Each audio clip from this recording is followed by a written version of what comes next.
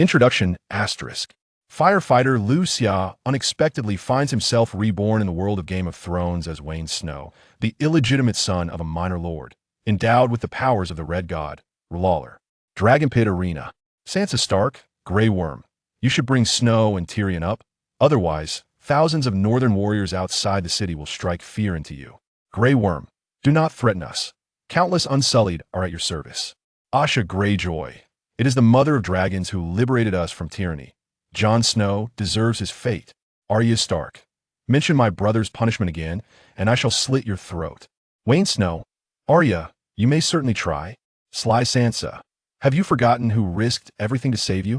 Arrogant Arya. Shall we engage in battle once more? Two-faced little imp. Do you not recall your own threats to poison everyone? And that hypocritical Jon. If he truly loves Daenerys, he should take his own life on the spot. Chapter 1. I am Wayn Snow. Awaken, my progeny. Awaken, my progeny. Liu Xia desperately rubbed his eyes, striving to open them and discern his surroundings. Yet his eyelids felt as heavy as lead, refusing to part.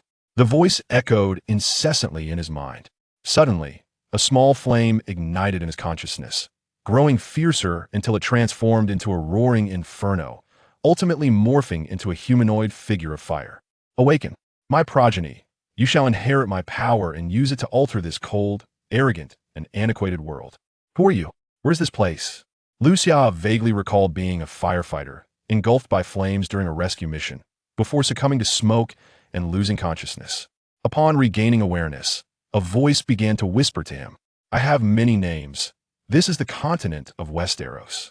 Winter is coming, and death approaches, yet foolish humanity remains embroiled in deceit, utterly oblivious. And you, my progeny, you shall bring an end to all of this.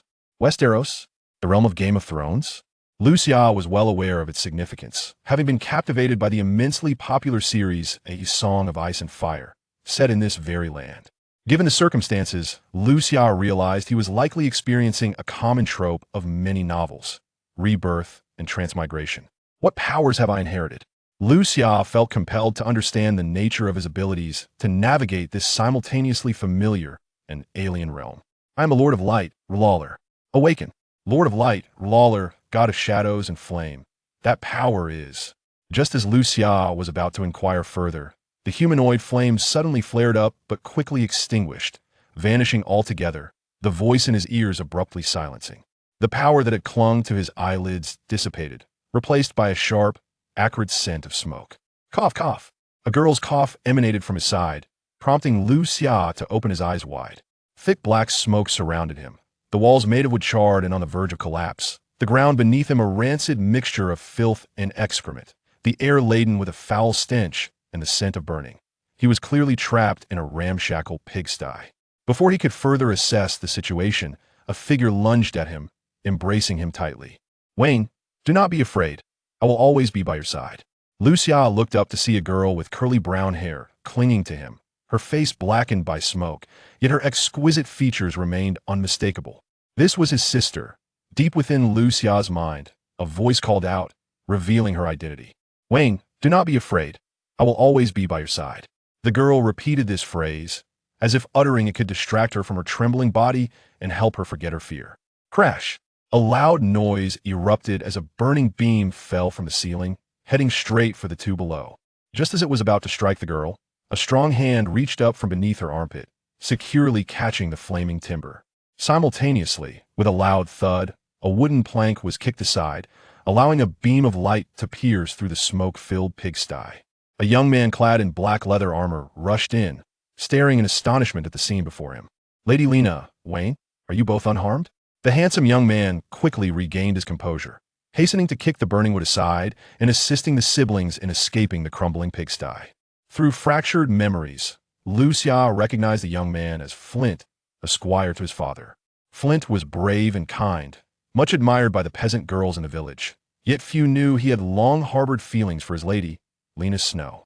Emerging from the pigsty, the crisp, cold air sent a shiver through Liu Xia, fully awakening his senses and sharpening his memories. Wayn Snow, the rightful owner of Liu Xia's current body, was the illegitimate son of the valiant vassal Vaan Blayne of House Mormont, and Laina Snow was his twin sister. This boy is remarkably fortunate to have survived this ordeal. It seems our young master will need to devote some thought to this matter. Speak quietly. Are you not concerned the bastard might overhear? What of it? The adults have little affection for the bastard spawned by a southern harlot. Outside the pigsty, a crowd gathered, their expressions cold as they regarded the three emerging figures. At the forefront stood a burly middle-aged man, his hair the same brown as Lena's, adorned with a scruffy beard. A scar running vertically across his left eyelid marked him as a veteran of many battles. My lord, the old gods have favored us. Neither Lady Laina nor Lord Wayne has suffered injury from the flames. Flint assisted the siblings, bowing slightly to the middle-aged man. Vaan did not respond to Flint, but turned his gaze to a young man standing beside him, slightly shorter in stature. Anyone who glanced would note the striking resemblance between this youth and their lord. What game are you playing? I do not care, but you must not harm Laina. Our family will need her in the future. Very well, father.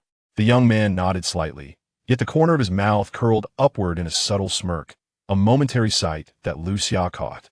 Furthermore, Lord Yora will be coming to inspect tomorrow. For the sake of the old god's mercy, you better behave.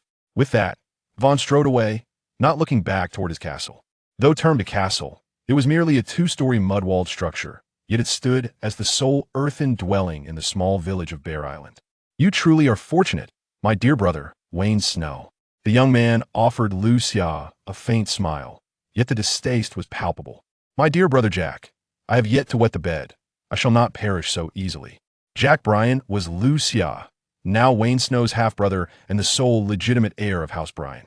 Jack was 2 years Wayne's senior, of marrying age, yet the village was rife with tales of his mischief, notably that he still occasionally wet the bed. Very well, Wayne, you truly are insufferable.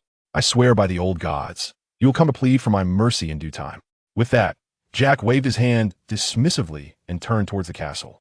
The previously indifferent onlookers also turned and followed Jack away. Wayne, are you all right? Once the crowd had departed, Laina snapped back to reality from her previous terror. Remembering the scene at the pig pen, she quickly grasped Liu Xia's hand, ensuring he had not sustained any burns from catching the flaming stick.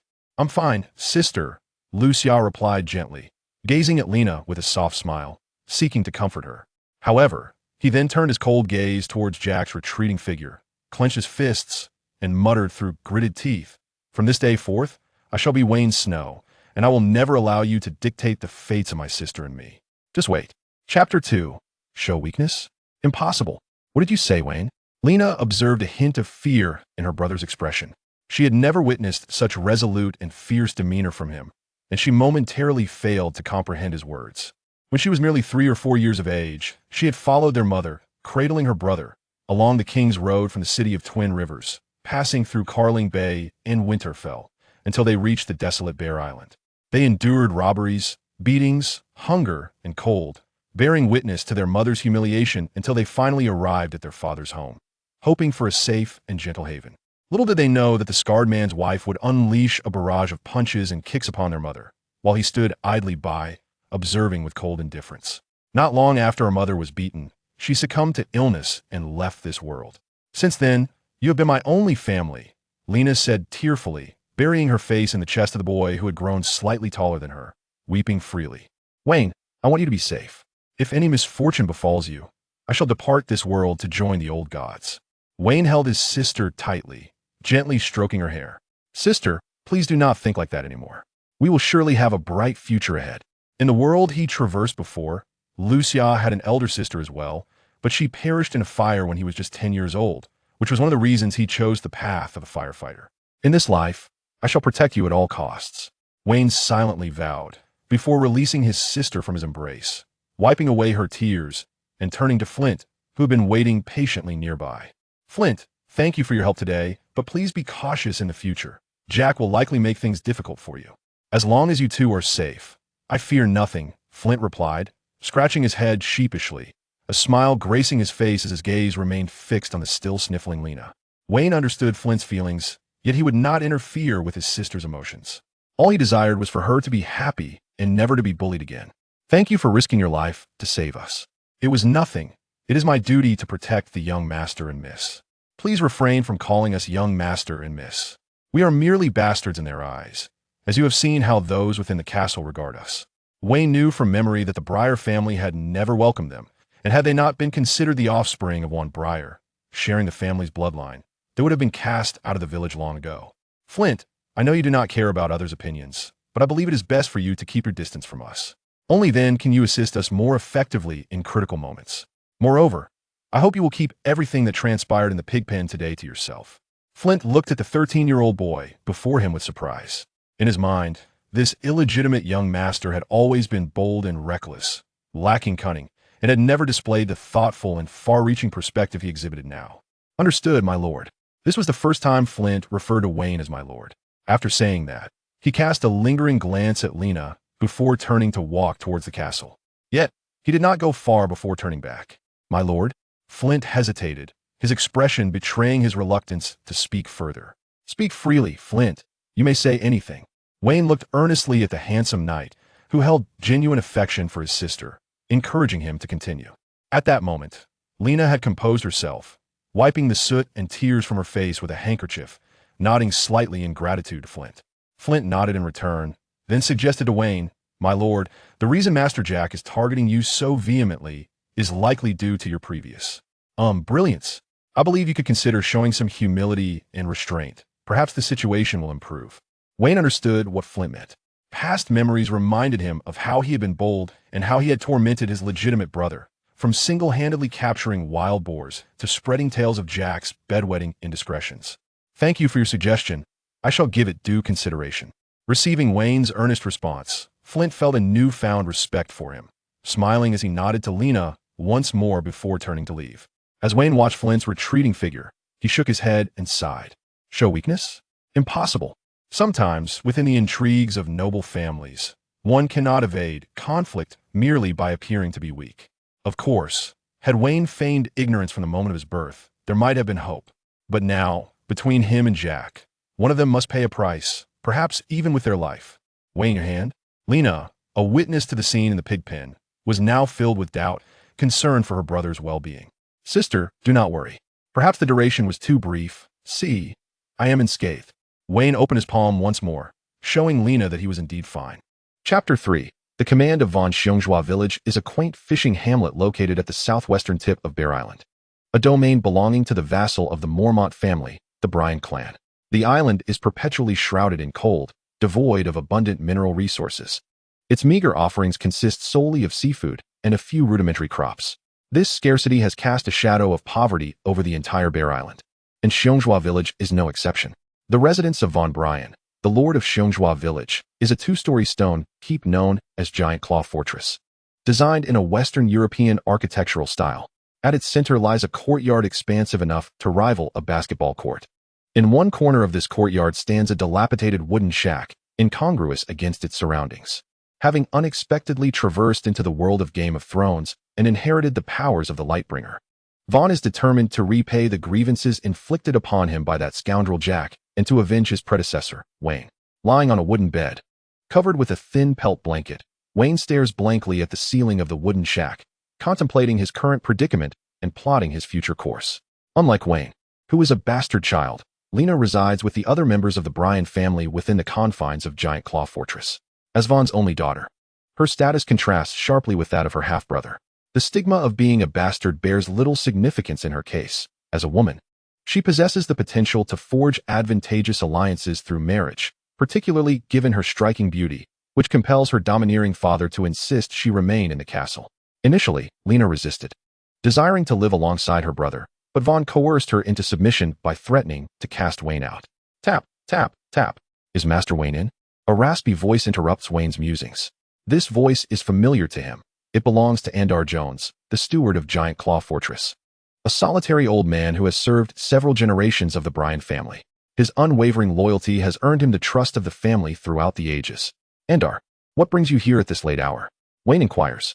Lord Vaan requests your presence in the hall. Without waiting for a response, Andar turns and departs. He knows that within this castle, no one can refuse Lord Vaan Blayne.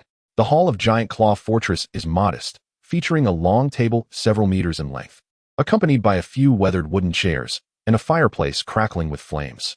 In the north, one may forego a bed, but a fireplace is an absolute necessity.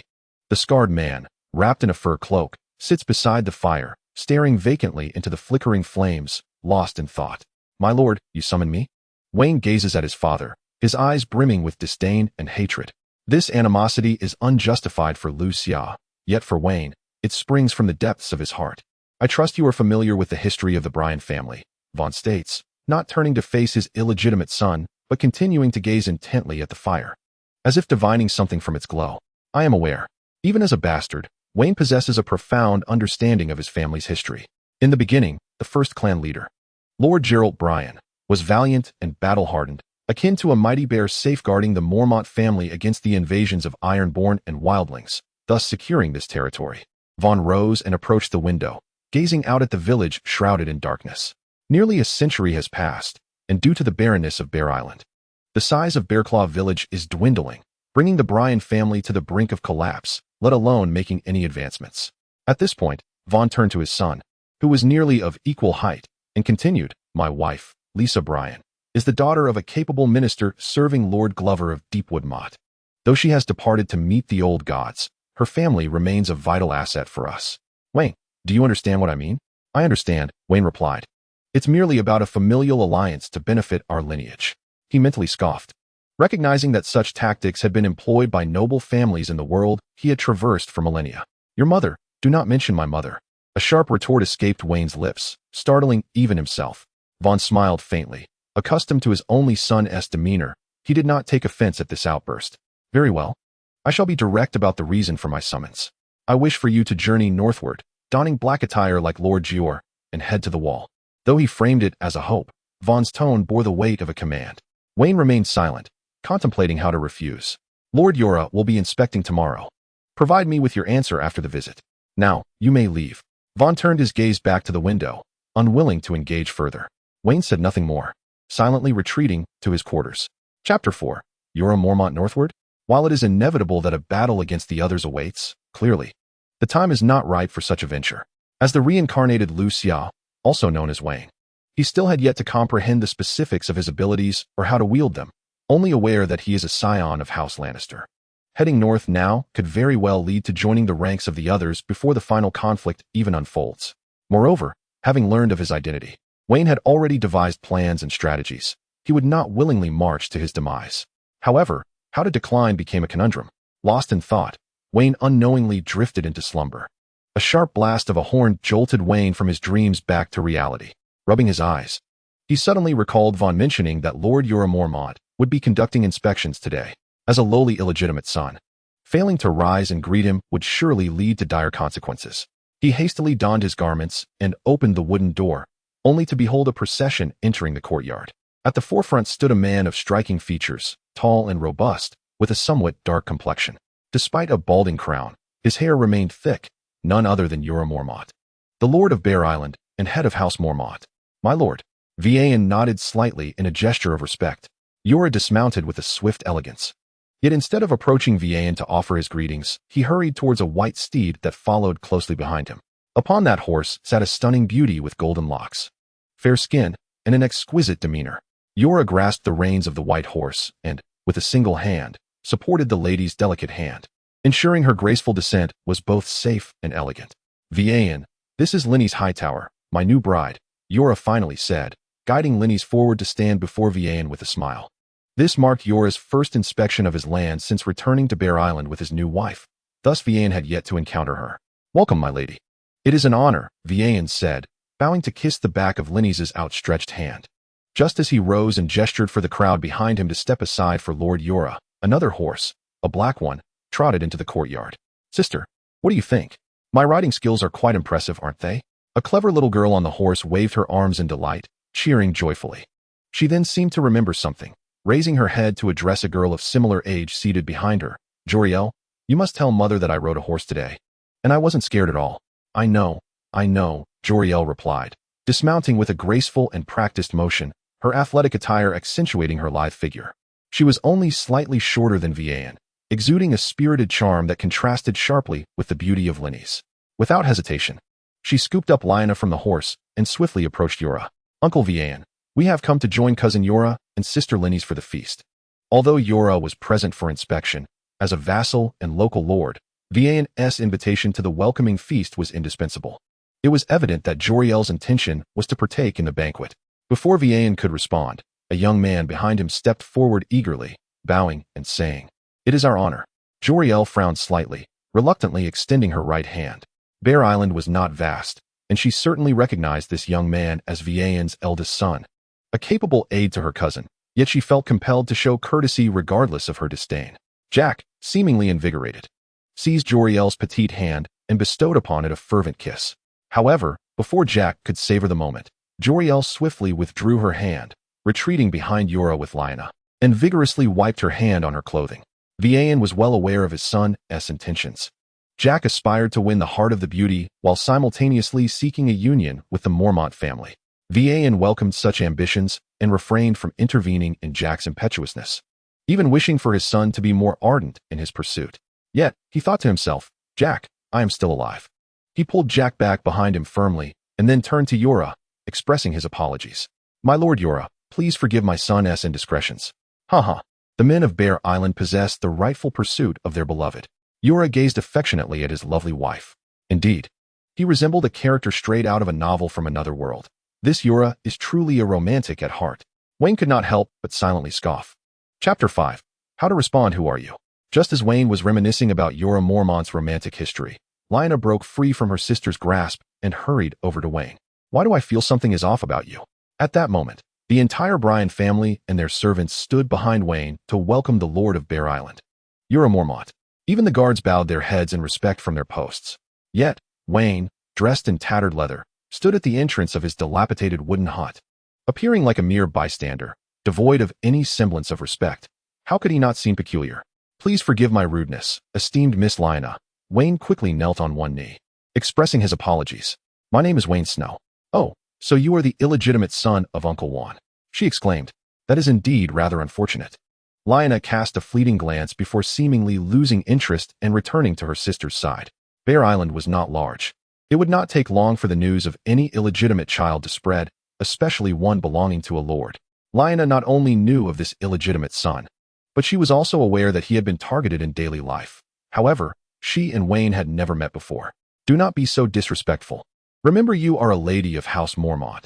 Joriel hastily conveyed an apologetic glance to Wayne and then crouched down to whisper gently to Laina. Yet the young girl defiantly stuck out her tongue. "Cough. Lord Yora, I regret that I could not accompany you on your southern campaign. Now that you have returned to inspect, allow me to properly host you," Juan said, gesturing for his family and servants to clear a path. Bowing to invite Yora into the castle. "Do not speak so, Juan. It is because of your protection that I can follow Lord Stark southward with peace of mind." Yora stepped closer, patting Juan's shoulder as he continued. "I have heard you dispatched several mindless raiders." Upon hearing this, Juan's heart leaped with joy, his chest unconsciously puffing out. After all, Yora Mormont was the Lord of Bear Island and the head of the Bryan family. Despite Bear Island's modest size, leaving a good impression could undoubtedly aid the family's political advancement and expansion of their lands in the future. "Stand tall." Though Juan was elated, he refrained from excessive words, simply responding with the Mormont family's creed. "Stand tall." All the guards of House Bryan echoed solemnly. Yora looked at the sturdy man before him and generously praised. "Bear Island is fortunate to have you as its guardian. The Mormont family is fortunate to have the Bryan family as its vassal."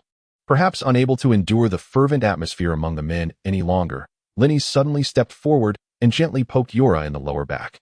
Yora's smile faltered for a moment, but he swiftly resumed with a light laugh. "There's no rush for the banquet. I have a few other matters to discuss with you." Upon hearing this, Vaan said nothing and led Lord Yora into the castle. The others behind them, recognizing the cue, busied themselves with preparations for the postponed banquet. Wayne also turned to return to his humble wooden abode. After all, in such circumstances, it was prudent for an unwelcomed illegitimate son to refrain from involvement. "Wayne Snow, please hold on." A melodious and delicate voice halted Wayne in his tracks. This was not his sister's voice. Aside from her, there was only one other person present with such a captivating tone. Thus, before he even turned around, he anticipated who it was. "Distinguished Miss Joriel. How may I assist you?" he inquired. "I apologize for my sister's recent behavior. It was quite impolite, and I hope you will not take it to heart." Wayne turned to face the striking young lady before him, feeling a fleeting stir in his heart, though it was but a momentary lapse. For his sister too possessed a remarkable beauty. It is of no consequence. Lady Laina's innocent charm is akin to a gift from the old gods. How could I possibly mind? Wayne thought it prudent to flatter, finding satisfaction in his response. What right did a dirty bastard have to take offense? Before Joriel could reply, a loathsome voice emerged from behind her. Esteemed Miss Joriel, allow me to show you the latest curiosities my grandfather brought from Deepwood Castle. What do you say? Jacob, flanked by several sycophants, interjected himself between Wayne and Joriel, a smile plastered across his face as he gazed at her. Confronted with Jacob's obsequious demeanor, Joriel felt a wave of revulsion, yet the decorum befitting a noble lady restrained her from lashing out. Thank you, but I have no interest in such novelties. Kindly step aside. I wish to converse with Wayne Snow. Bastard? Huh. I see no such thing. Hardly had she spoken when Jacob's followers roughly shoved Wayne into the dilapidated wooden house, slamming the door shut behind him. You. Joriel seethed with indignation. Yet she did not turn to leave immediately. She merely stood silently. As the door remained ominously still, disappointment crept into her heart, prompting her to turn away and disregard Jacob and his cohort. Joriel could not fathom why she harbored a flicker of anticipation for Wayne within that house. Initially, she merely sought to apologize for Laina's behavior, feeling her sister had indeed lost points in etiquette. However, when she discerned the purity in Wayne's gaze, void of any lascivious intentions, her heart fluttered with a sensation she had never known before. Yet in the north, on Bear Island, within her Mormont family, a man devoid of dignity and courage evoked no feelings of fondness or even the slightest inclination for friendship. Thus, she resolved to regard this as a mere interlude in her maturation. Joriel composed herself and cheerfully sought her sister and sister-in-law. In the future, not only will you belong to me, but so will Bear Island. As he gazed at the departing Joriel, a flicker of malice crossed Jack's eyes. Pay close attention to that little bastard. If he dares to show himself, find a secluded spot and teach him a lesson. Remember, this time, do not kill him, for I have a grand gift prepared for him at tonight's banquet. Ha ha. Yes, my lord. Leaving behind his loyal subordinate, Jack spat contemptuously at the door before eagerly pursuing Joriel. Inside the wooden cabin, Wayne lay back on his rickety bed, staring blankly at the sky through a hole in the roof. He was not afraid of Jack and his cohorts. Rather, he refrained from confronting them because he was preoccupied with more pressing matters that required his immediate attention. This concerned the plans laid out by his father, Vaan Blayne, to head north to the wall, donning black garb to serve as a night watchman and cannon fodder? Absolutely not. I cannot set foot in that forsaken place. Not only for the sake of that so-called Rollick, but for my own sake, I must devise a plan. At worst, I shall resort to the 36 stratagems and flee. A plan began to form in Wayne's mind. Wayne, may I come in? The sound of that voice startled Wayne, dispelling his earlier thoughts. Yes, he could escape. But what about his dear, kind sister? Chapter 6. Unveiling one's abilities, gazing at his sister, who was as beautiful as a celestial being. Wayne felt a tumult of emotions. It is my fault for not preparing a suitable outfit for you. Laina looked at her disheveled brother with an expression tinged with regret, which only enhanced her grace. From behind her, she produced a clean gray cotton coat and a leather jacket. I made this for you. Try it on and see if it fits. Wayne did not immediately take the garments. Instead, he stepped forward and embraced Laina tightly. At that moment, regardless of whether he was Liu Xia from a previous life or truly Wayne Snow, he was filled with profound love for his sister. This genuine sibling bond was something he could not easily sever. I must devise a way to shield my sister from misfortune. The wall is certainly not my destined home. Wayne vowed silently. After donning his new attire, Wayne appeared considerably more handsome, which lifted Lena's spirits significantly. Once he had bid farewell to Laina, Wayne left Giant's Claw, seeking a tranquil place to test his abilities. Only by understanding his true strength could he effectively execute his plans. The memory of brandishing a makeshift torch in the pigsty lingered vividly in his mind. It seemed that the Lightbringer, Rollick, had not deceived him. This fearlessness of flames was indeed one of the powers he had inherited. But what other abilities lay within him? Recalling his previous life and the memory of watching the television series Game of Thrones, Wayne had gazed intently at the flames for an extended period, yet nothing had transpired, let alone any guidance from Rollick. Since he could not conjure solutions indoors, he resolved to venture out and test his luck, hoping to summon a fireball or something of the sort. Why not choose his own cabin? It was because Wayne feared that if he could not properly control his powers, it could lead to disastrous consequences, and this was no jest, especially on such a momentous day. Bearclaw Village faced the vast sea and was backed by a modest mountain peak. Though not very high, this peak stretched endlessly and was perfectly situated at the center of Bear Island. On a tranquil slope of this mountain, Wayne invoked, in the name of my father, grant me the fireball. Great demon dragon, great Luo spell, Prujna Buddhas, Prujna Bamakong, fireball.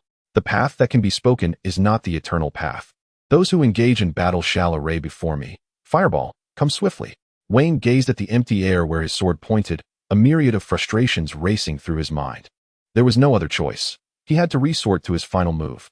Wayne crouched down, gathering his energy, and shouted with fervor, "Study diligently, and strive for progress. Fireball, emerge forth." "Ah, father, are you jesting with me?" At that moment, as Wayne vented his frustrations, two men, poised with swords, were intently observing him from a nearby thicket. "So, Lord Jack has been struggling with this fool all along, and he still hasn't managed to eliminate him?" One young man inquired incredulously. "You're new here. You wouldn't understand. This is what we call venting, much like when we go after the ladies," another burly man interjected, scratching his nose. "This guy has indeed been under a great deal of pressure lately. After all, he was just toyed with by Lord Jack last night, and nearly met the old gods. Poor fellow, is he still a boy? Should we go easy on him later?" The burly man stared wide-eyed at the newcomer, who had just transferred from Deep Forest Castle. "The grandfather of Lord Jack." "What? I'm sorry." The youth, feeling the weight of the burly man's gaze, quickly apologized, fearing the man would relay his words to his new master. Do not be deceived by his youth. His strength and agility are extraordinary. Otherwise, how could he have survived thus far without Lord Jack eliminating him? Moreover, his methods are particularly ruthless. Consequently, the burly man recounted all of Wayne's brutal deeds: decapitations, heart extractions, dismemberment of corpses, and so forth. Old gods, how could there be such a twisted individual? I must teach him a lesson. Tom, you must testify on my behalf before Lord Jack. If there are rewards, I shall share half with you." The young man was inexplicably confident. Before the burly man could respond, he dashed out from the thicket. The burly man shook his head helplessly and followed suit. "You little rascal. Kneel now and accept the judgment of justice, or I shall break one of your arms." The youth brandished his sword, charging at Wayne like a lion. However, before he could close the distance, Wayne's figure vanished before his eyes, and he was struck from behind, collapsing to the ground, never to rise again. "Tom, what happened?" Wayne gazed at the burly man standing awkwardly with a smile. "Did you not clarify matters with him?" "My Lord Wayne, I had yet to finish my explanation when this lad rushed out." Tom had previously suffered at Wayne's hands, yet each time he reported to Jack, he presented the results in a manner that suggested a favorable stalemate. "Did I not instruct you to revel in your moment earlier at the cabin?" "Apologies, my Lord Wayne, but Jack has gone mad again, and he wishes us to teach you a lesson. This fellow, being new and unaware of the circumstances, seeks to make a show of himself in hopes of earning rewards from Jack. And now, my Lord Wayne, please do take it easy. Just a light touch will suffice for me to report back." Chapter 7. The turmoil of the banquet. The grand hall of Giant Claw Castle had been redecorated, with the old long tables replaced by 2 rows of dining tables, one for the nobles and the other for the invited commoners, leaving a pathway wide enough for several to walk side by side. Servants moved about, carrying food and wine, and every face was alight with smiles, for they knew that the remnants of the nobles' feasts would soon belong to them. They could indulge themselves or bring the delicacies home to their families. Linny sat gloomily, surveying the spread before her, utterly devoid of appetite. The desolation of Bear Island stood in stark contrast to her beautiful hometown of Old Town, rendering her utterly incapable of adjusting to life on Bear Island. Her devoted husband had squandered the once ample wealth of House Mormont to appease her. Their visit to the vassal territory was ostensibly to inspect for tax increases. More accurately, it was an early draw on future fiscal revenues. However, her husband, Jorah Mormont, had already informed her of the outcome of his negotiations with Vaan Blayne. Not only were the villagers of Bear Claw struggling, but even the Blayne family faced dire financial straits, utterly unable to contribute more. Ultimately, through Jorah's pressures, Vaan begrudgingly agreed to a 3% increase in taxes. Yet, Linny's gleaned from the bounty on the table and the demeanor of the servants that the actual conditions were likely far from the dismal picture Vaan painted. Nevertheless, the outcome was what it was. "Linny's, why do you appear so unhappy?" Lyanna raised her little head to look at her cousin beside her. After spending several days together, Linny's was well aware of the girl's ulterior motives. Without a word, she pushed the venison before her towards Lyanna. The little girl eagerly seized the meat and began to gnaw at it. Venison was a rarity on Bear Island, typically needing to be transported from Deep Forest Castle, which boasted wolf woods. Soon, the plate before the child was empty, yet her hunger remained unsated, prompting her to glance toward her sister on the other side. However, instead of speaking, she simply snatched the venison from Jorel's plate and happily began to eat. At that moment, the pure and charming Jorel also felt vexed and lacked an appetite. She found herself inexplicably drawn to a particular youth seated at the opposite table, so much so that she remained oblivious when her sister took food away from her. Wayne was equally astonished at his presence at such a significant banquet. Under normal circumstances, he would have never envisioned himself savoring the exquisite delicacies served by the attendants in this grand hall. When the servant called his name to attend the feast, he initially thought he had misheard, fearing some sort of trap. However, these doubts did little to deter Wayne from indulging in the sumptuous fare and fine wine. For to abstain would be a disservice to himself. He ought to express his gratitude to Lord Jack, whose appeal to Lord Vaan had granted him this opportunity for enjoyment. Andar Jones, fervently tearing into a piece of venison, had juices dripping from the corners of his mouth. This loyal servant had also received an invitation from Vaan and was seated beside Wayne. Before Wayne could utter a word, Andar swallowed the morsel in his mouth, raised his wooden cup, and took a hearty swig of fine wine, continuing in a hushed tone, "My Lord Wayne, Vaan is, after all, your father. Please embark on your journey north to the Wall of Despair with peace of mind tomorrow." Wayne was momentarily taken aback. It seemed his attendance was not only at Jack's behest, but also at the insistence of his father, Vaan, encouraging him to leave this household without resentment.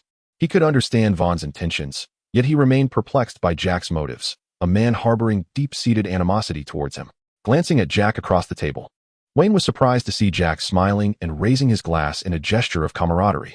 It appeared that Jack was unfazed by the earlier altercation involving Wayne's attendant and was likely concocting some ulterior scheme.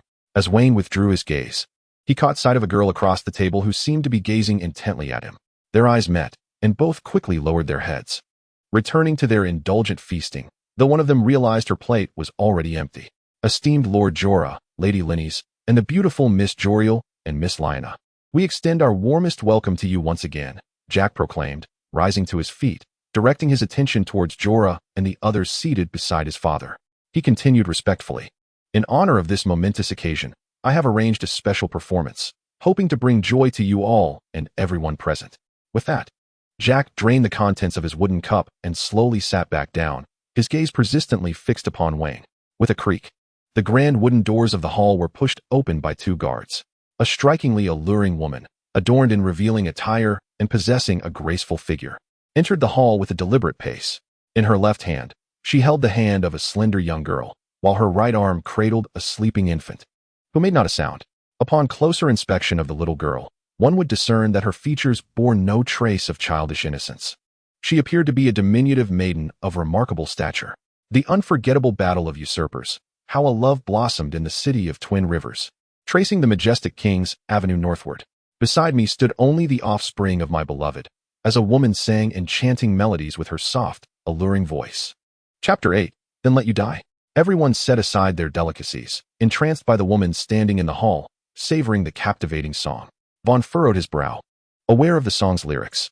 Before the banquet, Jack had informed him that he would orchestrate a carefully arranged performance, yet he had not disclosed its nature. Vaan assumed the lad sought to please Miss Joriel of the host family, and entertained no further thoughts, acquiescing to the boy's request. Little did he know the surprise that awaited. Though nothing untoward had transpired thus far, it undeniably added intrigue to the banquet, albeit not in the boy's typical style. Vaan turned to Jack, inquiring silently what this was all about.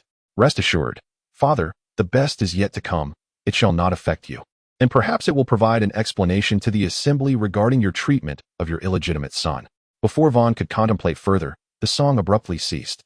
The enchanting woman tore her garments, exposing her upper body, and leaned toward an invited guard of House Mormont seated at a table for commoners.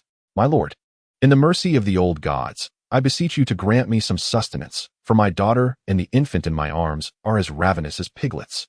With that, the woman handed her baby to a nearby dwarf maiden, abruptly seated herself in the guard's embrace, her arms encircling his neck as she cooed.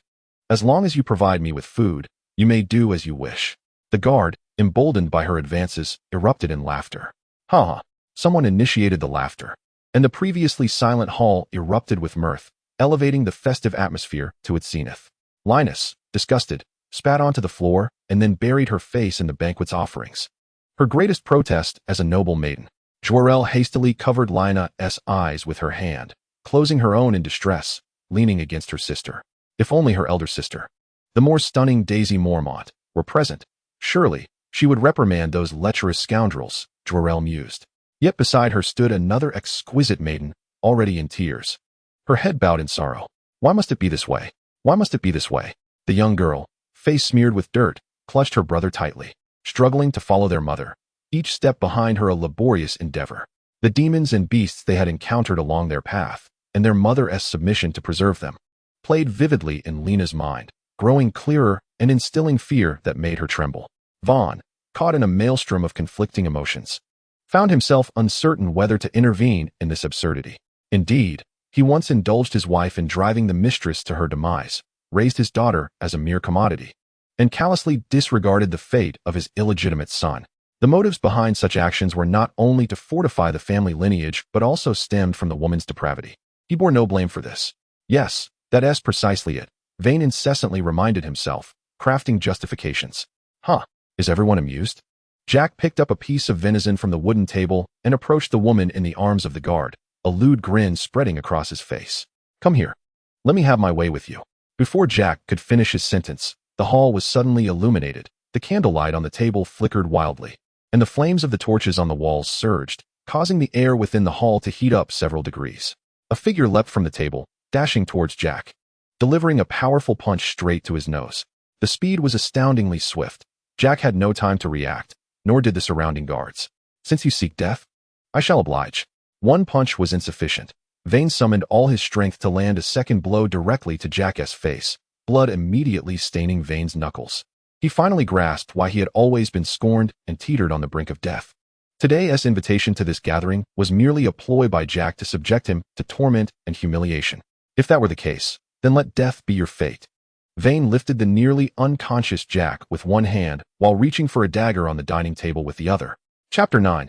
Aftermath of the Banquet Die. The pristine, glaring dagger hurtled towards Jack's heart, yet it halted mere moments before piercing his skin. A powerful hand seized Vaan's wrist, preventing the dagger from advancing further. Vaan, I have heard of your affairs. I apologize, but I must assert that while I understand your desire for his demise, this is my domain. Though he may be foolish and absurd, he is not yet deserving of death. Cease this at once. Vaan turned to see Jorah Mormont, who had inexplicably appeared between him and Jack, his eyes burning with fury as if ready to annihilate anyone who obstructed him. Jorah Mormont appeared unfazed, offering a polite smile. Yet he showed no sign of relinquishing his grip. At that moment, the surrounding guards seemed to awaken from a dream, drawing their swords and closing in. This was no jest. One was the Lord of Bear Island, the other his legitimate son, and to allow the son to be pummeled by a mere adolescent would be an utter disgrace. If anything were to happen to either of them, their lives would be forfeit. Vaan gradually regained his composure. Not only was he tasked with a mission from the King of Light, Lawler, but for the sake of his sister nearby, he could not simply perish here. Yet, to let Jack, that fool, go unscathed would be utterly unacceptable. Just as this stalemate lingered, Jack began to emerge from his agony, regaining his senses.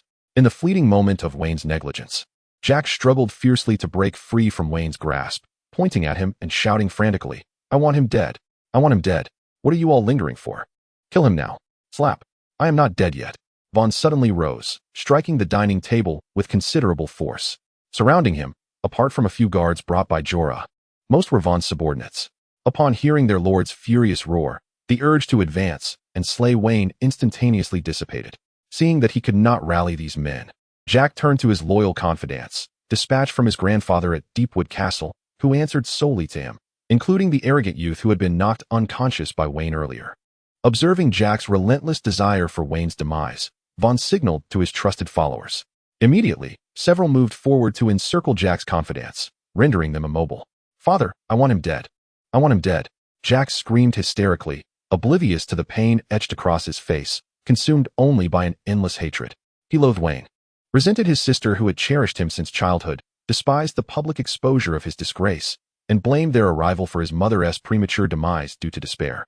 Vaan, unperturbed by his son's almost irrational state, coldly instructed those surrounding Jack's confidants, take your lord away and find him a tutor. He then turned his attention to Wayn. And you, when the first light of dawn appears in the sky, you shall head north and disappear. Until then, you are forbidden from seeing anyone. Tom, Flint, take this lad away and keep a close watch on him. If he escapes or meets an untimely end, you need not live either. Wayn looked at Vaan in astonishment. This father he had long despised, now evoking a flicker of warmth within him. Vaughn's arrangement undoubtedly aimed to preserve Wayn's life. He understood Flint's affections for Laina, and, out of consideration for her, Flint would ensure Wayne's safety, preventing him from suffering Jack's wrath before dawn. As for Tom, regardless of circumstances, he was ostensibly one of Jack's trusted followers, thus providing a semblance of assurance given his connections to Deepwood Castle and his influential father-in-law, the Bryans. Once Wayne was taken away, Vaan bowed deeply, expressing his apologies. Esteemed Lord Jorah, Honorable Lady Linnes, and young ladies Joriel and Lyanna, I sincerely apologize for the fright you have experienced. Jorah glanced at the nearly unharmed Linnes and his two sisters, offering a gentle smile. He then focused on Vaan, his lord of many years, and said nonchalantly, "It's nothing to be concerned about." However, before Vaan could finish his thought, Jorah diverted his gaze, returned to his seat, seized a leg of venison, and took a hearty bite, chewing thoughtfully. After a considerable pause, he slowly turned to Vaan, who was already glistening with fine beads of sweat on his forehead. "Ah, Vaan, I shall refrain from commenting on the exquisite delicacies laid out before us, for I comprehend that you are merely fulfilling your hostly duties. However, what is the meaning of this splendid performance? A beauty such as this actress cannot come at a trifling expense. And this situation starkly contrasts with what you have relayed to me. Vaan has cursed his foolish son 1,000 times in his heart, previously, due to issues concerning taxes. He had an unpleasant dispute with Lord Jorah regarding finances, which prompted him to prepare fine wines and dishes for the banquet to mend relations with the host family. Little did he anticipate that Jack's grand spectacle would put him in such a predicament. Esteemed Lord Jorah, the circumstances in Beerpaw Village are indeed as I reported to you earlier today. The sumptuous food and drink were sent to me by my father-in-law from Forest Fortress. As for the funds for the theater troupe that Jack has procured, I am unaware of the source. Perhaps it is merely his maternal grandfather's indulgence. The father-in-law from Forest Fortress has always cherished his daughter. Since her departure to meet the old gods, his affections have shifted to his grandson, often bestowing upon him wealth and peculiar items. Vaan, indifferent and unconcerned, understood that as long as this connection remained intact, the Bryan family would always have a means of retreat. At this moment, Vaan invoked his father-in-law, hoping that Lord Jorah, out of respect for him, would refrain from allowing this matter to escalate, especially considering that Lord Jorah's ex-wife hailed from the Glover family of Forest Fortress. Upon hearing Waan's words, Jorah indeed chose not to pursue the matter further, instead simply gazing silently at Waan. The hall fell into an oppressive silence. The two lords' quietude rendered all present too intimidated to utter a sound. Even those with food in their mouths dared not chew, opting instead to hold their morsels in silence. Lord Jorah, I believe there were some discrepancies in our earlier discussion. I did not fully grasp the state of the territory. I kindly request another opportunity to present my report. Waan was not the kind of simpleton, brutish and uncouth. As a lord of a territory, he possessed the requisite awareness. Observing Waan's perceptiveness, Jorah turned and resumed indulging in the delectable offerings before him. Meanwhile, the previously despondent Linnes found her spirits lifted, and with a graceful demeanor, she hastened to sit beside her husband, Lord Jorah, and began to feast heartily. Chapter 10. Escape from Giant Claw Fortress. Hey, you who claim to be my progenitor. Come forth. Quickly devise a plan for me. Tell me what I should do next. I am utterly at a loss. Just tell me, what abilities do I possess? By the gods. Wayne lay on the wooden bed, staring blankly at the ceiling, his mind racing like ants on a hot skillet, incessantly rambling until he could no longer contain a curse from his previous life. Outside, two individuals assigned by Waan stood guard diligently during this time. Jack's envoy and Wayne's sister, Laina, had both attempted to enter, but any confrontation was effectively thwarted. It appeared that Waan's arrangements were quite thorough. Must I truly resign myself to heading north tomorrow? Wayne, in a fit of frustration, struck the floorboards with a resounding thud. Suddenly, with a forceful kick, the dilapidated door of the cabin was flung open, and a figure swiftly entered. It was Tom, the sentry from outside. My Lord Wayne, are you unharmed? Though Tom's words seemed to convey concern, his eyes darted around the room, wary that Wayne might be plotting an escape. Flint leaned casually against the doorframe, observing Tom's frantic movements with a smile. Tom, my good fellow, you are far too anxious. Let us not speculate on whether my Lord Wayne would flee. Even if he did, it would not be in such a manner. Ha, Tom, rest assured, I shan't run away, at least not in the fashion you envision. At this moment, Wayne had propped himself up, unable to suppress a chuckle at Tom's comical demeanor. However, as soon as those words left his lips, Tom's expression transformed into one of dismay. Please, my Lord Wayne, I implore you to remain calm. Do not make our situation more difficult. Understood. You may leave now. Wayne waved his hand dismissively, signaling Tom to exit. Although Tom served Jack, Wayne had come to recognize him as a capable man, one of good character, and he had no desire to complicate matters for him. Tom nodded in apology and slowly retreated from the cabin. Flint smiled subtly and closed the door. But in that fleeting moment, he tossed a note towards Wayne. Wayne moved forward to retrieve the note, glancing at it, only to have a look of concern and turmoil immediately cross his face. Yet, before long, those expressions vanished, replaced by a demeanor of seriousness and resolve. As dawn broke over Bear Island, located in the northern realm and surrounded by sea, the cold wind sliced through the air like a blade. "My Lord Wayne." A soft call came from outside the door, prompting Wayne to sit up and approach the entrance, casting a deep gaze back into the room. The note was pinned by Laina, instructing him to seize the early morning solitude for their escape. Wayne had initially hesitated. He was willing to endure a life on the run, but he could not bear the thought of his sister suffering further hardships. Yet, contemplating the fate that awaited him in the north, and the prospect of his sister being treated as a mere bargaining chip, filled him with discontent. Thus, he resolved to flee with her. At the very least, they could remain together. As he began to gather his meager belongings, he realized that after years in this cabin, he possessed nothing but the clothes on his back.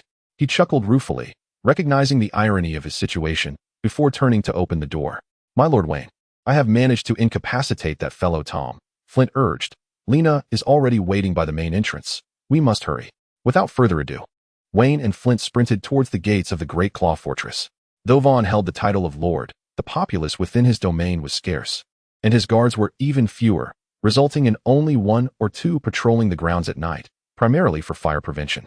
The wooden cabin is merely separated from the castle gate by an inner courtyard, and before long, the two arrived before Laina. "Sister, we are about to embark on a life of flight. I truly wish you would not accompany me," Wayne said, enveloping Laina in a tight embrace and whispering softly in her ear. Yet, despite his words, whether it be fleeing or heading north, the thought of parting from Laina was one he could not bear. This delicate sister, without his protection, would indeed be vulnerable to anyone's whims. "What are you saying? When we used to visit father, although mother was there to shield us, we still endured our share of hardships. Moreover, now that you have grown, it will be you who protects me," Laina thought, feeling nothing but joy in this moment, devoid of the fear and tension one might expect before an escape. As the two exchanged words, Flint had gently opened the gate. "You must leave quickly, lest you be discovered and find yourselves unable to depart. Are you not coming?" Wayne observed Flint's silence and continued, "If you do not go, Vaan and Jack will not spare you."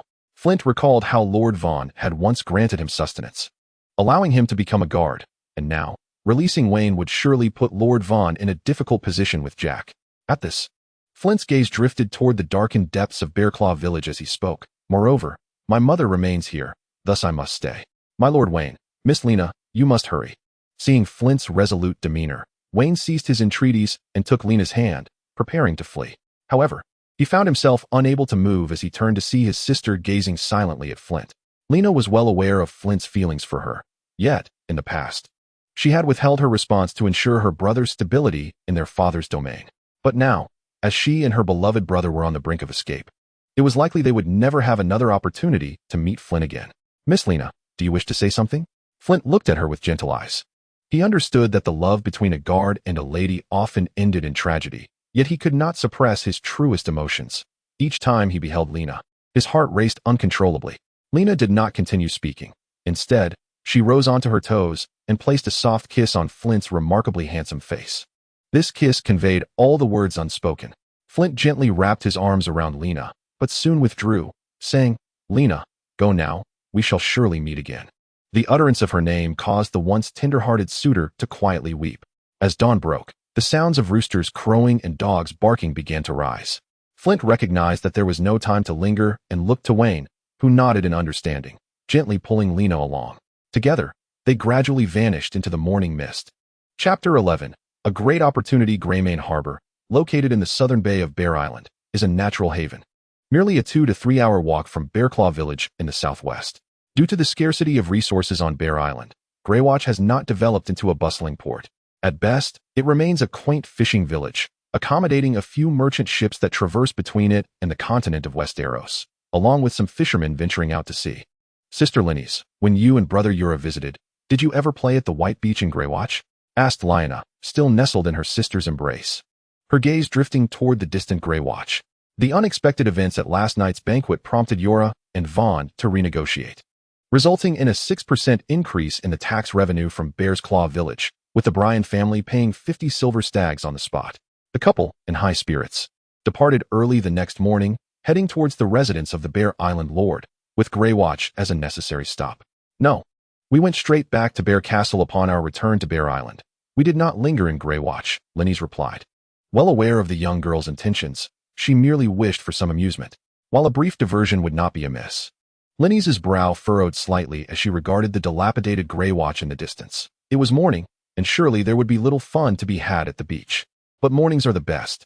You can collect seashells on the white beach and catch fish and shrimp among the rocky shore. There are far more than usual. Laina exclaimed with exuberance, and thankfully, with Jorheel's protection, she was less likely to tumble from her mount. Let's go tide walking. Having grown up in the old town, Lenny certainly understood what Laina meant, yet with her strict upbringing, she lacked the daring spirit of the young girl from Bear Island. Thus, while she was aware of such activities, she had never experienced them herself, and her interest was piqued. Before long, the duo was racing along the white beach. While Yora and Jorheel looked on with bemusement, Vaan urged Laina onward, but with her delicate constitution, their pace was not swift. After approximately 2 hours, they finally arrived at Grey Watch. Sister, just a little longer. Once we board the ship, we will be safe, Vaan reassured the already exhausted Laina. Yet, matters were not so straightforward. As long as the Mormont family of Bear Island sided with Vaan, their pursuit across Westeros would not cease. Vaan believed that, thus far, the Mormont family would not jeopardize their standing for the sake of the two siblings. Laina nodded slightly. Just as they were nearing the port, they spotted a crowd gathered on the beach, accompanied by heart-wrenching cries. Lenny's, open your eyes. I beg you. Laina, wake up. Please wake up. Sister has treats for you. I'll take you to play. Quickly fetch the maester. Hurry. Although Bear Island is not large, reaching Bear Castle would still take about an hour. Isn't that Miss Laina? How could this be? Oh, how tragic. She is so young. Is this truly our new Countess of Bear Island? The surrounding islanders shook their heads in disbelief, sighing heavily. Laina, this cannot be right. According to the events of the previous timeline in the Game of Thrones, though Laina met her tragic end in childhood, she should not be here. Wayne, filled with questions, pulled Laina into the throng of onlookers. Wayne, we must leave quickly. Our father and the others are likely in pursuit, Laina whispered urgently, her tone laced with anxiety. Initially, Wayne was taken aback to see Yora and the others, suspecting he might be imagining things, for according to the timeline, they should have departed from the Great Claw Fortress before him. However, upon reflection, it made sense. They were traveling on foot, opting for the back roads to elude any potential pursuers, while Yora and his companions rode along the main road, naturally ahead of them. Wayne could only hope that Vaan had not yet realized their escape or was searching in another direction. Observing the pallor of Laina's face in Jojo's arms stirred a whirlwind of emotions within Wayne, for he had greatly admired her character in the past. Suddenly, a thought struck him. Lord Yora, may I have the opportunity to try? Wayne approached Yora, bowing respectfully, sincerity evident in his voice. He pondered the implications of fleeing Bear Island to the mainland. Where would they go next? Would they be condemned to a life of perpetual flight? Yet, faced with this unexpected predicament, Wayne experienced a surge of audacity, realizing it could be an immense opportunity for him. You? Upon hearing that someone was willing to attempt a rescue, both Yora and Jojo looked up with hopeful anticipation, but when they recognized Wayne, the illegitimate son of the Bravosi family, Yora expressed disbelief, voicing his skepticism.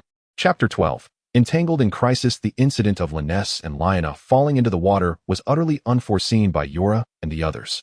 Initially, the two had simply been catching small fish and shrimp along the stony shore, and given Liness' upbringing in a coastal city, her swimming skills were presumed to be adequate. So safety was not a concern.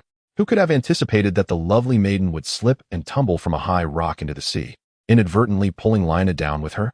Moreover, unlike the old town, the waters surrounding Bear Island were significantly colder. Liness initially managed to keep afloat, but as the frigid seawater sapped her strength, and with the added responsibility of caring for Laina, her energy waned rapidly, and several times she contemplated abandoning the young girl. By the time Yora and the others arrived and pulled them ashore, both were unconscious, unresponsive to their calls, leaving everyone in a state of frantic worry. Jojo, in particular, was nearly overcome with despair. Now, with someone stepping forward claiming they could revive Laina, to Jojo, that individual seemed akin to a deity descended from the old gods. She quickly rose to her feet, grasping Wayne's hands fervently, and implored, "You say you can try? Please, if only you could save Liana, I would grant any request." Before she could finish her plea, tears streamed down her face. "Miss Joyrel, I will exert every effort," Wayne assured her. He freed himself from Joyrel's grasp and knelt beside Linny's and Liana, scrutinizing them closely. Drawing upon his past experience as a versatile firefighter, Wayne discerned that Linny's still had a chance, as her eyelids twitched faintly. However, Liana's condition appeared dire, almost as though she were on the brink of meeting the ancient deities. Without further hesitation, Wayne commenced resuscitation, pressing on Liana's chest repeatedly. "Lord Jorah, please follow my lead and do the same for the lady." Yet, Jorah shook his head, failing to heed Wayne's instructions. "Wayne, we've tried everything you suggested," Jorah cried. Her hope extinguished in an instant. It was true. How could those who lived by the sea be unaware of such methods of rescue? What about artificial respiration? Wayne pondered aloud, tentatively inquiring. "Artificial respiration? What is that?" Jorah instantly ceased her sobbing, her face alight with anticipation as she looked at Wayne. Jorah regarded Wayne similarly, though skepticism mingled with hope in his gaze.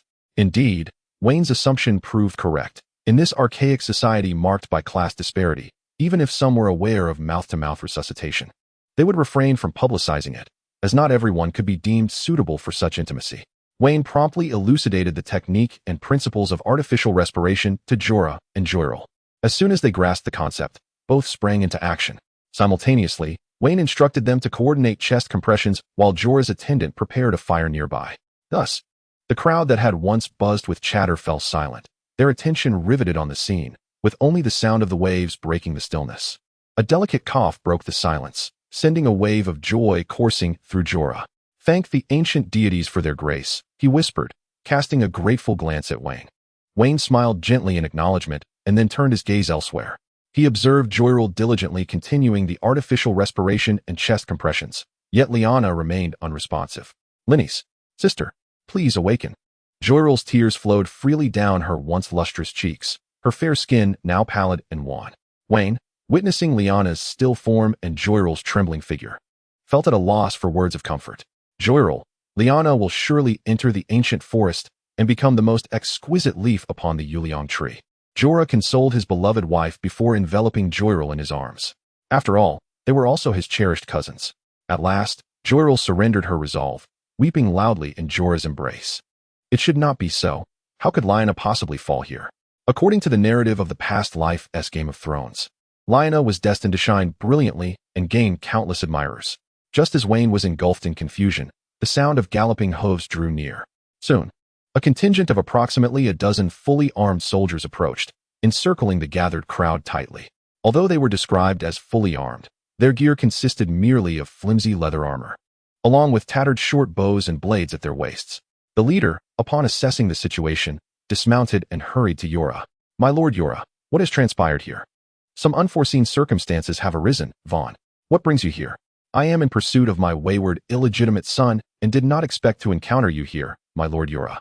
At this moment, Vaan had yet to notice Wayne, who had withdrawn to the sidelines. "Ah, so you are here.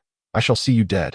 A thunderous roar erupted from behind Vaan, revealing a young man with his face bandaged, accompanied by several attendants wielding blades, charging towards Wayne. "Stop!" Jorah abruptly rose, commanding a halt. Jack hesitated for a moment, but did not cease his advance, as his few attendants, hailing from Deepwood Motte, obeyed his every command. Jorah furrowed his brow slightly, gesturing for several soldiers to interpose themselves between Jack and Wayne. Blinded by the hatred born from humiliation, Jack had lost his reason and swung his blade at the obstructing soldiers. At that critical juncture, a tall figure dashed to Jack's side, seizing the arm that wielded the sword. "Impudent wretch, do you seek death?" Vaan, his muscles taut with fury, glared intently. At that moment, he seriously doubted whether his son possessed any sense, daring to threaten the Lord Jorah's attendants. Were it not for the fondness he held for his mother, he would have relished the opportunity to dispatch this fool on the spot. Vaan restrained the struggling Jack, casting a cold gaze upon the attendants behind him. These attendants were not fools. Upon witnessing their master charge at Jorah's retinue, they had silently invoked the old gods for protection. Now, seeing their master subdued, they collectively exhaled in relief and discarded their weapons.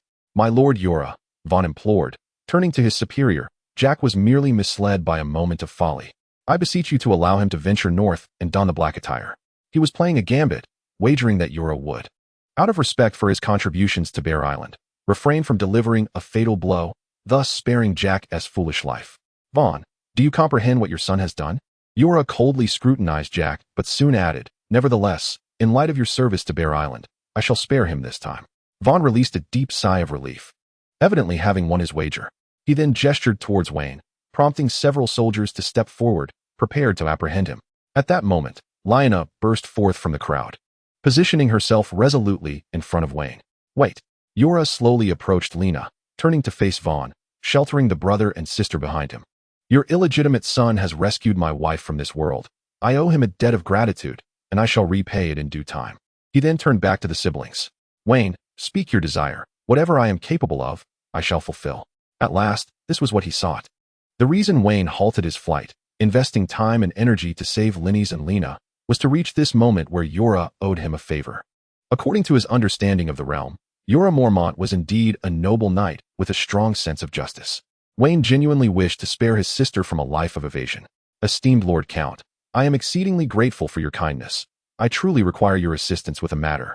Wayne pushed his sister forward before Yora, earnestly expressing, my sister has endured suffering since birth. I implore you, Lord Yora, to protect her. I seek not wealth or glory, only her right to choose how she lives. Vaan had always regarded Laina as a pawn for a political alliance, and both Laina and Yora, being of noble blood, were well aware of this. At that moment, Laina wept profusely, clinging to Wayne, repeatedly pleading not to be separated. Witnessing his sister's delicate emotions and tears, Wayne could only shake his head in resignation. Very well, I vow, and I swear by the old gods. I shall care for her and protect her. Previously, Linnes had awakened and, seeing the scene unfold, instinctively embraced Laina, as if they were sisters. It is often said that women, regardless of their faults, are drawn to beauty. Upon encountering Laina at Giant's Maw, Linnes had been captivated by her beauty, which rivaled her own, and upon learning of Lena's background, she felt a surge of compassion. Now that her husband had pledged to protect Wayne's sister, how could she not express her support? Meanwhile, Vaan observed this exchange with a differing perspective. Though he had indeed cultivated Laina as a sacrifice for a political marriage to strengthen their family, their modest lineage did not hold much influence. At best, it might be akin to an alliance with a prominent vassal of a count. Entrusting Laina to Count Yora, or rather, to Lady Linnes, might offer her a brighter future, potentially yielding greater benefits for House Blayne. After all, while both were counts, the territories of Bear Island and Old Town were worlds apart. Wayne, without you, I would not survive. Laina broke free from Linnes's embrace, calling out to Wayne. She understood the fate awaiting him if Vaan took him back, knowing Jack, even survival would be akin to death. Their flight had been to remain together, and if this was the outcome, how did it differ from their previous plight? Laina's outcry left all present in a state of discomfort. Yora was acutely aware that he could potentially leverage his position to protect the Wayne siblings. However, he also understood that offending his own esteemed vassals, not to mention the formidable power of House Blayne and Deepwood Mott, would be a grave miscalculation. When he married Linnes, the Glover family of Deepwood Mott had already expressed considerable discontent. His commitment to sheltering Laina was his way of repaying a debt to Wayne. In summary, he had yet to acquire a more significant favor or leverage that would compel him to involve the entire Mormont family in sheltering the Wayne siblings. This notion was not lost on Wayne, who, although he found himself at a loss for a more compelling argument, shared Yora's apprehensions. Honorable Lord Yora, he began, I acknowledge my previous lapse in judgment, and I beg your forgiveness.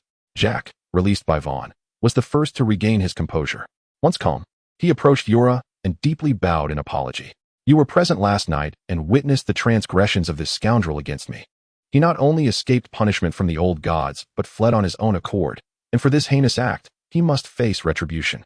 Yet in Jack's heart, the only fitting consequence for Wayne was death. Chapter 14. The power of Lawler. Yora's face twitched. How could Jack be so oblivious to his own provocations?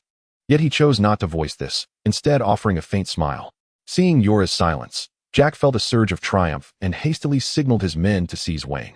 Wait, Wayne shouted, suddenly struck by a realization. He recalled a pivotal event from the previous timeline of the Game of Thrones narrative. Lady Mormont was not fated to perish here. An idea sparked within him, and he resolved to test it. Esteemed Lord Yora, I comprehend the delicate balance you must weigh. Wayne's gaze shifted to Laina lying on the ground and the despondent Jarrell nearby. If, and I stress if, I can revive Lady Laina, would you grant protection to my sister and me? Wayne was not one for theatrics, but any glimmer of hope for life was an opportunity he would not let slip. Before Yora could respond, Jarell, who had been slumped on the ground, sprang to her feet, gripping Wayne's hands tightly in a fervent plea. "If you can save my sister, the Mormont family will undoubtedly stand by you." Yora's initial concern revolved around whether the Mormont family would firmly support his decision to protect the Wayne siblings. Ultimately, the Mormont family was divided into two factions, his own branch and that of his aunt, Medj Mormont, the mother of Jarell and her sister. If Liness were revived while Lena met with misfortune, Yora could not guarantee the Mormont family's backing for his decision. However, if Lena were brought back to life, the circumstances would shift dramatically. Jack, witnessing this turn of events, feared that a prolonged delay would result in losing what he deemed a sure victory. He urgently signaled his followers to apprehend Wayne, the thorn in their side. "Who dares?" Yora interjected, positioning himself before Wayne once more. The imposing aura of the Bear Island Lord, coupled with the lethal intensity forged in the crucible of battle, silenced Jack, who dared not utter another word. Wayne approached Liana, gazing at her lifeless, youthful visage, and slowly crouched down. "Old Master Rollo, I count on you," Wayne silently intoned. He raised a finger, gently pressing it against Liana's brow. "Old Master Rollo, dear Godfather Rollo, Ancestral Rollo, grant me strength. The bright moonlight before my bed resembles frost upon the ground. I lift my head to gaze at the moon and lower it to think of my hometown. Swiftly, as per orders. Oh, Rollo, I beseech you, save your pitiful descendant." All of this, Wayne uttered in the most magnificent language of his previous life, Mandarin. Yet to the bewildered onlookers, Wayne appeared as a mysterious sage performing an incantation. Suddenly, a constellation emerged in Wayne's vision, but upon closer inspection, each star revealed itself to be a flickering flame. At that moment, one of the flames gradually drifted to the center of Wayne's sight, enlarging slowly until it traveled along his arm and settled at the tip of his finger, gently entering Liana's brow. A soft, innocent cough broke the silence, and Liana slowly opened her eyes. "Liana, you are finally awake," Joelle exclaimed, leaping onto Liana's chest. Overwhelmed with joy, her tears mingling with relief and gratitude, Wayne and his sister finally exhaled, their worries dissipating. Joelle felt immense joy as well. After all, her cousin had returned to life, and she was filled with curiosity about Wayne. Wayne's actions astounded everyone present, and Liana's revival led them to believe that Wayne was indeed a messenger of the ancient gods. The enchanting complexity of his words added an aura of mystery and trust. This prompted Joelle to consider bringing Wayne under her command. "Vaan," Joelle uttered, the two syllables clearly signaling her disapproval of Vaughn's attempt to capture Wayne and his sister. Indeed, Vaughn cast a deep glance at his only offspring, but chose not to speak further, departing with his entourage. Jack had intended to protest, yet under the fierce glares from his father and Lord Joelle, he relented. As the crowd dispersed, watching Vaughn and his companions retreat, Liana wept once more, while Wayne let out a furious shout. Their emotions were not rooted in sorrow, but rather in the exhilaration of escape, though both were acutely aware of the underlying complexity. As the notion of escape also included their biological father. "Wayne, from this moment forth, you shall serve as my personal guard," Joelle declared, her heart racing with excitement. After all, who would let slip a valuable talent capable of resurrecting the dead? Retaining him as her guard was the most prudent course of action. Moreover, judging by his performance last night, this young man's martial prowess seemed commendable. "Thank you, Lord Joelle. It is a great honor to serve as your personal guard," Wayne responded, bowing slightly and lowering his head in salute. Not only Yora is filled with joy, but also Wayne, who understands that based on the plot of the previous life's Game of Thrones, Yora and his companions will soon embark on a journey to the continent of Essos, which happens to be the destination in Wayne's tentative plans. "Then, dear sister Lena, would you like to be my personal maid?" As the cherished gem of the Hightower family from Old Town, Liness certainly hopes to have her own dedicated maid in this impoverished land. Lena, the illegitimate daughter, is someone Liness has come to know during her visits to the Bryan family, and she would undoubtedly excel in the role of a personal maid. "I would be honored." "Thank you, my lady," Lena replied, understanding that although both she and her brother are currently safe to live without worry, they must seek refuge under the protection of House Mormont. Chapter 15. The Sisters of House Mormont. As the crowd dispersed and Yora and his companions prepared to return to Bear Island, another group approached. "Old gods protect us. Little one." A tall, statuesque young woman dismounted from her horse and swiftly ran to Laina, lifting her above her head. "You mustn't be so mischievous from now on." "Understood, Sister Daisy," Laina giggled, having shed the discomfort and anxiety from earlier tribulations. Soon after, several more young women dismounted and approached, one of them holding a child by the hand. These young ladies were Yora's cousins, the daughters of Mej Mormont. Upon learning of Laina's near drowning, they hastened to her aid. Fortunately, on their way, they encountered Yora's newly dispatched guards, who informed them that Laina had been rescued by a bastard named Wayne Snow and was now safe, which eased their worries. "So you're Wayne Snow?" Daisy inquired, setting Laina down and turning her gaze toward Wayne, who stood nearby. As the eldest daughter of Mej and a formidable warrior, she recognized Yora's retainers, thus identifying Wayne as the unfamiliar man present. "Indeed, esteemed Lady Daisy," Wayne nodded respectfully. He, too, was aware of Daisy's renown as a warrior within House Mormont and held her in great esteem. Daisy frowned slightly. She preferred to be addressed as my lady rather than miss. Had Wayne not saved her sister, she might have demanded a change in address.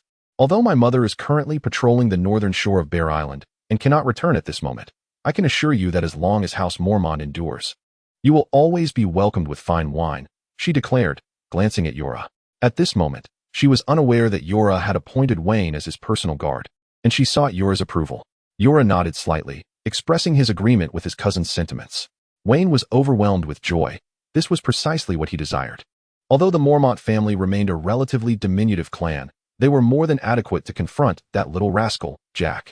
He expressed his profound gratitude to Miss Daisy for her generosity and acknowledged Lord Yora's trust, as he had now become his personal guard. Wayne nodded again, this time conveying his deep appreciation. Daisy looked at her cousin Yora in surprise.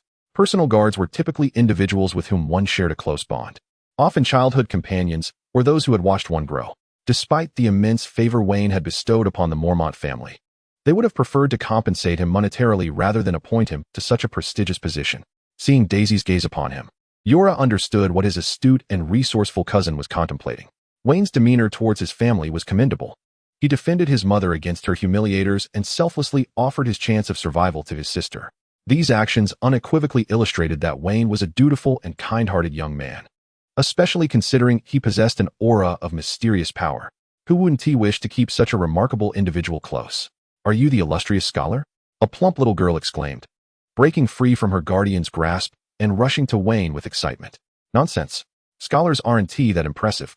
This brother is clearly an envoy of the old gods." Another boy, unable to escape the grip of the adult holding him, anxiously whispered, gazing at Wayne with hopeful anticipation. "Is it true, handsome brother? Are you the messenger sent by the old gods to save Aunt Laina?"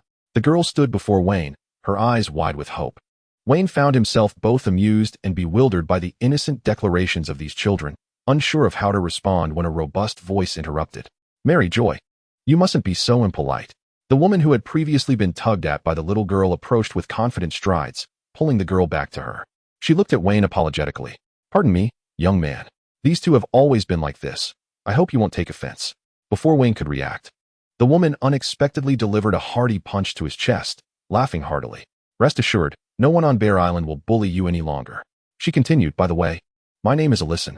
These are my children, Mary and Joy. Over there is my sister, Layla. As for Jorhiel and Laina, I trust you are already acquainted." Wayne nodded in acknowledgement. Alyson's introduction signified that the Mormont family's branch of Morshad would be closely intertwined with him henceforth. "Enough chatter. Let us hasten back to Bear Castle. Any discussions can wait until we return," Linny's declared, stamping her feet in the cold. The climate of Bear Island had never suited her, and with the recent downpour, her garments clung uncomfortably to her skin. Otherwise, as a noble lady, she would not have shown such discomfort. The other women frowned slightly, but remained silent, while Yora hurriedly urged everyone to mount their horses, anxious that Linny's might catch a chill. At that moment, a blood-soaked warrior arrived on horseback from afar and collapsed before the crowd, a bow and arrow still protruding from his back. Lady Meiji was surrounded by a horde of savages, and before she could utter a word, the warrior breathed his last. Chapter 16. Reinforcements on the battlefield. Bear Island, Northern Shore. The biting cold wind mingled with the acrid scent of blood. Meiji seized the head of a savage charging at her, raising her weapon to deliver a crushing blow, the sound echoing as the savage's skull shattered. She surveyed her surroundings and found that nearly all of her guards, whom she had brought for reconnaissance, had been grievously wounded or slain. It would not be long before she too would be overwhelmed by the sheer number of these barbaric foes. Perhaps sensing the inevitable outcome, a surge of fearless valor welled up within Meiji. She bellowed at a towering figure in the distance, adorned with a massive bear pelt and a rugged beard. Whack! If you are a true man, let us duel one-on-one. What woman of the Mormont family is not a warrior who embraces death with dignity? Whack regarded Meiji's spiked mace, now stained with blood and gore, and frowned slightly. Though of giant lineage, he was not a fool. As the chief of the White Rock tribe on the frozen northern coast of Bear Island, he was well aware of this valiant female warrior from the Mormont family. As a tribal warrior, he desired to engage Meiji in combat for the sake of masculine honor and warrior glory. However, for the enduring well-being of his tribe and the success of this raid, he could not take that risk. Kill her. Whack did not respond to Meiji. Instead, he waved his massive hand, issuing a solemn command. Instantly, several more tribal warriors surged toward Meiji. Be careful, a Bear Island warrior shouted as he rushed to Meiji's side, using his already gravely wounded body to shield her from the arrows aimed at her. With a sickening sound, the arrows struck true, and the warriors soon succumbed, crumpling to the ground, seeking death. Without waiting for the encroaching savages, Meiji tightened her grip on the mace and roared as she plunged into the fray. Like a tiger among sheep, relentless and fierce, the spiked mace swung swiftly and powerfully, repeatedly crashing down upon the heads of the savages. The cacophony of impacts rang out like the cracking of walnuts. The spikes on her weapon nearly flattened from the relentless assault. Clang! A massive axe intercepted the frenzied mace with precision. Haha, my brother instructed me to come and meet you. A figure, even taller than Whack, stood before the raging Meiji, a burly warrior unperturbed by the cold winds of the northern shore. As a long-standing foe, Meiji was well aware of the notorious warriors of the savage tribe on the frozen coast. She recognized the cunning and formidable leader Whack, the ferocious beast Cook, and the treacherous giant wolf Red, among others.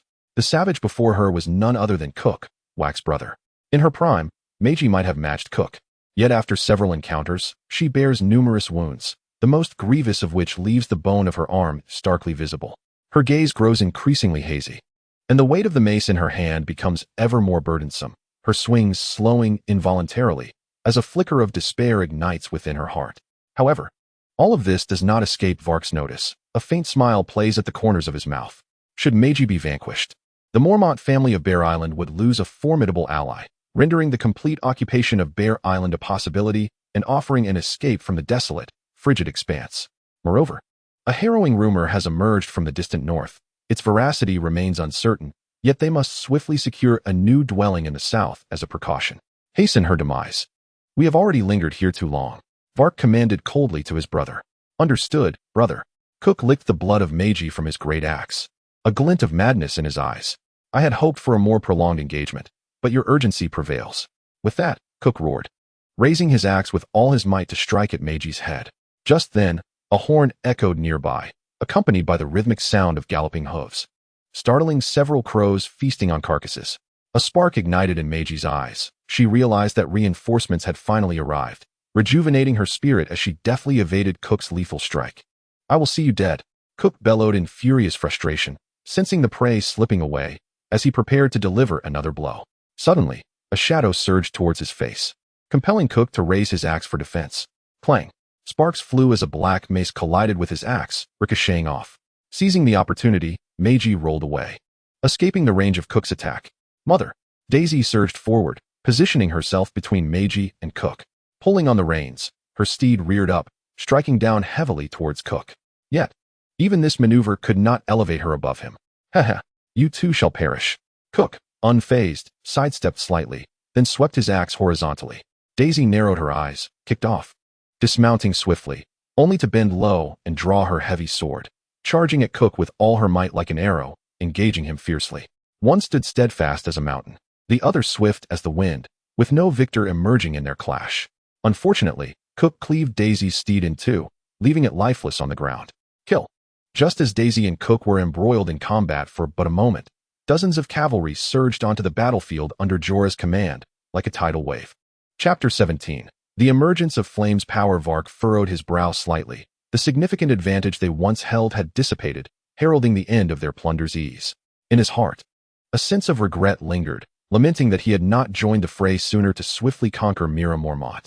Opportunities on the battlefield are fleeting, yet it is precisely this caution that has allowed him to survive the brutal tribal conflicts in the north. And it is this very prudence that has rendered his tribe the most formidable in the frozen northern shores. Archers, take your positions. The others, regroup. Whack did not linger in indecision. He commanded with resolute clarity, his courage and military acumen exceptional. Soon, the savage army, having battled against the harsh environment, rekindled their fighting spirit, slightly adjusted their formation, and surged back into the fray, clashing fiercely with Yora and his companions. Wayne, protect Lady Mira.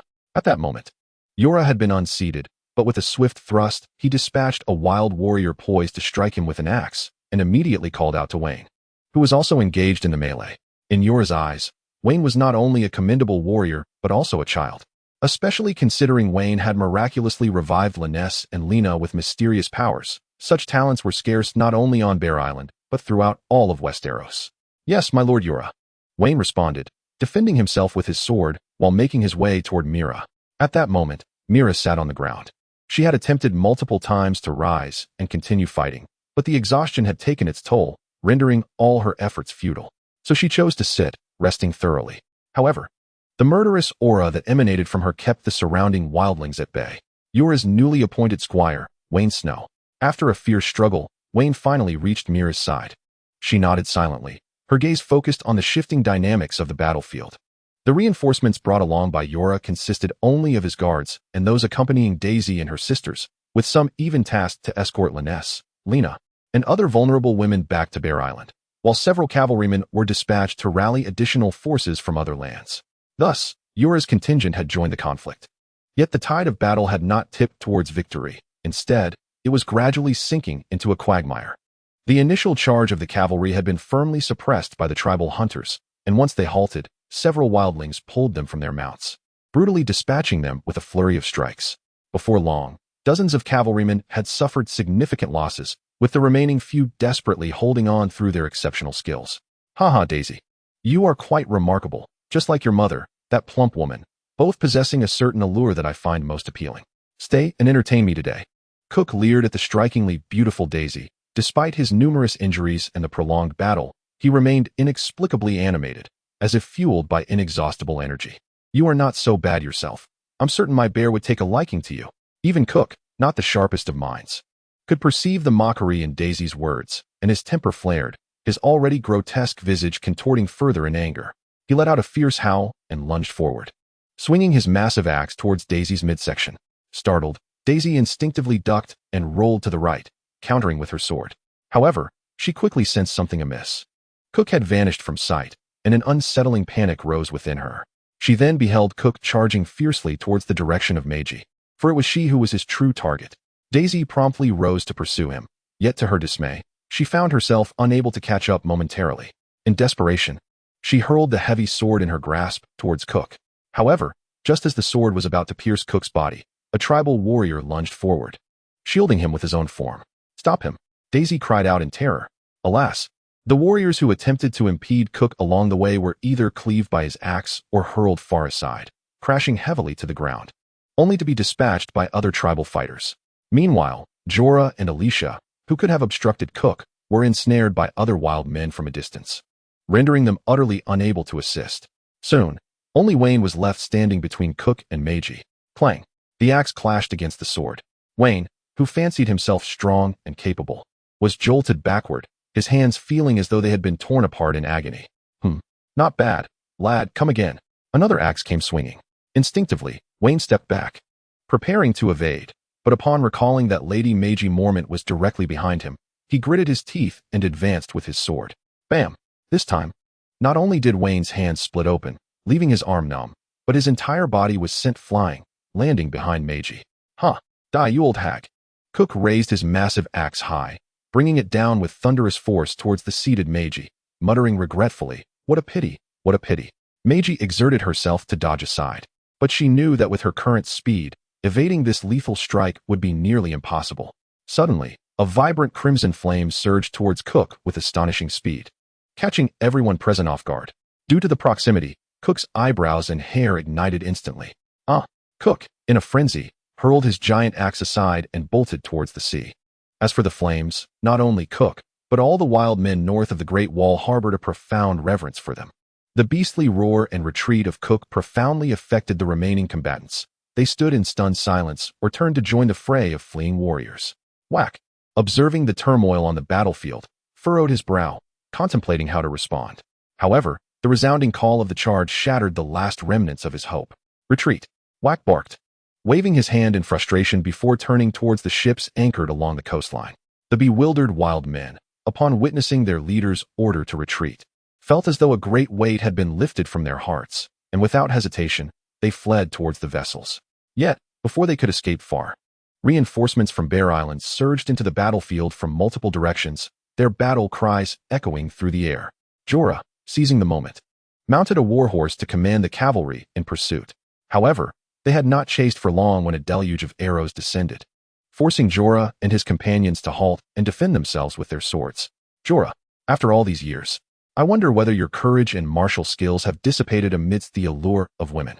As he spoke, Whack narrowed his eyes, eagerly anticipating a future contest for ultimate glory before the old gods. Standing at the bow of the ship, he could not resist a parting jab at Jorah, knowing well that Jorah had returned from his southern campaign accompanied by a beautiful woman. Upon concluding his remarks, Whack cast a glance toward Wayne, his expression betraying a hint of complexity. He yearned to articulate something, yet the words remained unspoken on his lips. The ability to conjure fireballs without warning commands profound respect within their tribe, and Wayne's status could easily ascend to that of his equal. However, judging by the earlier circumstances, the lad seemed to hold little standing on Bear Island. Whack contemplated recruiting him, but the boundless expanse of snow and the ominous tales from the north silenced his thoughts. Lord Jorah, we have annihilated over 200 foes and captured 9, Vaan reported as he approached Jorah, detailing the final tally. Should we handle these captives as per our usual customs? The most bitter enemies of Bear Island were the northern savages and the southern Iron Men, who had long inflicted suffering upon women and children alike. Traditions can indeed be altered. Simply entrust these captives to my personal guard for handling, Jorah replied. Vaan hesitated momentarily, but then gestured for his guards to comply. Satisfied, Jorah nodded and proceeded toward Meiji, Wayne, and the others. Father, what does Lord Jorah intend to do with these captives?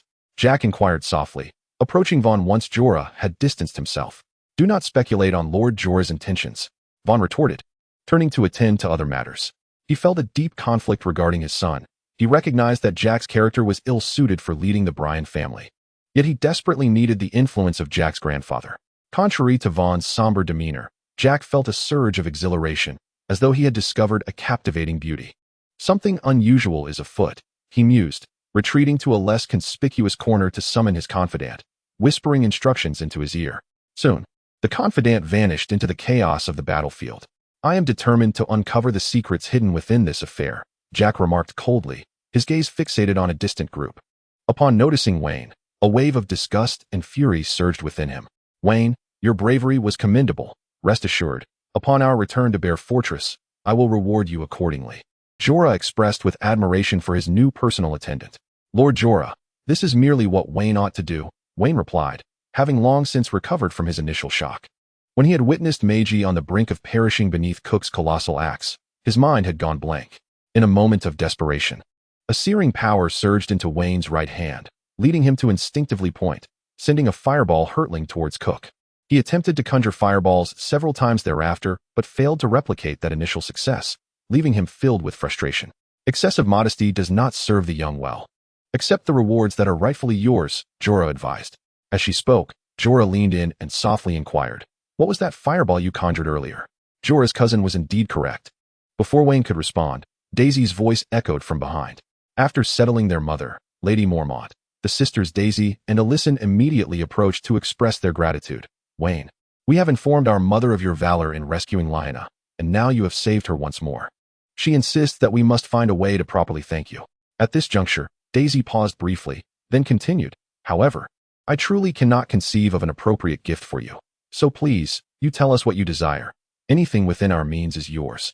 The resources of Bear Island are meager, and the Mormont family is not affluent. Daisy's words underscored the significance they placed on this act of kindness. Esteemed Miss Daisy, Wayne replied earnestly, I have no demands. I merely wish for the sanctuary of House Mormont, allowing my sister to live freely as she desires. Upon hearing this, Daisy and the others comprehended the implications of Wayne's words, realizing just how arduous life had been for the siblings. Rest assured, as long as House Mormont stands strong, you and your sister shall be safe. Daisy responded with a hearty laugh. Chapter 19. What? To serve as Joriel's guard? Bear Island, Bear Castle. At the entrance stood a wooden sculpture of a bear woman, one arm cradling a child suckling, the other wielding a battle axe, symbolizing that the women of House Mormont are formidable warriors. Why have they not returned yet? Joriel paced anxiously, casually questioning. Although scouts had already reported victory, confirming that Jorah and her companions had repelled the barbarian horde, their mother, Lady Mormont, had sustained grave injuries. Thankfully, her life was no longer in peril. Sister, fret not. Mother has always been robust. I am certain she will recover, Laina reassured her. I am well aware, Joriel replied, yet her steps did not falter. Unbeknownst to Joriel, her heart was preoccupied with thoughts of another, even though she knew that person was safe. Is it not our mother you are concerned for, Sister Joriel? Laina observed her sister's continued anxiety and, seemingly struck by a realization, blurted out. Could it be that you refer to her? Linny's remarked, sensing the shift. If Laina is teasing me, then so be it. But even you, Sister Linny's? Joriel exclaimed, exasperated, stomping her foot in frustration as she glared at them.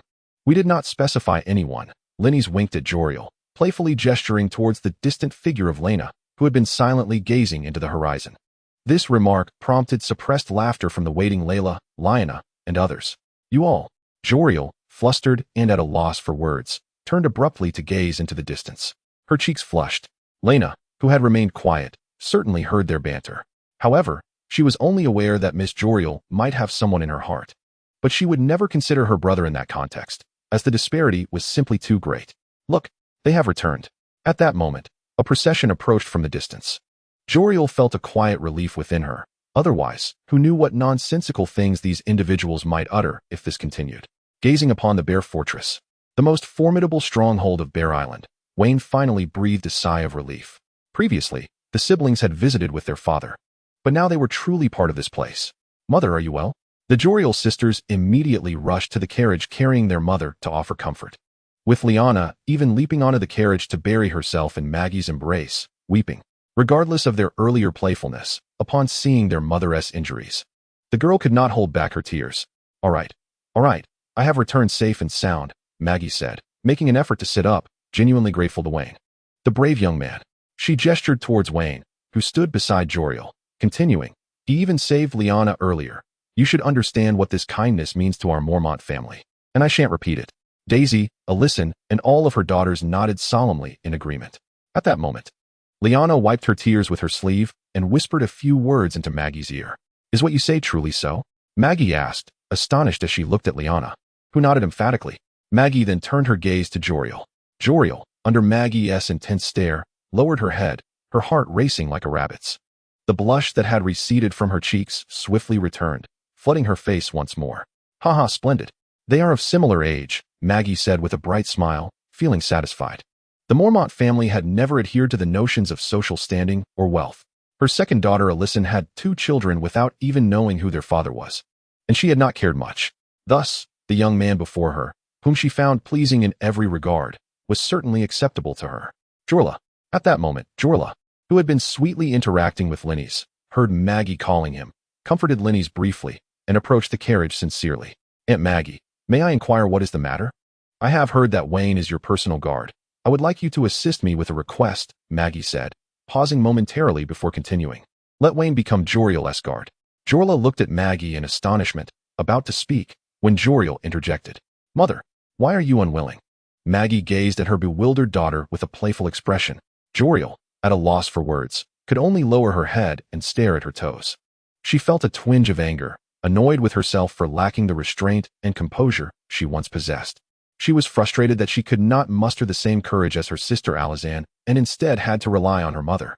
Upon realizing this, Jorah could hardly be oblivious to his aunt's intentions. He was merely astonished by how swiftly matters had progressed. How could Wayne have captivated his beautiful cousin in such a short span of time? Truly remarkable.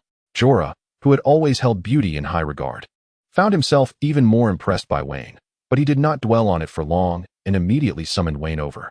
Wayne, from this day forth, you shall serve as Jor-El's bodyguard. I trust you are already acquainted with her.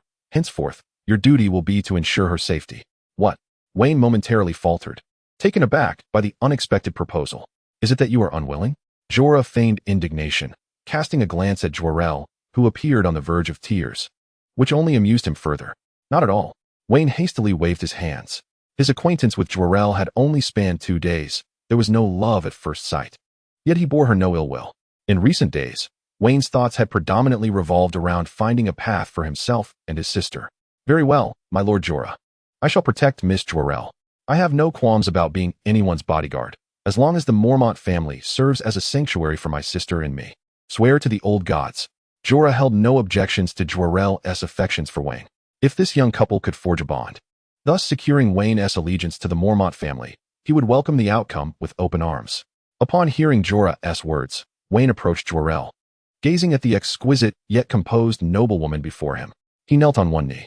Here, I swear by my life's honor, to the old gods, that as long as I am Miss Jorel's bodyguard, I shall protect her with my very life.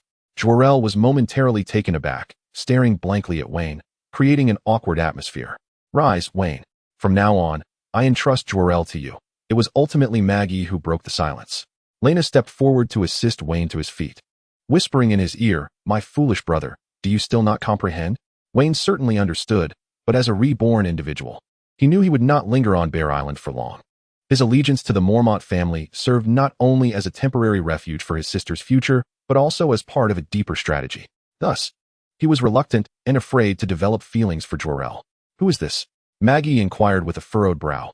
Although she had allowed Wayne to rise and was generally a generous person, seeing her daughter's equal in beauty being assisted by her prospective son-in-law stirred some discontent within her. This is my elder sister, Wayne replied respectfully, lowering his gaze. Ah, your sister, Maggie mused. She had seen the beautiful eldest daughter of the Bryan family on several occasions and had heard of the trials the siblings faced within the Bryan household. At this moment, Lena was clad in a maid's attire, and Maggie failed to recognize her immediately. Fear not, your sister shall also be under our protection, henceforth. No one on Bear Island shall dare to bully you. The room before them was a significant improvement over the dilapidated wooden shack of Bear Claw Fortress. Wayne reclined on the bed with his hands clasped behind his head, contemplating the day's events. The fireball that had appeared out of thin air lingered in his thoughts. Mastering such a skill would undoubtedly elevate his abilities. Alas, despite his attempts to communicate with Rollo, he faced nothing but failure. Wayne, are you there? The room Wayne was occupying, whether by design or coincidence, was in close proximity to Joel's quarters. For a male bodyguard to be so near a female was virtually unheard of, yet it seemed plausible. Upon hearing Joel's voice, Wayne sprang up and opened the door. Is there something you require, Miss Joel? I truly must thank you today, she replied earnestly.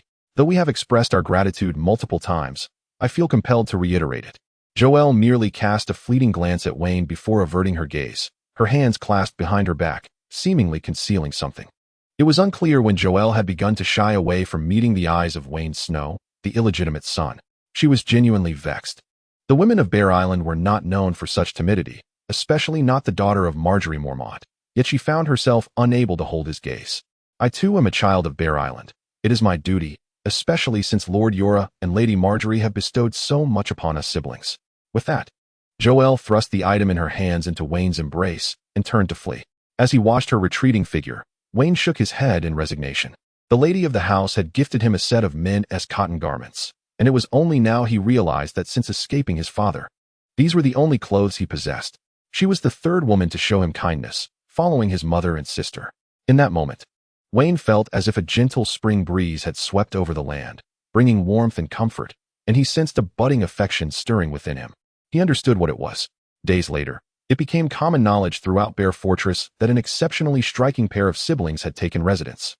The sister had become Lady Lynette's personal maid, while the brother served as Joel's bodyguard, both beloved by the Mormont family, especially Wayne Snow, the illegitimate son of House Brienne, who not only shared an extraordinary bond with Joel, but was rumored to possess the favor of the old gods, wielding the power to control flames and even resurrect the dead, creating an aura of mystique around him.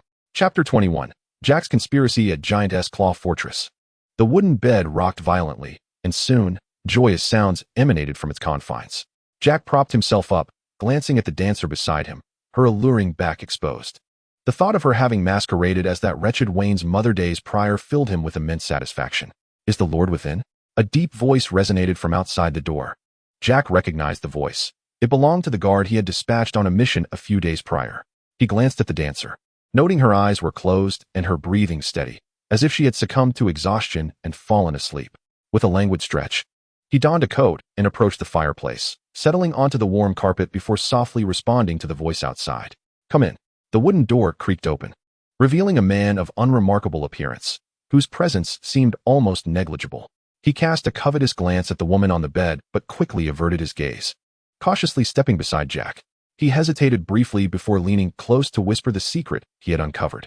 Initially, he would not have dared to approach so intimately, as a direct report would suffice. However, the gravity of the revelation compelled him to draw closer to Jack's ear. Jack frowned slightly, but permitted the man to lean in. "Is what you say true?" Jack abruptly stood, his voice tinged with uncontained elation. "My lord, at first I could scarcely believe it myself. So I followed for quite some time, and even spent some money." The man glanced back at the woman on the bed, swallowing hard before continuing in a hushed tone.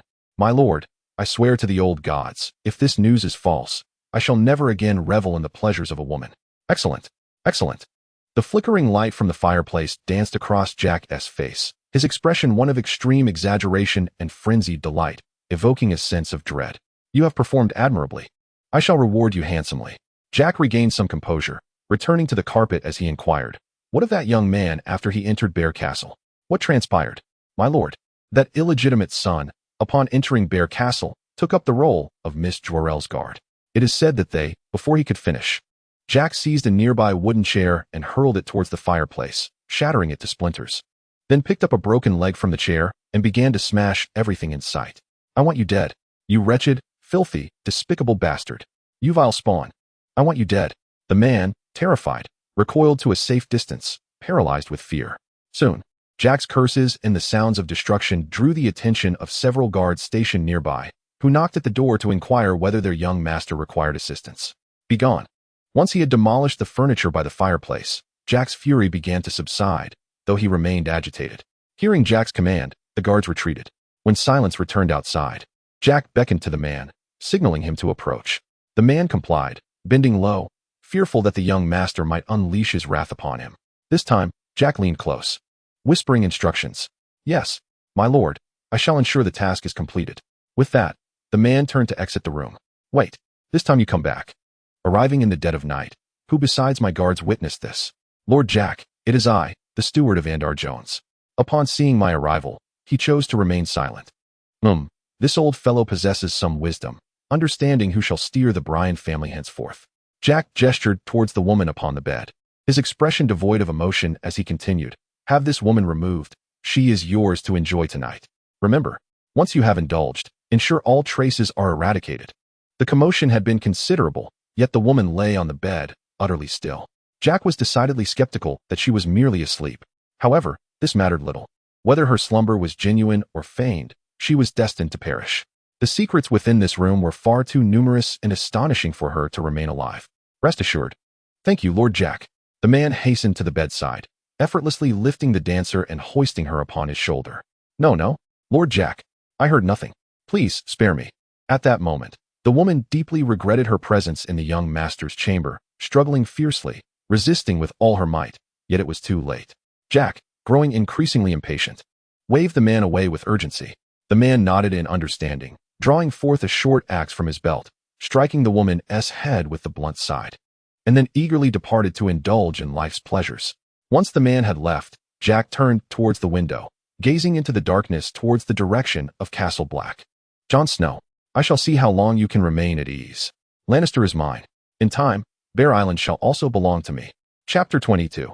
The command of Winterfell in the north, at Winterfell, within the sacred woodlands, beneath the heart tree by the Blackwater Pool. A strikingly handsome man with gray eyes and a head of chestnut hair was meticulously polishing his family's Valyrian steel sword, Ice. This man was Eddard Stark, the Warden of the North and Duke of Winterfell. Yet, beneath his composed exterior, turmoil brewed within him, mirroring the anxious sentiments of those within the Duke's chamber. "My lord, the lady has borne you a son. I now have another brother." A youth, with noticeably darker hair and a somewhat slender frame, rushed into the sacred woods and approached the Blackwater Pool, speaking eagerly to Eddard. Eddard understood that the youth only exhibited such familiarity when they were alone together. "Jon, is this truly the case?" Eddard was not disbelieving, but rather sought Jon's confirmation. "Indeed, my lord, Lady Catelyn is well, and Robb and the others await your presence." Eddard did not wish to linger at the door, yet during the births of his previous 4 children, he had been away at war. This time, as Catelyn labored, he felt a twinge of unease. It was only in the sacred woods that he found a semblance of peace. Eddard gently patted Jon's shoulder before hastening outside. But not having gone far, he turned back to Jon. Noticing Jon had no intention of following, he contemplated speaking, yet words eluded him.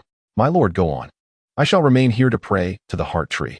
Jon smiled faintly and continued, "My lady is quite frail at present. I do not wish for her emotions to be stirred."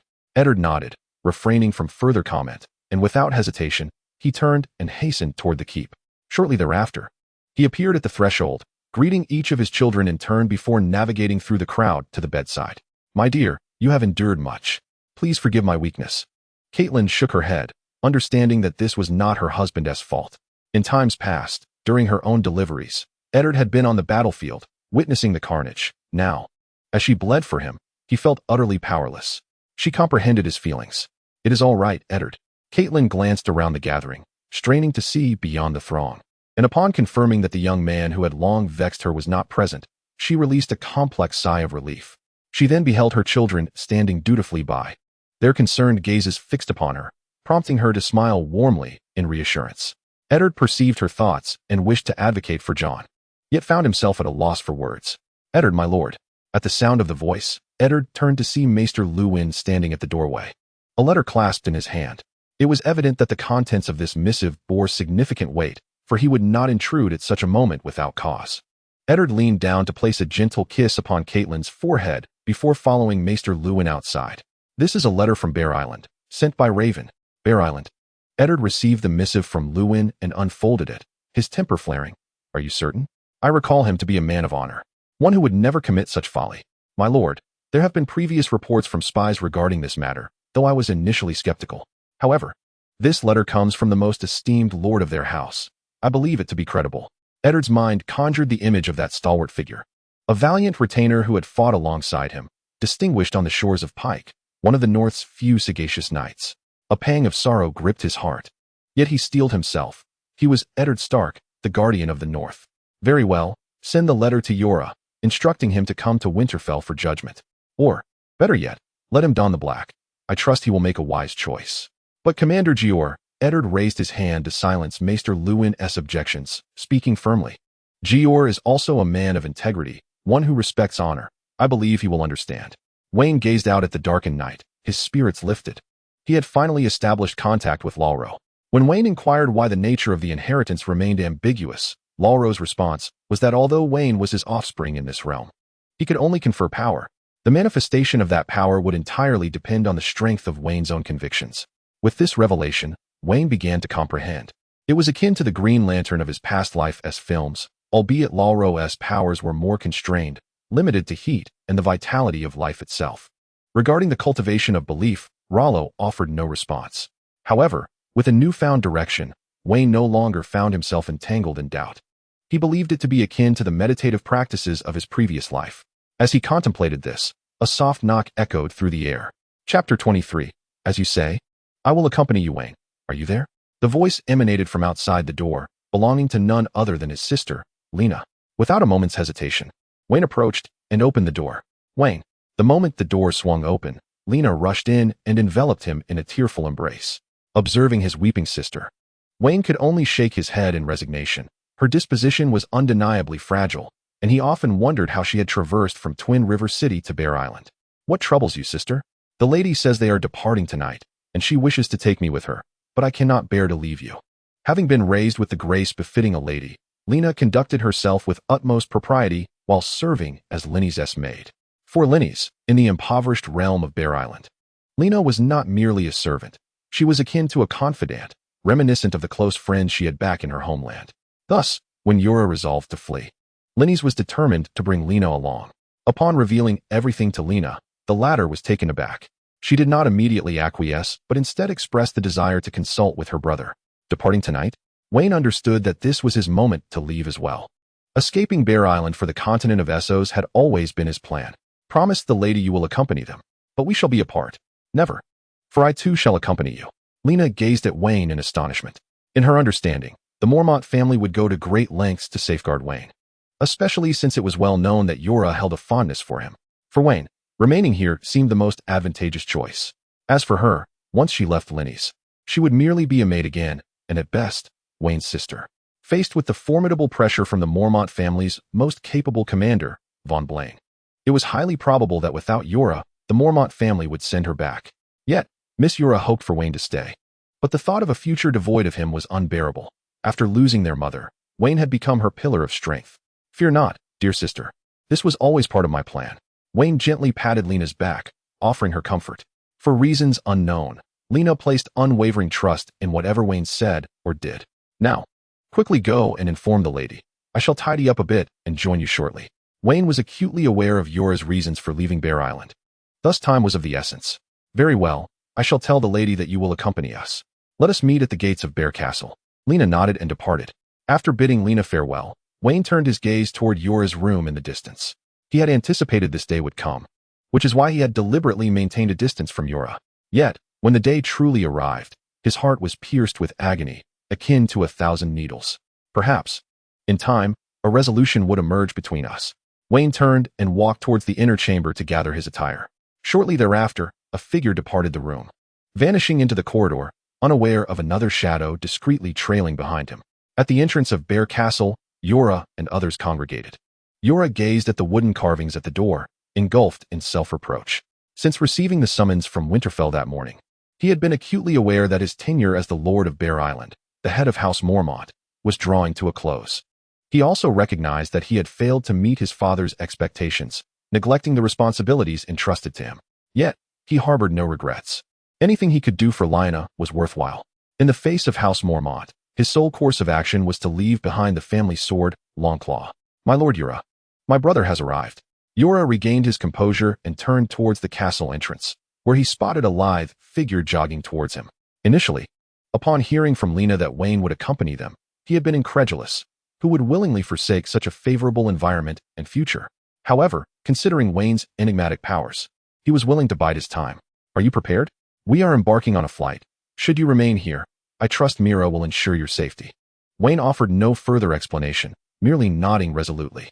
Observing Wayne's unwavering demeanor, Yura refrained from further discussion, signaling for Laina and Lena to board the carriage, while he and Wayne took the reins at the front. At least for the moment, no matter the commotion Bear Island might cause, he had no reason to fear. Their nocturnal departure was merely to circumvent unnecessary troubles. Wayne, are you truly leaving? Just as Wayne was about to mount the carriage, a voice filled with sorrow called out to him. Wayne shuddered.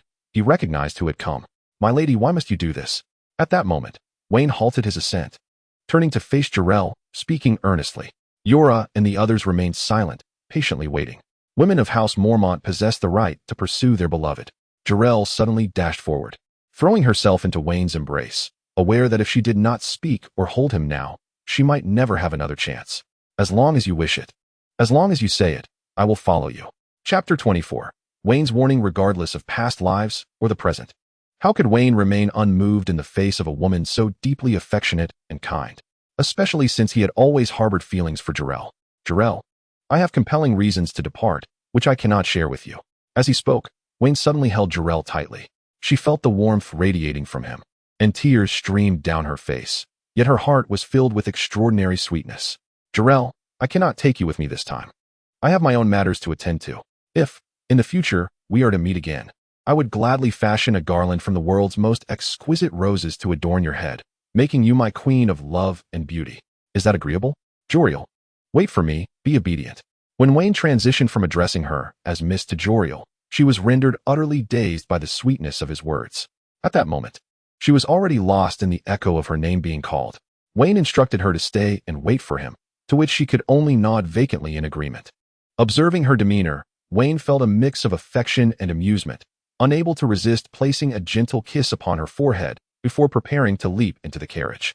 However, he soon seemed to recall something, turning back to grasp Joriel's shoulders firmly, and solemnly declared, Joriel, I hope you will believe me. What I am about to say is of utmost importance. You must remember it. Seeing Wayne's gravity, Joriel nodded earnestly once more. In a few years, the continent of Westeros will erupt into a great war. At that time, Lady Meiji will likely lead you to join the Northern Army under the Stark family's command. I implore you to remind Lady Meiji to pay close attention to the wedding of Lord Eddard Stark's eldest son, Robb Stark, for that occasion will be a one-sided slaughter. Joriel, of course, was well aware of Robb Stark, the eldest son of the Northern Lord, Her mother had long hoped to introduce her sister Daisy to this young lord. Now, as Wayne spoke with such seriousness, Joriel felt an inexplicable conviction despite the events being years away. "Rest assured, I will remember," she replied. "And if the circumstances cannot be altered, please ensure you protect yourself. You must understand, you are the most important person to me." Upon hearing this, Joriel blushed with happiness and nodded once more. "Very well, I must take my leave." With that, Wayne turned and leapt into the carriage, departing without delay. As she watched the carriage recede into the distance, Joriel wiped away the tears at the corners of her eyes and hurried to her mother's chamber. She understood that after this night, Bear Island would surely remain restless for a long while. Bear Island was not particularly large, and since Wayne and the others were traveling by carriage, it was not long before they arrived at the island's sole port, Greyjoy Harbor. At that moment, a fishing vessel measuring over 10 meters was bustling with sailors hurriedly transporting goods. Upon seeing Wayne and the others approach, one sailor immediately set down his cargo and ran to Jorla. "My lord Jorla, everything is prepared." This sailor was known to Wayne. He was one of Jorla's guards, named Wade. Leaning in slightly, Wade continued, "My lord, we have also discovered who reported you to Duke Eddard in Winterfell." Upon saying this, Wade glanced at Wayne. Understanding Wade's implication, Jorla chuckled lightly. "It's quite all right, just say it. Wayne will be accompanying me from now on." Wade was momentarily taken aback. Feeling a mixture of envy and confusion, he envied Wayne for being able to accompany Lord Jorla, while he himself could not, as he was still a guard of House Mormont, and his family resided on Bear Island. What puzzled him was why Wayne, who had a good life, would choose to follow Lord Jorla into exile, especially knowing how well-liked Wayne was within House Mormont. However, since Lord Jorah has spoken, Wade did not dwell on it further. He stated directly, "It is Jack from the Blayne family." Under the guise of Lord Vaughn's name, he sent a letter of accusation to Winterfell. As he spoke, Wade gestured towards a certain direction and continued, "The traitor working for him is currently indulging at the Grey Mane Tavern. I have already dispatched someone to keep watch." Jorah pondered for a moment, a flicker of malice crossing his gaze, but he soon regained his composure. "Wade, you have done well. I shall ensure that Meiji rewards you handsomely. Lord Jorah, I will go capture him alive to face your judgment. No, you shall serve the Mormont family well on Bear Island from now on. We are leaving." With that, Jorah prepared to lead the group onto the ship. Wayne understood Jorah's implication. He was no longer the Duke of Bear Island. He could eliminate the traitor, yet as long as Jack lived, those left behind would inevitably suffer the wrath of the Blayne family. Even if not overtly, they would strike from the shadows. "Lord Jorah," Wayne said, casting his gaze towards the direction of Bear Claw Village, his voice low and resolute. "Allow me to resolve this matter. Just 2 hours will suffice. If I do not return, Lord Jorah, you must take the lady and your sister away from here." Just as Jorah was about to refuse, Wayne turned to him. Speaking earnestly, "Lord Jorah, please trust me. This is not solely for you, but more so for myself." Chapter 25, Slaying Jack. Departing Bear Island in the giant claw fortress of Bear Claw Village, Jack, lost in slumber, suddenly felt a warm dampness below. His brow furrowed, anger flaring within him. Yet, he was helpless. Ever since his mother's passing, he had developed this unfortunate affliction. Certainly, he could not resort to self-punishment. He grasped the bell on his bedside and gave it a gentle shake. Ordinarily, a maid would promptly arrive to change the sheets, but today, nothing happened. "Damn that woman. I shall punish her severely." He impatiently continued to ring the bell, this time with greater urgency. The wooden door creaked open, revealing a figure who held a woman in one hand and a glistening sword in the other, stepping forward with deliberate calm. "Who goes there?" "It is I, Wayne Snow." Wayne tossed the woman onto the floor, a smile spreading across his face as he regarded the man on the bed, now reeking of urine. He had not killed the innocent woman. He merely rendered her unconscious. Wayne had not yet stooped to the level of indiscriminate slaughter, especially as he was acquainted with the inhabitants of this fortress. "Wayne, how did you end up here?" Jack's previous fury evaporated, replaced by a tremor of fear at the mere mention of Wayne's name. "Haha, you still wet the bed as always. Do you not feel ashamed? But fret not. You shall no longer have to worry about that." Wayne mocked him, sword pointed at Jack as he slowly advanced. The candlelight glinted off the blade, revealing fresh crimson stains, remnants of Jack's guards who had impeded Wayne's path. "Wayne, what do you intend to do? Do not come any closer. What transpired between us was merely a misunderstanding, and I assure you that we shall each go our separate ways from now on. Wayne, I am your brother, your half-brother. You cannot treat me in such a manner. You wretched scoundrel. My mother was driven to her demise by your family, and thus I shall pursue vengeance until the end. Wayne, do not revel in your triumph. Father must surely be aware of the commotion here. He will not spare you. My grandfather will not let you escape his wrath. As Jack beheld Wayne's grotesque visage and the blade hurtling toward him, he realized his fate was sealed. He wished to flee, yet for reasons unknown, his body lay paralyzed, leaving him to vent his fury in a desperate, hysterical roar. The blade flashed, severing his head, and a sanguine spray enveloped Wayne. The animosity built over years dissipated, leaving him with an indescribable sense of relief. The sound of footsteps echoed down the corridor, growing ever closer. Wayne understood he could linger no longer. Earlier, he had stealthily infiltrated this stronghold, adeptly navigating his way without obstruction, save for the brief encounter with Jack's 2 guards stationed at the door, which was but a fleeting challenge. As Jack had proclaimed, his cries would undoubtedly reverberate throughout the fortress, and Vaan would soon arrive, ultimately discovering who had dealt Jack his fatal blow. With a final disdainful glance at Jack's lifeless form, Wayne shattered the window and leaped into the night. The fortress rose only 3 stories high, and Jack's chamber was on the 2nd floor. This height posed no peril to Wayne, especially as it was his sole means of escape. Upon landing, he sprinted toward his steed, but not long into his run, he encountered a one-armed youth holding 2 magnificent horses, patiently awaiting him. "My Lord Wayne," he greeted. "Flint, what has happened to your hand? It is of no consequence. Just a punishment from before." The one-armed youth was indeed Flint, who had faced severe penalties due to his previous dereliction of duty. Though his allegiance to Lord Vaan had spared him from mortal peril, unlike Tom, who was not so fortunate. "I apologize for involving you in this. My Lord Wayne, it is of no matter. I awaited your return in hopes that you would take me with you." Previously, Flint had been unable to leave due to his mother residing in Bearclaw Village. However, following his punishment and the loss of his hand, his mother had grown increasingly frail, consumed by sorrow and fear, and soon she would succumb to her fate. "Do you comprehend what I have just done?" "I have a rough idea." The sight of Wayne leaping from Jack's window at such an hour would prompt even the dullest mind to surmise the events that had transpired. "Will you still accompany me?" "My Lord Wayne, my mother has passed away." Flint refrained from elaborating further, and Wayne remained silent. Both understood that Bearclaw Village had now become but a destitute hamlet in their eyes. The two mounted a single steed and swiftly arrived at Greymane Harbor. Jorah, upon seeing Wayne drenched in blood, understood that the matter had been resolved, deepening his admiration for the audacity of his lord. "My Lord Jorah, please permit me to follow you as your guard," Flint implored, kneeling on one knee. As Jorah's sworn protector, this was the directive Wayne conveyed to Flint on the road. It was the only means to ensure his escape alongside them. Jorah observed Wayne's subtle nod, and no further words were exchanged. Upon seeing Wayne return safely, accompanied by Flint, Lena's face illuminated with joy, and she rushed into Flint's embrace. "All right, sister, let us depart quickly. I fear Vaan will soon be in pursuit, and it is becoming increasingly difficult for Lord Jorah to shield us." Although Jack had falsely implicated Jorah Mormont under Vaan's name, Wayne and Jorah would never believe that Vaan was unaware of the situation. Acknowledging Wayne's insight, they chose not to linger any longer and promptly boarded the vessel.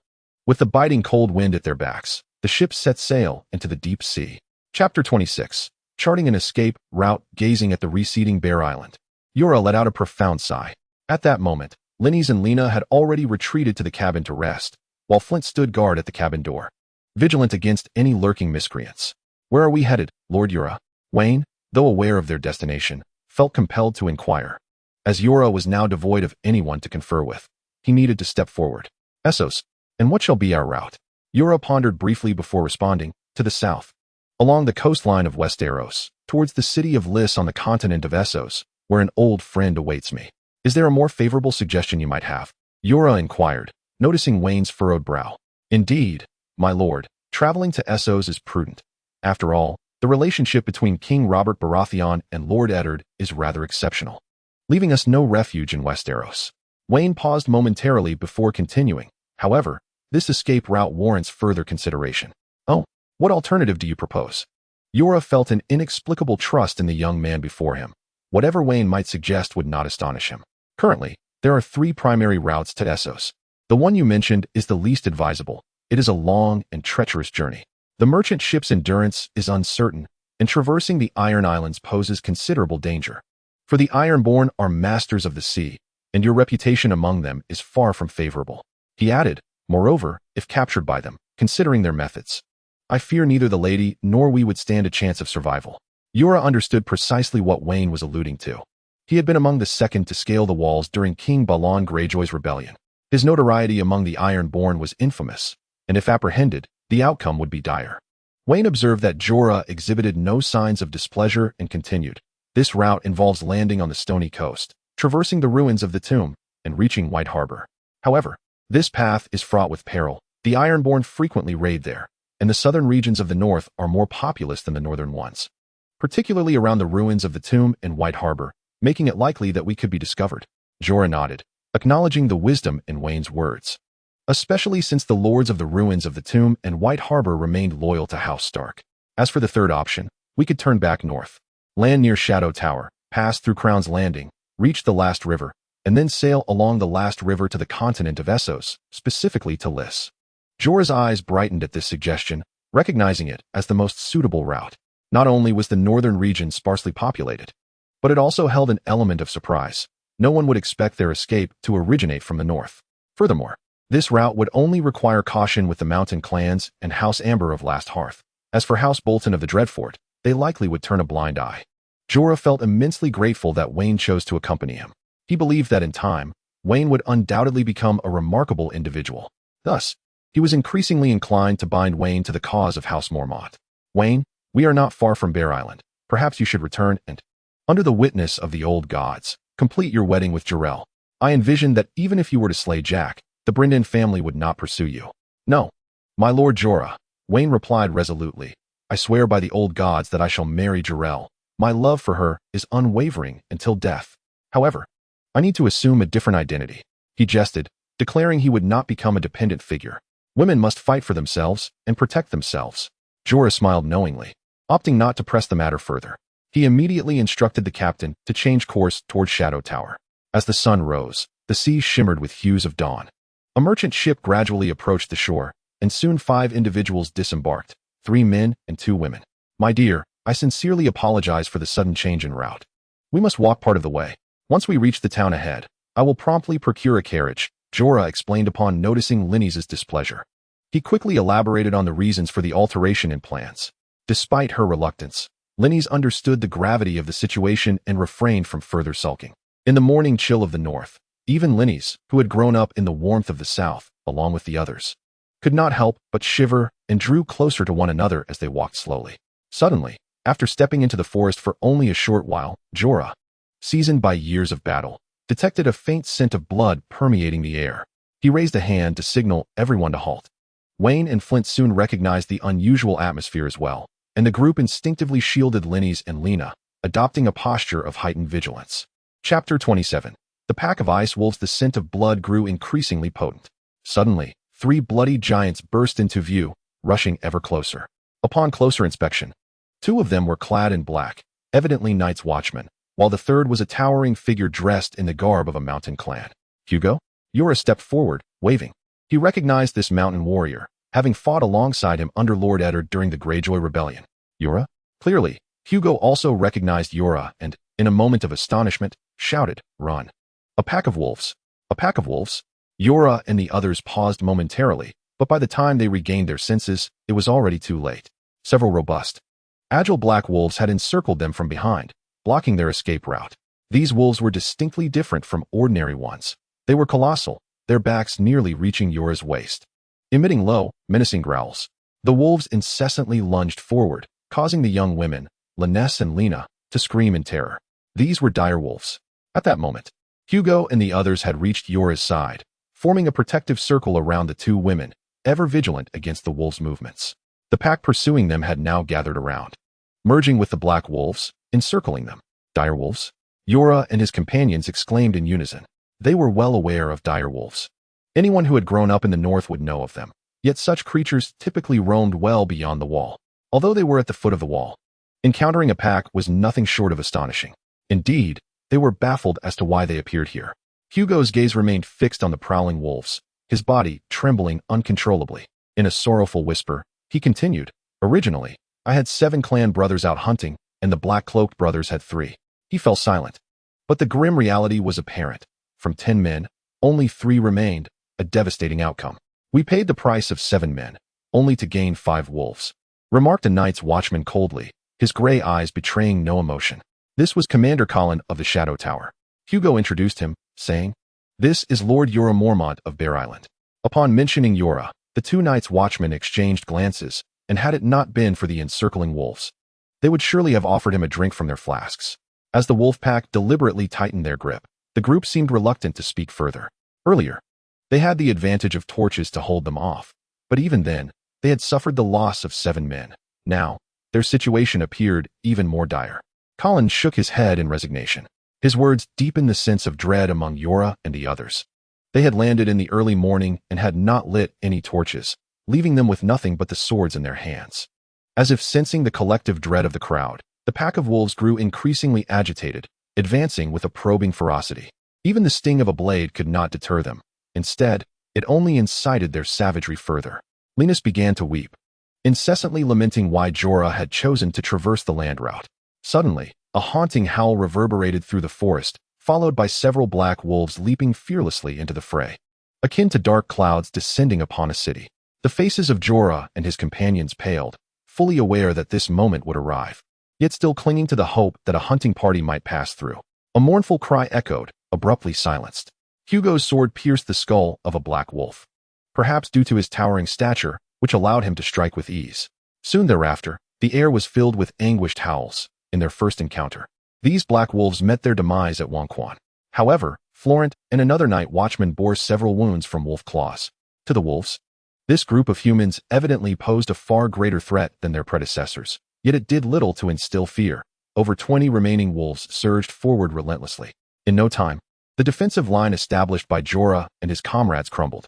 After dispatching a gray ice wolf, an injured night watchman found his neck severed by the wolf that followed, dying instantly. Wayne and Florent also sustained numerous injuries, with Florent's severed arm revealing exposed bone where the wolf had torn away flesh. Only Jorah, Hugo, and Colin remained unscathed, though they too were perilously close to danger. Suddenly, a massive black ice wolf deftly breached Jorah and his companions' defenses, lunging towards Linus with a ferocious bite. Linus, unaccustomed to the oppressive presence of such a beast, was paralyzed with fear, rendered incapable of even calling for help. "Be careful." Lena swiftly embraced Linus, rolling aside. Although they narrowly evaded the wolf's lethal strike, Lena bore a deep gash across her back. Seeking death, the two men roared in unison, charging at the black wolf. Florent leapt with all his might, aiming his sword at the creature's neck. Wayne, eyes shut, focused on the searing energy within him, aware that only by unleashing a more potent flame could he intimidate the pack. Chapter 28. Fire's might Dieters the pack. The black wolf nimbly evaded Florent's desperate strike. But as it landed, a fireball, as large as a wheel, plummeted toward its position. Drawing upon his previous hunting experiences, Wayne had anticipated the wolf's movements. Shaping the energy he sensed into a fireball, striking the black wolf with speed and precision. Since that night of communion with Rollo, he had relentlessly trained in meditation to enhance his perception, and the results were evident. Meditation, akin to the seated practices of his past life, now enabled him to construct a galaxy of sparks within his mind, the sparks representing the energy Rollo had described. Whenever he wished to wield this power, he could simply meditate to retrieve a spark from the galaxy, molding it into the desired form for use. A mournful howl echoed as the black wolf rolled upon the ground. At that moment, apart from Jorah, the others stood transfixed, their gazes fixated on the unfolding spectacle. Entirely oblivious to the fierce battle against the remaining ice wolves, the other ice wolves ceased their assault as well, their eyes betraying a hint of fear. A few even seemed inclined to rush forward to rescue the black wolf, only to be repelled by the searing flames. Time gradually passed, and no matter how the black wolf struggled, the flames enveloping it did not extinguish. Instead, they blazed ever more fiercely, a testament to the extraordinary nature of the fire summoned by Wayne. Before long, the black wolf ceased its thrashing, lying still upon the ground, emanating a tantalizing aroma of roasted flesh. Observing this, the remaining wolf pack immediately lost their will to fight and scattered in disarray. Wayne and his companions, utterly exhausted, collapsed onto the ground, grateful to have survived the ordeal. Slowly, they regained their composure from the fatigue and panic, encircling the body of the black wolf as they feasted heartily. Noticing that Laina was accompanied by Flint, with both tending to each other, Wayne refrained from intruding, opting instead to close his eyes and engage in meditation. This black wolf must surely be the alpha. Hugo approached Wayne and sat beside him, remarking, "Brother, I had no idea you possessed such power. Are you a mage?" He had heard whispers of a few mages residing in the old town of the Southern Territory, though their numbers were exceedingly rare. "I am Jorah's guard, Wayne Snow." Wayne introduced himself. Hugo cast a complex glance at Jorah, initially assuming that someone with such strength must possess an extraordinary background, and he contemplated inviting this scholar to his tribe, believing that it could potentially lead to his tribe dominating the northern mountain clans. However, as Jorah's former comrade, he felt it inappropriate to broach such a topic.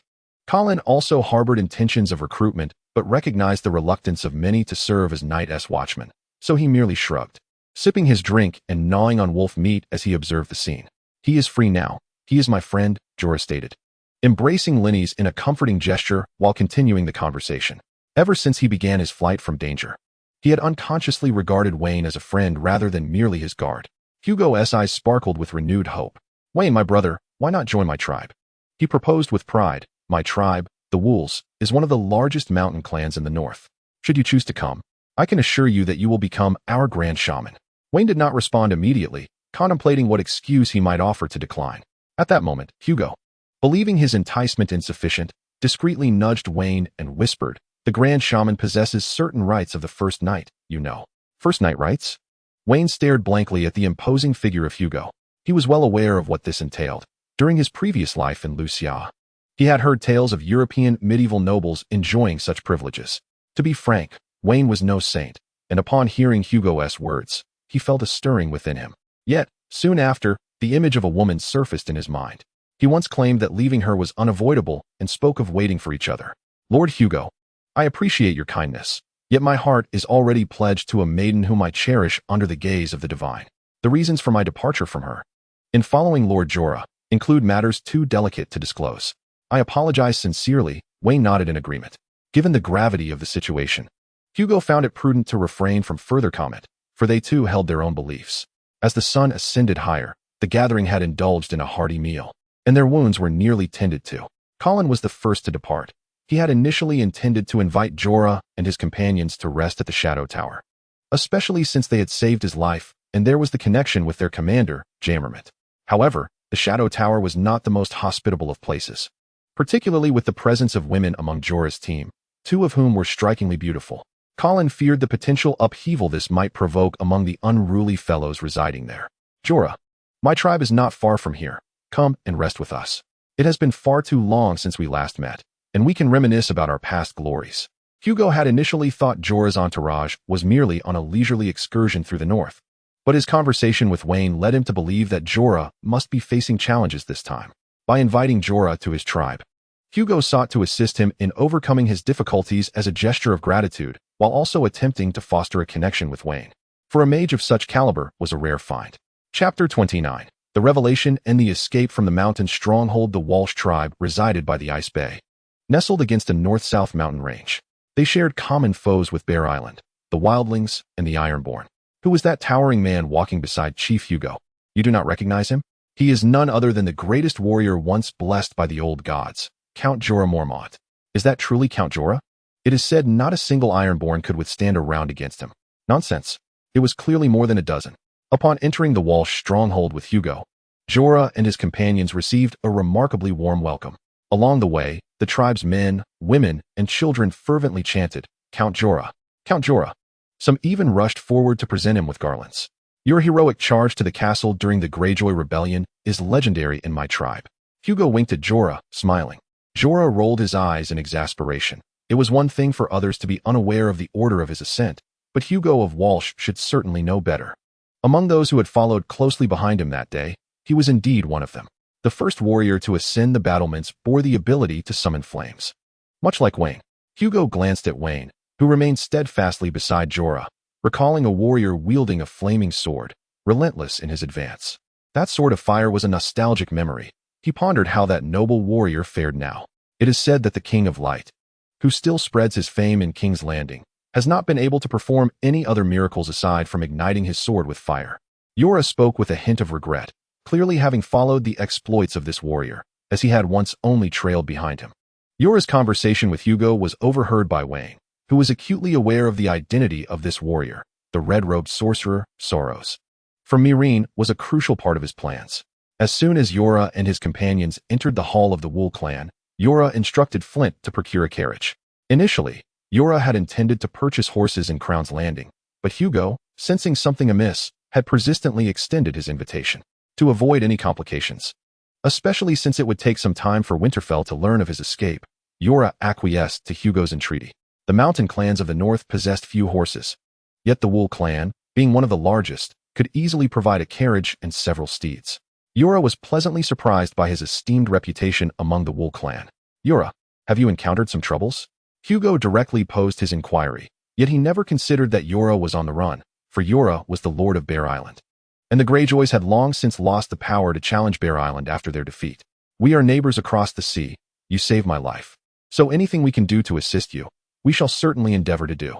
Yura sensed that Hugo had gleaned some truth, but he could not articulate it openly.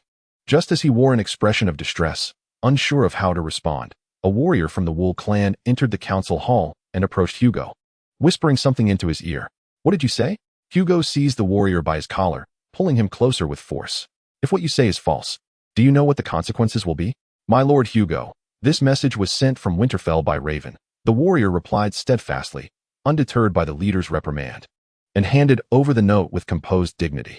Upon hearing the mention of Winterfell, Yura and the others knew that their situation had likely been exposed, though they pondered why it had happened so swiftly. Historically, Winterfell would not have discovered their escape until at least the following afternoon. Unbeknownst to them, when Vaan reached Grey Whisker Harbor and learned that Wayne had followed Yura's escape, he was initially at a loss for what to do. However, Vaan swiftly resolved to send a message in secret by Raven to Winterfell, reporting Yura's flight. Winterfell promptly reacted by issuing a command throughout the north to apprehend Yura. Hugo was familiar with the warrior's character, yet he struggled to accept this news. He gently released the warrior, took the note, and with wide eyes, scrutinized it repeatedly. His initial astonishment turning into disbelief, as if he had swallowed a fly, feeling exceedingly ill. Finally, he let out a heavy sigh and, with a sense of resignation, inquired, "Is this true? Why? Is it worth it?" Jola refrained from responding, fully aware that any explanations would be in vain. He merely lamented the fact that he had entangled Linny's and others in peril, rendering them mere pawns in someone else's game. "Mans, you are to announce my orders. From this moment forth, all clan members shall remain at home, forbidding anyone from wandering outside, let alone departing from the stronghold," Hugo stated coldly, pressing his hands against his temples. The individual referred to as Mans was the valiant warrior who had entered to deliver the message, Hugo's foremost champion, entrusted with safeguarding the stronghold, while Hugo ventured forth to patrol and hunt. Mans appeared momentarily taken aback, casting a surprised glance at Hugo, but soon nodded and swiftly exited the council chamber. "Enough, Jola. I do not wish to know what transpired. You may leave. I shall ensure that the horses you need are prepared at the stronghold's gates." Jola's arrangement for Flint to procure horses had already been reported to Hugo. Rubbing his temples, Hugo continued, "You are a hero of House Worrell, and you have saved my life. Yet you are aware of the strained relations between the northern mountain clans and Winterfell. I can only convey that by tomorrow afternoon, I shall be compelled to inform Winterfell of your presence here." Having said this, he turned towards Wayne, who had remained silent, opening his mouth as if to speak, but ultimately refraining. With a sweeping gesture, he signaled for them to depart hastily. Jola nodded in acknowledgement, saying nothing, as he led the group toward the stronghold's entrance. Chapter 30. The clan's pursuit. The members of House Worrell were equally perplexed. They had anticipated a grand celebration upon the arrival of a hero. However, with the chieftain's orders issued, they had no choice but to remain indoors. Upon reaching the stronghold's gates, Jola and his entourage found Flint seated atop a cart, awaiting their arrival, flanked by two splendid steeds. Jola glanced back at the council chamber, noting that Hugo had not come to see them off. Without displaying any emotion, he merely nodded in gratitude towards the chamber before departing with his companions. Wayne and the others did not linger in Crown's End, but instead made their way directly towards the last river. Given that a warrant for his capture had already been issued by House Worrell, every locale in the north now posed a danger for Jola, who needed to flee swiftly. The last river originated not far south of Crown's End, flowing eastward through Hearthstone and the area of the horrific keep, heading straight for the Shivering Sea. Once Jola and his companions entered the Shivering Sea, they would no longer need to worry about being pursued by Eddard Stark, at least for the time being. No one would be aware of their destination. Even if Eddard learned days later of their appearance within House Worrell, he would likely assume they had headed north to ally with Gior or ventured further north still. Wayne and the others hastened along the banks of the last river, seeking a fishing village port from which they could embark on a merchant vessel bound for Essos or White Harbor. Yet, despite their urgency, the presence of the cart hindered their speed compared to the lighter cavalry. Thus, Jola found himself at the rear, vigilantly monitoring their surroundings. "Everyone halt," Jola called out ahead. With years of battlefield experience, he suddenly felt a surge of pride. As everyone paused, he could hear the distant thunder of galloping steeds in his ears. "Everyone, we must leave this place swiftly." Although uncertain whether the approaching cavalry was headed for them, prudence dictated that they depart promptly. "Lord Jorah, surely they cannot be coming for us?" Flint inquired, maneuvering the carriage while glancing at Jorah, who had dashed to his side. Even he sensed that, up to this point, no faction would pursue them here. "Let us hope so," Jorah replied, just as the cavalry appeared behind them. Wayne turned to see that among the leading trio, he recognized two, Hugo and Mance of the Waller clan, accompanied by a third warrior in tribal garb, whom he had not encountered before. Following them were nearly 10 more valiant fighters. Wayne noticed Jorah's gaze, filled with surprise and despair as he looked ahead. "Wayne, can you use a fireball to obstruct them?" "Lord Jorah, I shall attempt it," Wayne responded, turning his attention to the rapidly approaching Hugo and his companions. Clearing his mind of all distractions, he meditated on the spark of the galaxy, conjuring a brilliant fireball to hurl backward. Upon seeing Wayne glance back, Hugo's heart raced, prompting him to alert those by his side. As the fireball soared through the air, the onlookers gasped and swiftly evaded its path, only to resume their pursuit shortly thereafter. Noticing the fireball's minimal impact, Wayne felt a sense of futility and contemplated other means to hinder Hugo's advance. Just then, Hugo and his men had caught up, blocking their escape. What does Hugo mean by this? In Jorah's memory, Hugo was a man of his word, and he could not comprehend why he had turned against them. Hugo remained silent, but another robust man whom Wayne did not recognize stepped forward with a grin. "Lord Jorah, it has been a while."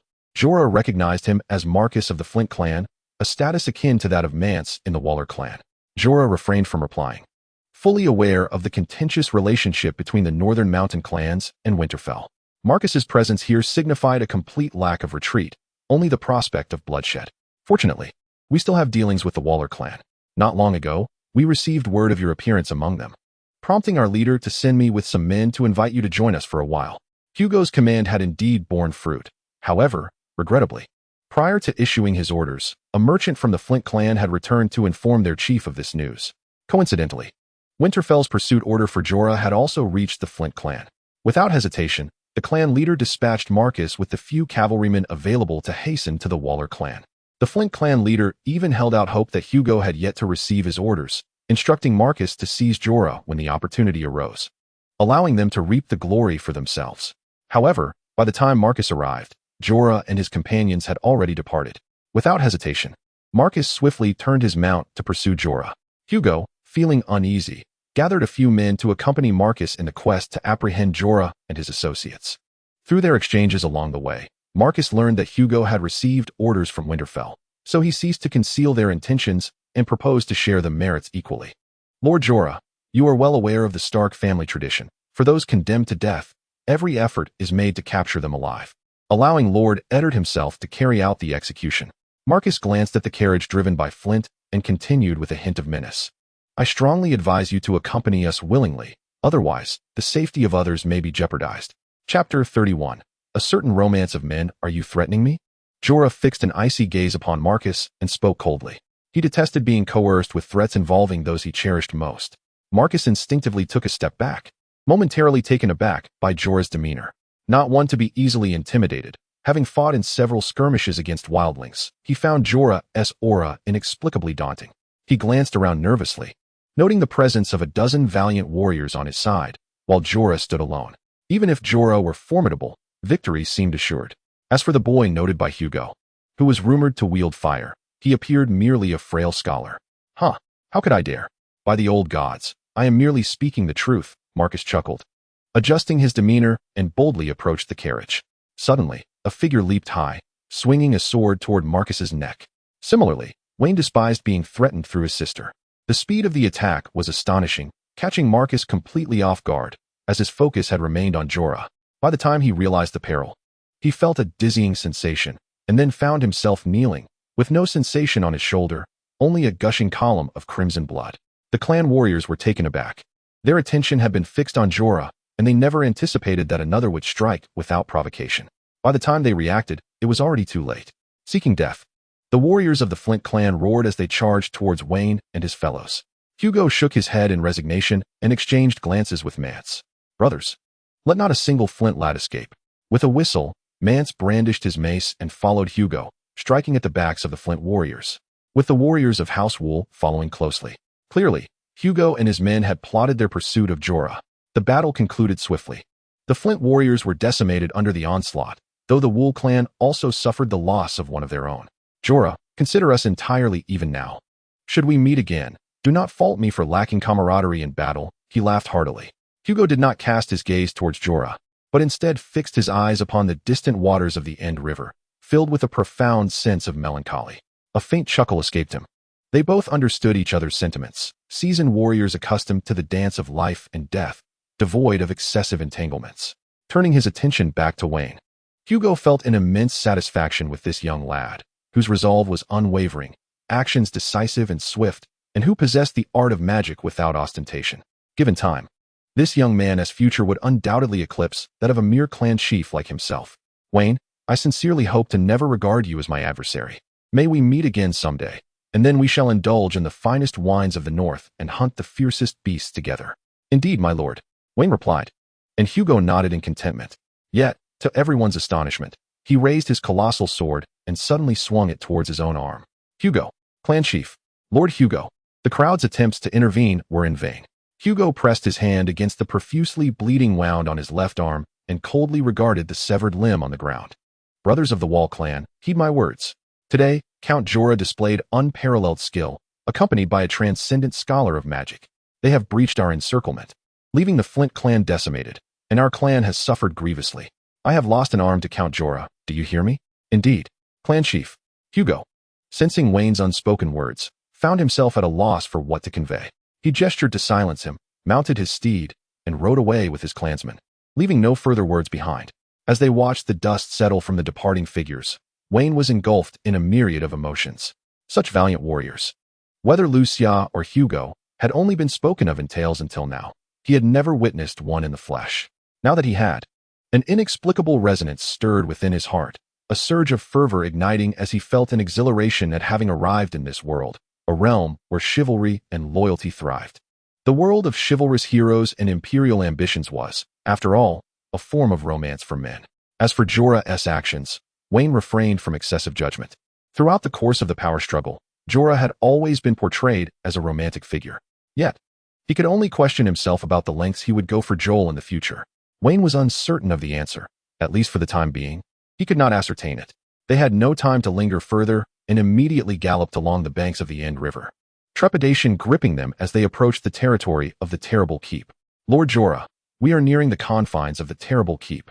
While the Bolton and Stark families have their differences, they still fall under Stark's authority for now, so we ought to proceed with caution, Wayne cautioned Jorah. For reasons unbeknownst to him, the closer they drew to the Terrible Keep, the more uneasy his heart became. In the depths of his mind, a name persistently surfaced, representing someone Wayne perceived as a quintessential rogue, if not a demon. Chapter 32, Ramsay Bolton or Roose Bolton. I have fought alongside him. His skills are mediocre, and he has never been particularly loquacious. Yet, he has always instilled in me a sense of dread. Jorah contemplated for a moment and continued. His military acumen is quite impressive. He possesses a knack for strategy. Throughout the rebellion, I suspected he was biding his time, conserving his strength. My lord Jorah, have you heard of Ramsay Bolton? Wayne pondered, then corrected himself. Or perhaps Roose Snow, the bastard of Roose? No, I have heard of Domeric Bolton, Roose's legitimate son. I understand he is quite an admirable young man. Wayne chose not to elaborate further, seemingly indicating that Ramsay had not yet fully acquired infamy. As they continued their journey, an obstruction of debris and rotting would suddenly block their path. It is not unusual for the riverbanks to be littered with such detritus, particularly during the summer floods. My lords, please help us. Just as Wayne and his companions dismounted to clear the obstruction, a young couple appeared before them. My lords, we are a newlywed couple. A noble seeks my wife's right of the first night. We refused, so we fled, and soldiers are pursuing us. Please, we implore you to save us. The young man pleaded desperately, while the woman beside him wore a visage of sheer terror, with distant barks of dogs echoing ominously. Wayne had indeed heard that the Bolton land still upheld the archaic right of the first night. He glanced at Jorah, who reciprocated with a look of mutual consultation. However, they too were on the run, considering that it might be prudent to avoid complications. With a mere exchange of glances, they reached a silent accord. Young man, we are powerless to assist. Kind lords, if you save us, we shall serve you as your loyal servants. The young man persisted with fervor. Just as Yora was about to decline once more, a voice emerged from the carriage. Yora, help them. They are far too pitiable. Indeed. Wayne, lend them assistance. Chimed in Laina from within the carriage. How could the two compassionate ladies disregard the plight of the distressed couple? Oh, very well. Yora sighed in resignation. You may take refuge in the carriage and see if you can evade them. Yora still hoped for a peaceful resolution, considering his current status as a fugitive. Thank you, my lord. Upon hearing Yora's response, the couple eagerly expressed their gratitude and hastily climbed into the carriage. Once everything was arranged, Yora, Wayne, and Flint set about clearing the obstruction before them. Yet, an inexplicable feeling gnawed at Wayne. All of this seemed far too coincidental. Just as he contemplated discussing this with Yora, several soldiers, accompanied by two robust hunting dogs, approached them. Hey, have you seen a young couple? The lead soldier stepped forward and sharply inquired of Yora, seemingly recognizing him as the leader, eschewing any circumlocution. No. Jorah lifted his gaze to the soldier, offering a casual reply before resuming his task of clearing debris. What brings you here? The soldier showed no intention of departing. We are merely passing through, but we happen to be obstructed by these stones and timber, Flint interjected. The soldier surveyed his surroundings, finding the situation dull, and prepared to lead the others away. Just as they were about to leave, two hunting dogs strained against their leashes, racing towards the carriage. The soldiers quickly noticed the disturbance and moved closer to the carriage. The nearer they approached, the more agitated the dogs became, barking incessantly. What lies within the carriage? It is my lady and her maid, and, oh yes, some provisions. Flint thought uneasily, realizing the dog's reaction was problematic and fabricating a plausible excuse. We must inspect the carriage. You dare. Jorah, unable to contain his fury, drew his sword, ready to confront the bothersome soldiers. Although he was a fugitive, he was still a valiant count, unaccustomed to such indignities. Wayne and Flint swiftly followed suit, unsheathing their swords to shield Jorah. The soldiers, unfazed, likewise drew their weapons, one particularly aiming a crossbow at Jorah. Kind sirs, I appreciate your intentions, but I shall step outside. A man emerged from the carriage, grinning, devoid of any semblance of pity or fear. You scoundrel. So you are indeed here. Hand over the woman. The leading soldier shouted with a laugh. The man's expression darkened momentarily before quickly reverting. However, the soldier who had just laughed was suddenly struck with terror as he beheld the man from the carriage. Scoundrel? This is bad, Wayne shouted, lunging towards the man, sword aimed at his heart. The scoundrel is none other than Ramsay Bolton. This ruthless, sadistic fiend had long reveled in his wickedness under the guise of a scoundrel in Bolton territory. Wayne regretted allowing Laina to be placed in such peril. Ramsay was momentarily taken aback, not expecting his hunting scheme to be unraveled so swiftly by this seemingly inconsequential youth, and that the youth would immediately seek his life. He hastily retreated, attempting to evade the blade. Simultaneously, the sound of a crossbow string being drawn resonated. Wayne recalled that the soldiers of House Bolton were exceptionally skilled marksmen. He dared not gamble, and swiftly redirected his aim towards Ramsay's groin. You vile wretch. Ramsay cursed, retreating to the carriage's entrance, using a nearby body as a shield against Wayne's assault. Chapter 33, Fire Magic, Firearms. In an instant, Wayne realized who Ramsay had dragged forth as a human shield. He was compelled to abruptly halt his assault, rolling to the side to evade the oncoming crossbow bolts.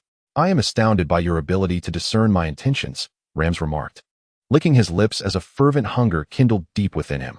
However, I relish the challenge of such a game. Gripping the struggling Laina, Rams descended from the carriage with a broad smile, instructing, now, please lay down your weapons.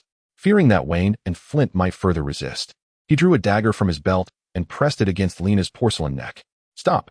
Wayne and Flint urgently discarded their swords, attempting to dissuade Rams. Satisfied, Rams nodded. But upon noticing Jorah's immobility, he furrowed his brow momentarily before mockingly taunting. Come out now, darling. From within the carriage emerged the woman who had previously masqueraded as a bride, brandishing a dagger against Linny's waist, her voice tinged with jealousy. When you encounter two women, you become utterly entranced. I suggest you cease seeking me thereafter. Linny's, tears streaming down her face, was bewildered at being held hostage in such a manner. And though she longed to curse these ungrateful scoundrels, her thoughts drifted far beyond the heavens. Clang. Jorah's sword clattered to the ground. He recognized the futility of resistance. "That is more like it," Rams exclaimed, pleased with Jorah's compliance. He then began to fervently lick Lena's beautiful face, delighting in the near madness of Wayne and Flint. "My dear Miranda, I assured you that you would be my wife, so there is no need for you to feel unnecessary jealousy.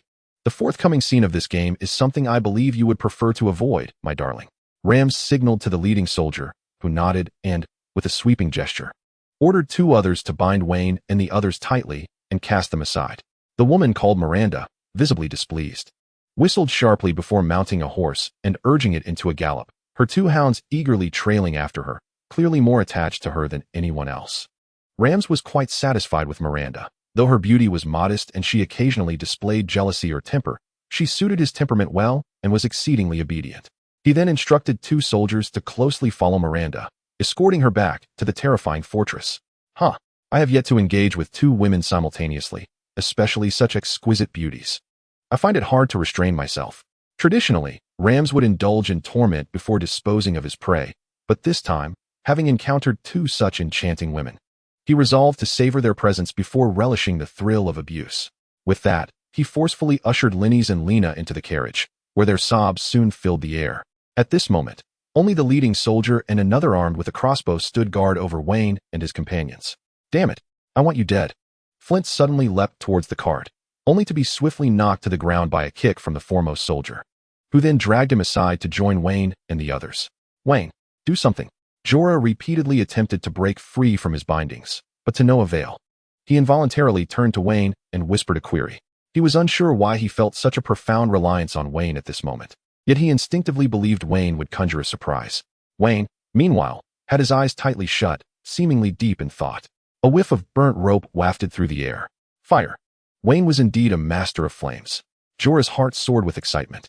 "Lord Jorah, turn around." Upon hearing Wayne's call, Jorah hastily turned, exposing his bound hands to Wayne. The leading soldier, noticing the unusual scene, grew perplexed as he pondered how they could escape their bindings, and charged towards them with his sword drawn. Fire magic. Fireball. Wayne had longed to proclaim his technique loudly, having even crafted a name he found particularly exhilarating. And indeed, upon shouting it, he felt an immediate elevation in his stature. A colossal fireball hurtled towards the advancing soldier, who, terrified, discarded his sword and fled in a panic. It was the first time he had witnessed someone conjuring a fireball out of thin air, and the sheer terror compelled him to flee desperately. Soon, Jorah was also liberated. He swiftly seized a sword and charged towards the cart.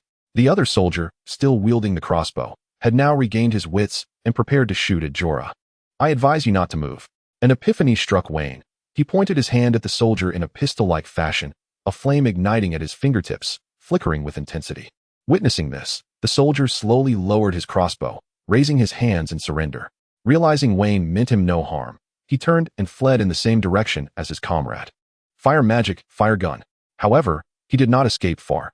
A fiery line pierced through his head.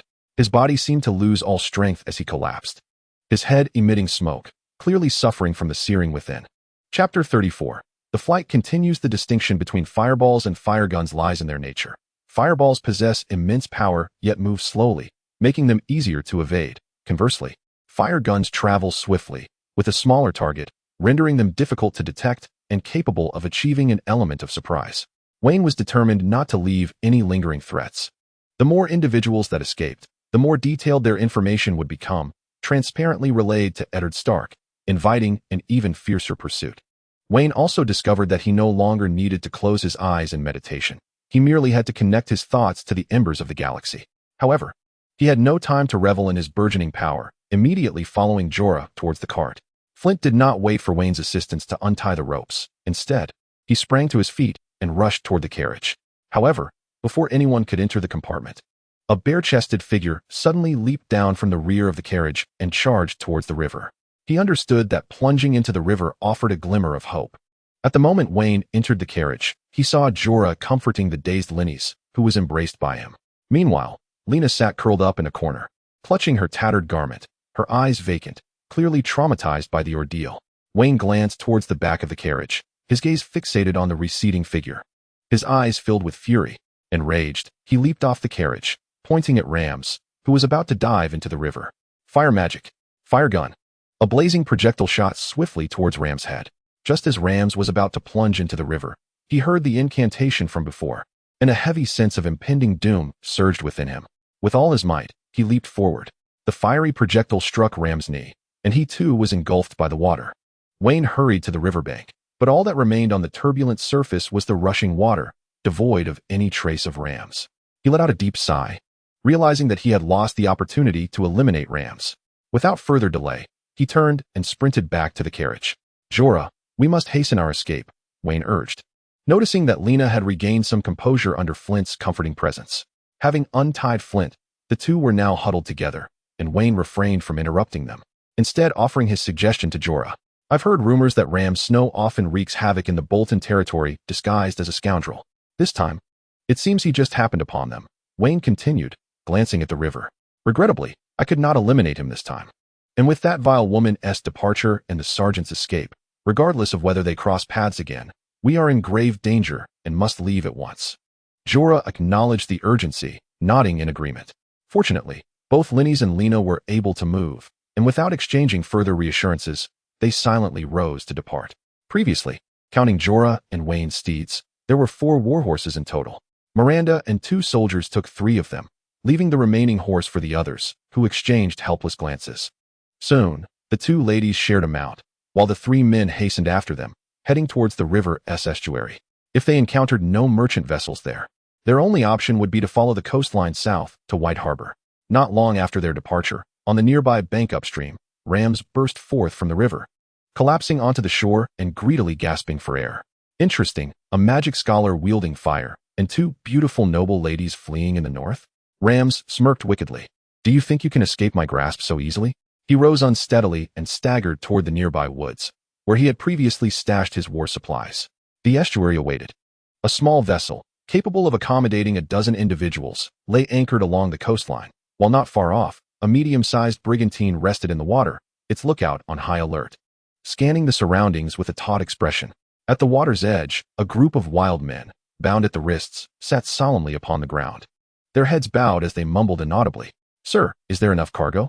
A burly man, his face adorned with stubble, inquired deferentially of a tall figure beside him, whose attire bore the distinct style of Essos, immaculate and well-kept.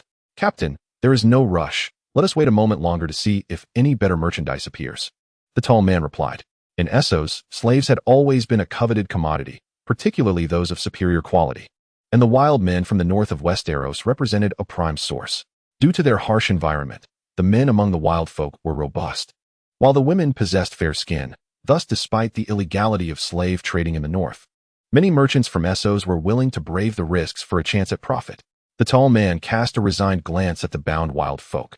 This was his inaugural venture in the family business, and whether it was divine wrath or some other misfortune, he lamented the absence of any noteworthy high-quality goods among this lot. The odds of encountering such a situation were exceedingly slim, yet here he was, faced with it nonetheless. As the heir to one of the leading trading families in Lys, the Voluelu family, male Voluelu need not have personally embarked on this endeavor. He could have easily hired a captain. However, his father had inexplicably perished in the arms of his mistress.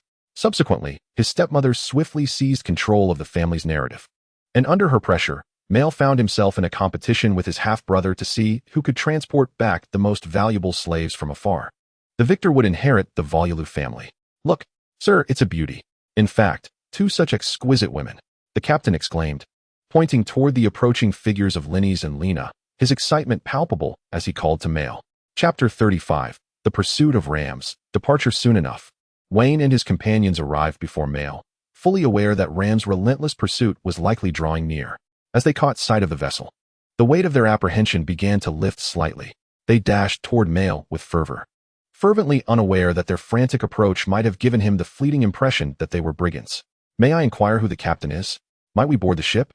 Jorah spoke first, eager to waste no further time, still haunted by Linnies' prior ordeal. Do you trade in slaves? Male did not respond directly, but rather gazed with rapt attention at the 2 alluring women upon their steeds, eagerly countering with a question of his own. At that moment, Laina, clad in tattered garments, was merely draped in an overcoat gifted by Flint, her nearly perfect figure drawing the gaze of men. Meanwhile, Linnies, pale as a ghost, leaned heavily against Laina's shoulder, exuding an ineffable, morbid beauty that compelled men to yearn to draw her into their embrace. Yura was momentarily taken aback, but upon observing the bound wild men beside him, his seasoned instincts quickly informed him of the nefarious dealings transpiring before him. At a loss for words, he grappled with how to respond. To affirm would imply he possessed no slaves to trade, while to deny could provoke a violent confrontation with this group engaged in illicit activities, jeopardizing any chance of escape. "Are the two lovely ladies for sale?" Male inquired urgently, disregarding Yura's silence. In his eyes, acquiring such high-quality assets was pivotal to securing victory in the current contest, and even if the ladies were not for sale, he intended to procure them with his own funds, willing to gamble recklessly. Before Yura or Wayne could respond, the distant sound of relentless barking echoed, soon accompanied by the thunderous clatter of hooves. "Quick, aboard the ship. We shall discuss matters there." It was not only Yura who felt the weight of fear. Male too was apprehensive of the patrolling Northman Rangers.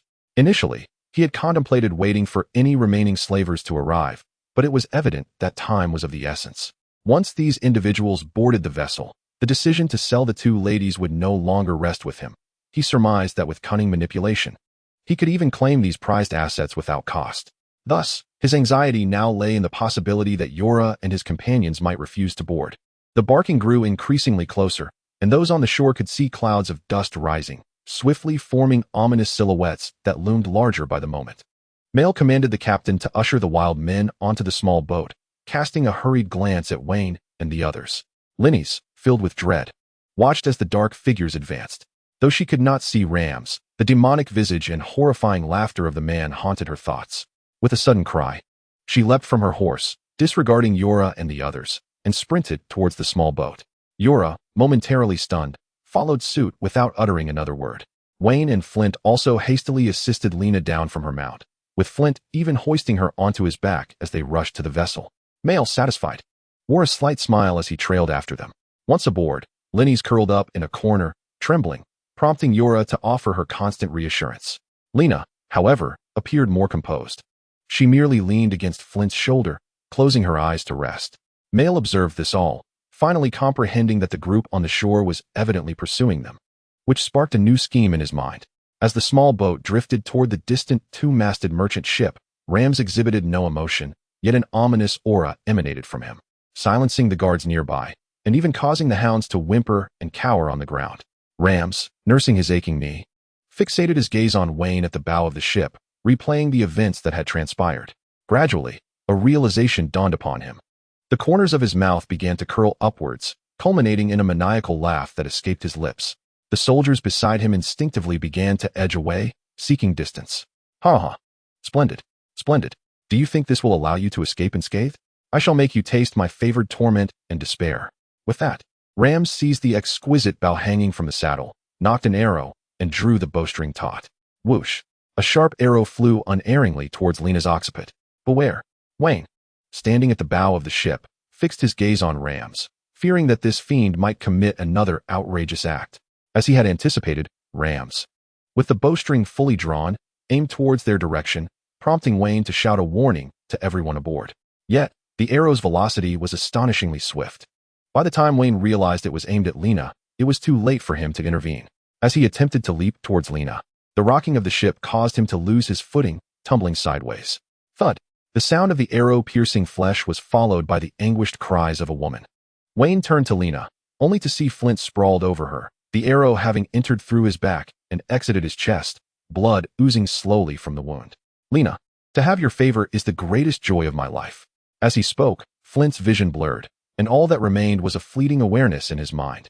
"Laina, you must take care." With that, his consciousness swiftly faded, leaving behind a cold, lifeless body.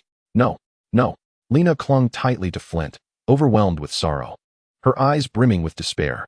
Wayne, consumed by rage, pointed an accusatory finger at Rams. "Fire magic. Fire shot." A fiery streak shot forth from Wayne's fingertips towards Rams. Seeing this, Rams was struck with terror. He hastily dismounted and scrambled towards the nearest large rock, limping as he ran. However, before the fire could reach him, it dissipated into a small flame, carried away by the wind. Wayne finally understood that this method of attack had its limits. "Ha ha ha, you filthy scoundrel, you wretched bastard, come. Unleash your pathetic magic upon me." Rams, realizing the fire had vanished, cackled madly, hurling insults at Wayne aboard the ship, reveling in his sense of triumph. The only regret perhaps being that he had not slain the beautiful maiden. Chapter 36. Fire Magic, Fire Lotus. Wayne's eyes burned crimson, nearly frenzied as he glared at the equally deranged Rams. Flint was not merely his loyal guard. He was also Lena's beloved, a brother-in-arms who had shared trials with him. And at this moment, Flint's fate hung in the balance. Fury engulfed his mind, rendering the sounds around him eerily silent.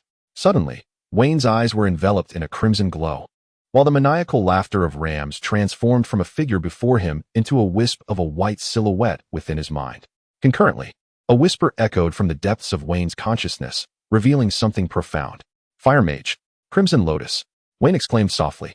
No sooner had the words escaped his lips than a crimson lotus sprouted from the white silhouette in his mind, expanding relentlessly, impervious to any attempts by the figure to disperse it. What is this? It's agonizing. Rams, who had been laughing wildly just moments ago, now found himself ensnared by the lotus, struggling in torment. Soon, a delectable aroma wafted from Rams, while the surrounding soldiers stood in bewilderment, having forgotten their mission to rescue the young lord. Rams, a graceful figure fearlessly lunged towards him, striving to drag him toward the sea.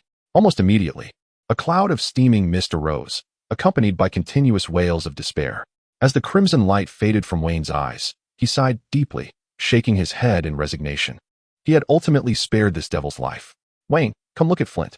You must be able to save him, I beg you. Lena shouted frantically, shaking Flint's body in desperation. At that moment, in her heart, her brother was omnipotent, and Flint's departure only made her think of him. Wayne turned back to Flint, prepared to revive his friend as he had done for Liana. Wayne, you. But at that instant, Lena cried out once more. Are you all right, Wayne?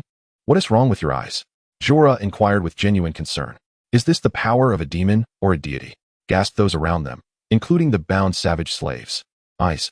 Wayne instinctively rubbed his eyes, feeling no discomfort, merely a sense of fatigue. What is this? He suddenly noticed his hands were damp, and upon close inspection, they were stained with bright red blood. At this moment, Wayne's eyes were filled with blood, trickling slowly down his cheeks. What is happening? Confusion enveloped Wayne. His eyes felt no pain, only a slight soreness and dizziness, yet his vision remained unchanged, not tainted red, let alone anything else. Wayne, Lena cried out again, her voice laced with worry, fearing the worst for him after enduring so much. He could not dwell on this. Stumbling towards Flint, Wayne took a deep breath, attempting to connect with the fire seed of the stars. However, this time, no matter how hard he tried or how deeply he meditated, the stars in his consciousness refused to coalesce. What is going on? Lawler, Wayne exclaimed, panic overtaking him as cold sweat beaded on his forehead, repeatedly calling out Lawler's name. As the crowd witnessed Wayne's state, they continued their efforts to rescue Flint, holding their breath in apprehension. Laina, with tears streaming down her face, tenderly wiped the blood, tears, and sweat from Wayne's cheeks. Child, you must understand that in this world, I am not the only deity. What do you mean, Laro? In response to Wayne's persistent calls, Laro finally replied, but his words struck Wayne deeply. This world is not solely inhabited by me. Faith is the source of our strength and the realm to which humanity ascends after death. Wayne comprehended that the existence and power of each deity are determined by the strength of their believer's faith. And every soul after death journeys to the domain of the god they worshipped in life. This explains why every pantheon appoints their emissaries and missionaries on earth. Laina's survival is attributed to her youth. Despite being influenced by adults, she has yet to form a definitive belief system. Wayne could grasp the spark of life within Laina through his strength.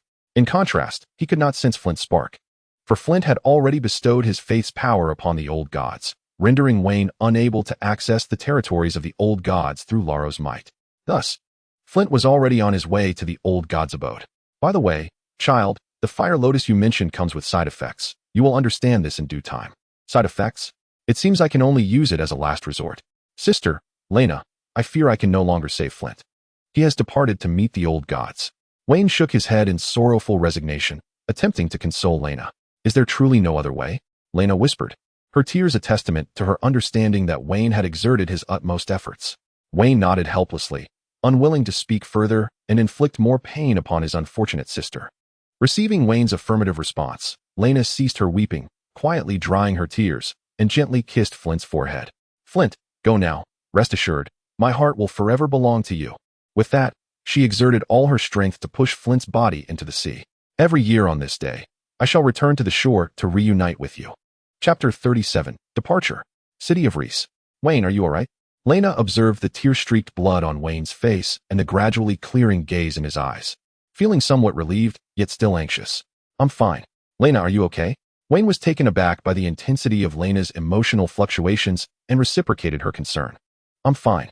Do you know the one who killed Flint? It is Ramsay Bolton, the illegitimate son of Lord Luce Bolton. He may not bear the Bolton name now, but he will in the future. All right, I understand. With that, Laina curled up, falling silent, her eyes gazing quietly at the bottom of the boat. Wayne recognized that the pain within his sister ran far deeper than her calm facade suggested, but she simply needed a moment of solitude. So he refrained from disturbing her further. Flint, rest assured, I will take good care of Lena and ensure that Rams receives his due fate, Wayne declared, turning his gaze towards the receding figure of Flint, silently vowing.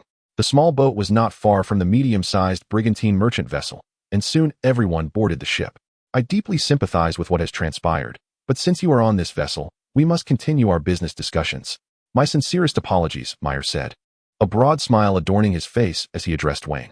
Previously, Meyer had perceived Yora as the leader due to his aura, but after witnessing the recent scene, he sensed that Wayne held the true authority. However, Wayne was in no mood to engage with him. Completely disregarding Meyer as he embraced Lena and sat down by the edge of the ship, leaning against each other. Meyer felt a flicker of anger. After all, this was his ship, and no one had ever dared to ignore him. My lord, please do not be upset. As you can see, my friend here is still in a state of sorrow. Perhaps we should converse, Yora interjected, hastily stepping forward, anxious to prevent the situation from deteriorating further. Very well. Let us reiterate. Are these two cargoes for sale? Meyer inquired, pointing at Linny's and Lena. That seems rather inappropriate, Yora replied, his temper simmering as he subtly placed his hand on the hilt of his sword.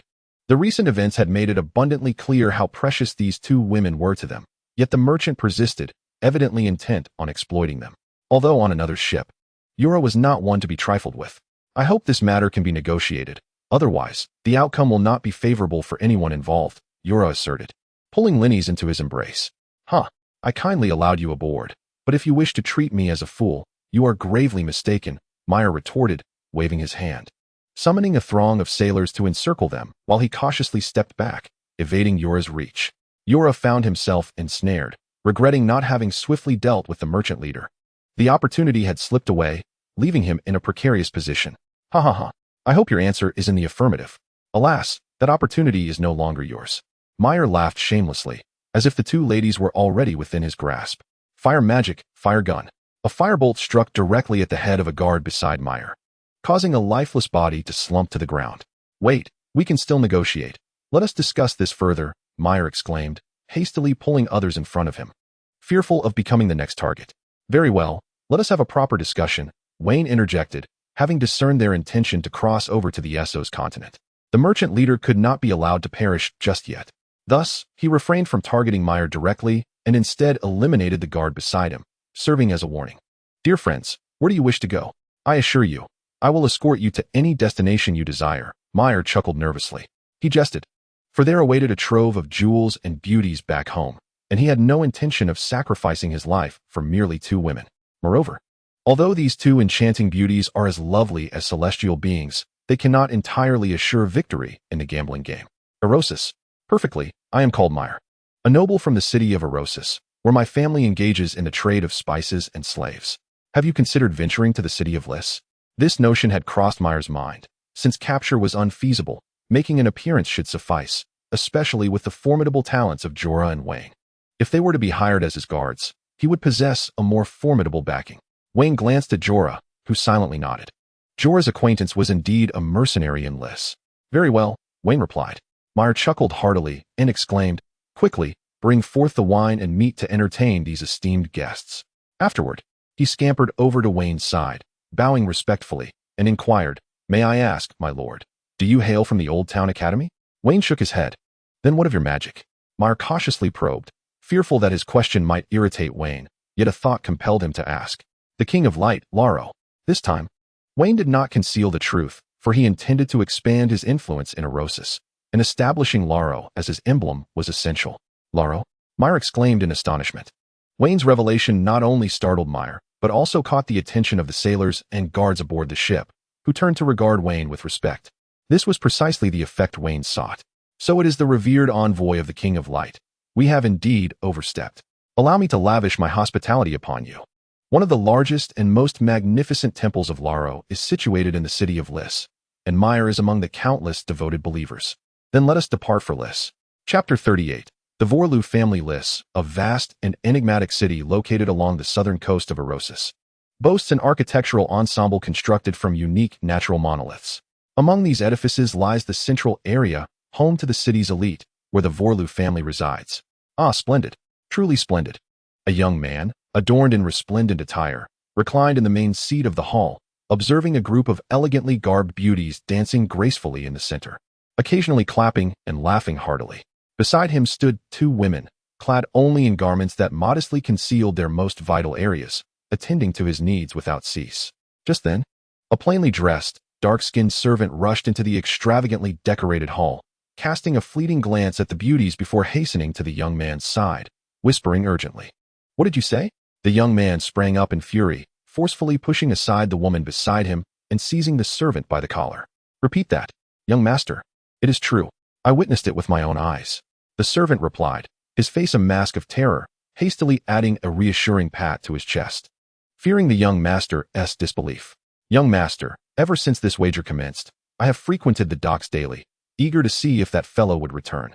Today, he has indeed returned, accompanied by two extraordinary beauties, I swear by the King of Light. Oh, are they more beautiful than the enchantresses by my side? Or do they surpass those in the hall?" At that moment, the young man had regained his composure, releasing his servant's collar and gesturing towards a group of dancers with a smile. The servant, following the young man's cue, surveyed the women one by one. Although these ladies were undeniably lovely and could fetch a handsome price in the outside world, they paled in comparison to the two divine beauties. Like comparing a crow to a phoenix, the disparity was unmistakable. The servant, having struggled to articulate his thoughts, could only utter those two words, "Get out." The young man, fully aware of his servant's intent, forcefully shoved him to the ground and, with a face contorted in fury, bellowed at all the women present, "Begone! All of you leave." The dark-skinned servant, upon hearing this, scrambled to his feet and dashed toward the hall's entrance. He had intended to swiftly relay this news to the young master for a reward, but never anticipated such a consequence. Had he known, he would have informed the steward instead, allowing the steward to convey the message to the young master, perhaps earning a favor in the process. As he rushed out of the hall, he glanced sideways at a certain elderly gentleman in the corner whose expression was stormy. A jolt of fear surged through him, and without further hesitation, he fled the hall. He needed to escape Riss City post-haste, otherwise death awaited him. Soon, only two remained in the hall, the young man and the grim-faced elder in the corner. Did you not claim there would be no issues? With the absence of outsiders. The young man turned his gaze towards the shadowy corner. Indeed, there should have been no issues unless unforeseen circumstances arose. The dark-faced elder slowly approached the center of the hall, contemplating briefly before continuing. "Young master, as you are aware, the pirates of the Stone Steps Archipelago, though stripped of their former glory, can still easily ambush a merchant vessel. Are you suggesting they missed their target?" The young man inquired, incredulity creeping into his voice. "That should be impossible. The eldest young master's ship carries one of our informants. He would have ensured the pirates were aware of their position." The eldest young master? The young man fought to suppress the fury within him, his eyes glinting with cold light as he coldly retorted, "Filko, I distinctly recall stating that the Wallalu family possesses but one young master, and that is me, Wallalu." Filko, the grim-faced elder, was indeed the steward of the Wallalu family.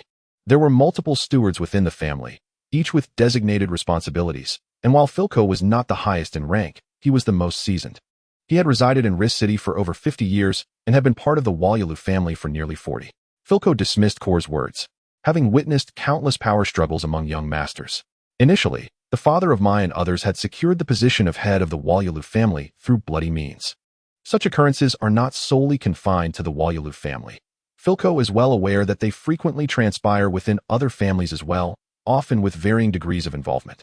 Filko possesses his own network, composed of significant figures from the prominent families of Riss City, including but not limited to stewards, illegitimate offspring, and various relatives.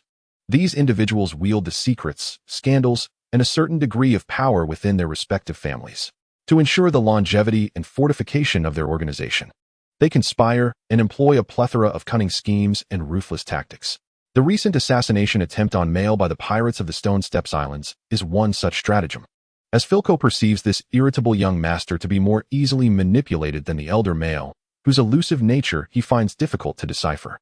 Although Filco possesses some leverage against the elder Mael, it pales in significance when considering the stature of a legitimate heir within a grand family. Very well, young master. Filco acquiesced, yet his gaze shifted towards the hall's entrance, where a servant dared to intrude upon his communication with the young master. That servant must be dealt with, lest word of this incident spread, complicating his future management of the lesser servants. Cole, following Filco's line of sight, understood the unspoken implications. He refrained from comment. Merely gesturing for Filco to depart, such trivial matters did not warrant his concern, as he grappled with far more pressing issues. Observing this, Filco bowed slightly and withdrew, his mind already concocting various torturous methods to eliminate that servant. Mael, even if you acquire a valuable slave, what of it? I shall make you aware that in the face of absolute power, all efforts are rendered futile. He chuckled darkly. Chapter 39. Remember. The head of the Walialu family at the port of Riss City, a medium-sized, double-masted merchant ship, gently approached the dock. Behold, esteemed guests, this is Riss City, Mael proclaimed proudly, thumping his chest in introduction to Wayne and the others. Linny swiftly brushed past Mael, disregarding him entirely, her eyes scanning the vicinity as she made her way to the nearest inn, having grown weary of the cramped conditions and the overwhelming stench of men aboard the vessel. Jorah followed closely behind, anxious not to lose sight of his beloved. For Wayne, accustomed to the towering edifices of his previous life, even the grandiosity of Riss City paled in comparison, merely presenting itself as a unique spectacle. Sister, shall we disembark as well? Laina did not respond verbally, but nodded slightly, descending the merchant ship at a measured pace. Wayne sighed in resignation and quietly trailed behind her. Ever since that day Laina cast Flint's corpse into the sea, she had become taciturn, transforming from her previously gentle demeanor to one of frosty indifference. In that moment, Mael appeared notably uncomfortable, clearing his throat several times before respectfully addressing Wayne. My lord emissary, should you find yourself uncertain of your destination in Riss City, you are most welcome to reside in my home. What? Before Wayne could respond, the almost distant Linnies turned back and dashed towards him, inquiring whether he had a grand bathhouse and a variety of culinary delights. Although Wayne had yet to answer, Mar politely nodded. It was only then that Linnies realized her rudeness, blushing as she glanced at Wayne and Lena. Observing Lena beside him, Wayne sighed again. Although he had already devised a plan, it was indeed inconvenient to involve Lena and the others. However, will it cause any trouble if I stay at your residence? Wayne asked tentatively. Trouble? Mar shivered slightly, suddenly recalling the oversight. He awkwardly replied, there might be a minor inconvenience. It may require some cooperation from a few of you. Indeed, they were as beautiful as celestial beings. Filco observed Meyer and the others at the dock, pondering thoughtfully. Yet, these individuals hardly resembled the slaves of a young master. Could they be his external allies? That seemed unlikely. Before setting sail, he had a comprehensive understanding of the young master's social circle, and it was precisely for this reason that he sided with the young lord. Who, then, were these individuals? How did the pirates of the Stone Steps archipelago fail to intercept them? Logically, such exquisite women would not have been overlooked by those brigands. No, something was amiss. Where was the traitor? Filco meticulously scanned all those disembarking from the merchant vessel, and upon confirming that none among them were the sailor traitor he had initially planted, he hastily approached Meyer and the others. He needed to ascertain how the young master had discovered the traitor and what information had been gleaned from them. However, Filco could never have anticipated that the traitor he feared had inadvertently fallen victim to Wayne's gunfire, allowing Meyer and his companions to slip past the pirates undetected. At the residence of the Walialu family, Cole traversed the rear garden, arriving at the entrance of a house adorned with exquisite floral carvings. Flanking the entrance were an array of opulent and vibrant vases, contributing to an air of nobility and elegance. Yet, within, sounds of indulgence between men and women echoed, starkly contrasting the refined ambience. Who is this ruffian? Cole listened impassively to the unruly noises, internally lamenting his predicament. He gritted his teeth. Under normal circumstances, he might have waited, but now was not the time for patience. Mother, Meyer has returned. I hear he has brought back 2 extraordinarily beautiful female slaves. Yet, there was no direct response from within. Instead, the raucous sounds grew increasingly loud, culminating in a peak of heightened noise before abruptly ceasing. At that moment, the door swung open, revealing a tall, burly man who casually draped his garments over his shoulder. Don't worry, young master. The man beamed at Meyer. thumping his solid chest with a hearty laugh, assuring him, even if that lad were to return with 10 priceless female slaves, the ultimate victor must be you. Upon hearing these words, a wave of nausea washed over Meyer, yet he maintained a smile and replied, "Ha, with you, Captain Kandak, standing by my side. There is certainly no issue." Kandak, satisfied by Meyer's response, laughed heartily as he departed. When did a lowly servant gain the power to influence the selection of the head of the Wayulu family? One day, I shall make you insolent commoners wish for death. Meyer glared fiercely at Kandak's retreating figure until it vanished from sight, before gathering his composure and stepping into the house. As he entered, a hedonistic atmosphere enveloped him. Meyer casually picked up 2 goblets of fine wine from the dining table and approached a disheveled bed, offering one goblet to a languid middle-aged beauty clad in sheer fabric. "Mother, is everything truly all right?" he inquired. "Rest assured." The beauty took the goblet, sipped delicately, and with a disdainful smile remarked, "Heh, most of the elders support us. And now Captain Kandak of the family guard stands with us. How can that boy possibly prevail? But mother, isn't this method?" Meyer hesitated, loathing the way his mother resolved issues, albeit for his future. "Heh, this isn't my fault. It's because of your late father, who neglected me, spending his days with those slave girls. I must take my revenge, even posthumously." The beauty's gaze turned toward the window, her eyes filled with deep-seated resentment. After speaking, she slowly rose from the bed, faced Cole, drained her goblet, and coldly continued, "My dear son, should you find dissatisfaction, once you ascend to the head of the Wayulu family, you may reclaim everything in due time. Remember, the head of the Wayulu family must be you." Chapter 40. The Bet We Have Arrived. A procession halted at the entrance of the Wayulu family estate. Philco hastened to Meyer's carriage, bowing respectfully as he addressed Meyer within. Although the assassination mission was orchestrated by him, he was not foolish enough to show discontent in Meyer's presence. Meyer swiftly exited the carriage, observing the guards streaming forth from the estate. He squinted, choosing not to indulge in the adulation of the crowd as he had previously, but instead directing his gaze toward a mounted guard ahead. At that moment, Philco cautiously lifted his eyes, following Meyer's line of sight, and saw the guard nod slightly. Is this an illusion? Philco pondered, bewildered. Just then, the guard's gaze sharpened and turned toward Philco. A jolt of apprehension coursed through Philco, causing him to quickly lower his head. It was the first time in many years that he felt intimidated enough not to meet a guard's eyes. Questions brewed within him, and he grew wary. Having received Wayne's approval, Meyer approached a carriage trailing behind and coldly stated, "Gentlemen, we have arrived. Please disembark." He cast a glance at the barefoot slaves trailing behind him and commanded the surrounding guards, "Take these slaves away and confine them in the slave quarters without delay." The slave quarters served as the holding place for the enslaved. Yes, the guards promptly moved forward, escorting the line of slaves onward, clearly indicating that the slave quarters were not within the estate. Before long, only a handful remained near Meyer, comprising several guards and 2 stunningly beautiful female slaves who had just dismounted from the carriage. This arrangement had been preordained by Wayne and Meyer, aimed at ensuring Meyer's victory and his ascension to the position of head of the family, thereby facilitating Wayne and others' residence within the Wolu family. Wayne and Jorah played the roles of Meyer's guards, while Lena and Linny's were the pivotal elements in Meyer's triumph, representing the invaluable female slaves. At this moment, Wayne and Jorah dismounted and approached Meyer. "Let us proceed," Meyer said, gesturing grandly as the significant individuals gathered around him. Philco observed the influx of people entering the estate, lost in contemplation. Within the council chamber of the Wolu family in Riss City, the bronze candelabra cast dark patterns upon the dome that resembled coiling serpents. Meyer stood at one end of the long table, his palms damp with cold sweat, soaking the golden embroidered lily patterns of his sleeves. His gaze shifted to Cole, who reclined against a scarlet velvet chair, leisurely twirling an emerald-studded dagger with his fingertips, while several armored guards, their expressions as stern as iron, stood like towers behind him. Lady Freya occupied the main seat, her deep purple gown as folds shimmering with a satin-like cold glow under the candlelight. Upon Meyer and his companions' return to the estate, he had summoned the prominent elders of the family to partake in the adjudication of the wager.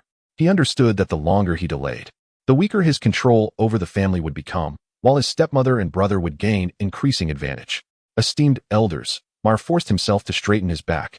According to the wager, we must determine today the value of the slaves I and Cole have brought back, to decide who will be the head of the family. He clapped his hands, and the hall doors opened with a resonant sound. Lena and Linny's entered, supported by 2 maidservants. Lena donned a simple white gown trimmed with silver threads, delicate pearls adorning her waist, her dark hair loosely styled into a fashionable bun reminiscent of old-town nobility. A few strands cascading down to accentuate her swan-like neck. Her downcast lashes framed a pallid visage, seemingly sculpted from ice.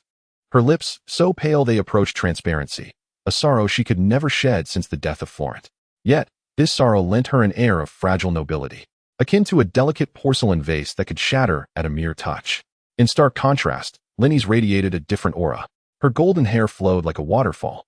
A peacock blue shawl from the Hightower family draped casually over her shoulders, revealing a ruby pendant resting upon her collarbone, a token of affection gifted by Jorah during their time on Bear Island. She held her chin high, the characteristic arrogance of old-town nobility etched upon her brow. Even reduced to mere merchandise, she resembled a phoenix trapped in captivity.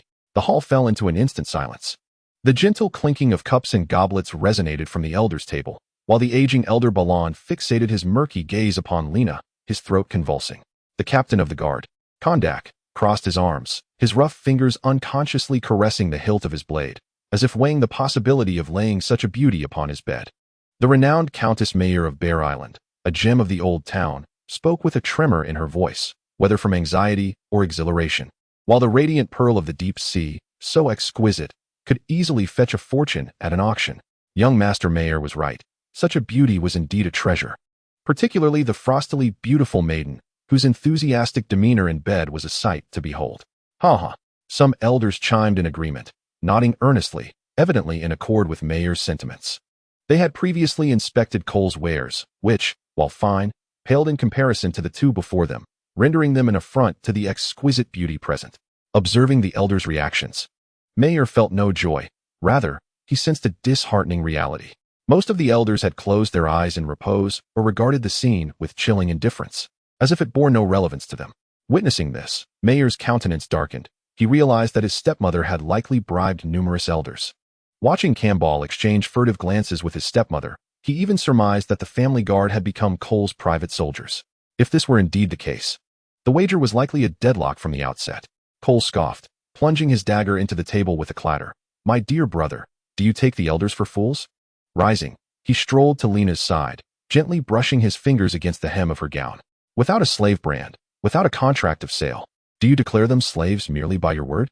He abruptly moved beside Linny's, gripping her wrist tightly, the gold bracelet digging into her skin, eliciting a pained gasp from her. "Perhaps you conspired with pirates to abduct this noble woman, intending to bring ruin upon our Wyalu family." As soon as the words left his lips, the hall erupted into chaos once more. Young Master Cole spoke rightly. Indeed, without a brand, they cannot be deemed slaves. Thus, they cannot be considered stakes. Moreover, should the Old Town learn of this matter, they would undoubtedly hold our Wyalu family accountable. The young master is indeed confused. Observing the tumult within the hall, Lady Freya's lips curled into a barely perceptible smile. Chapter 11. The Envoy of the King of Light, Rollo. The bronze candelabra in the council chamber flickered erratically, resembling serpentine patterns writhing in the firelight. Lady Freya caressed the moonstone necklace around her neck, a trophy she had personally extracted from her husband's lifeless body on the night of his untimely demise.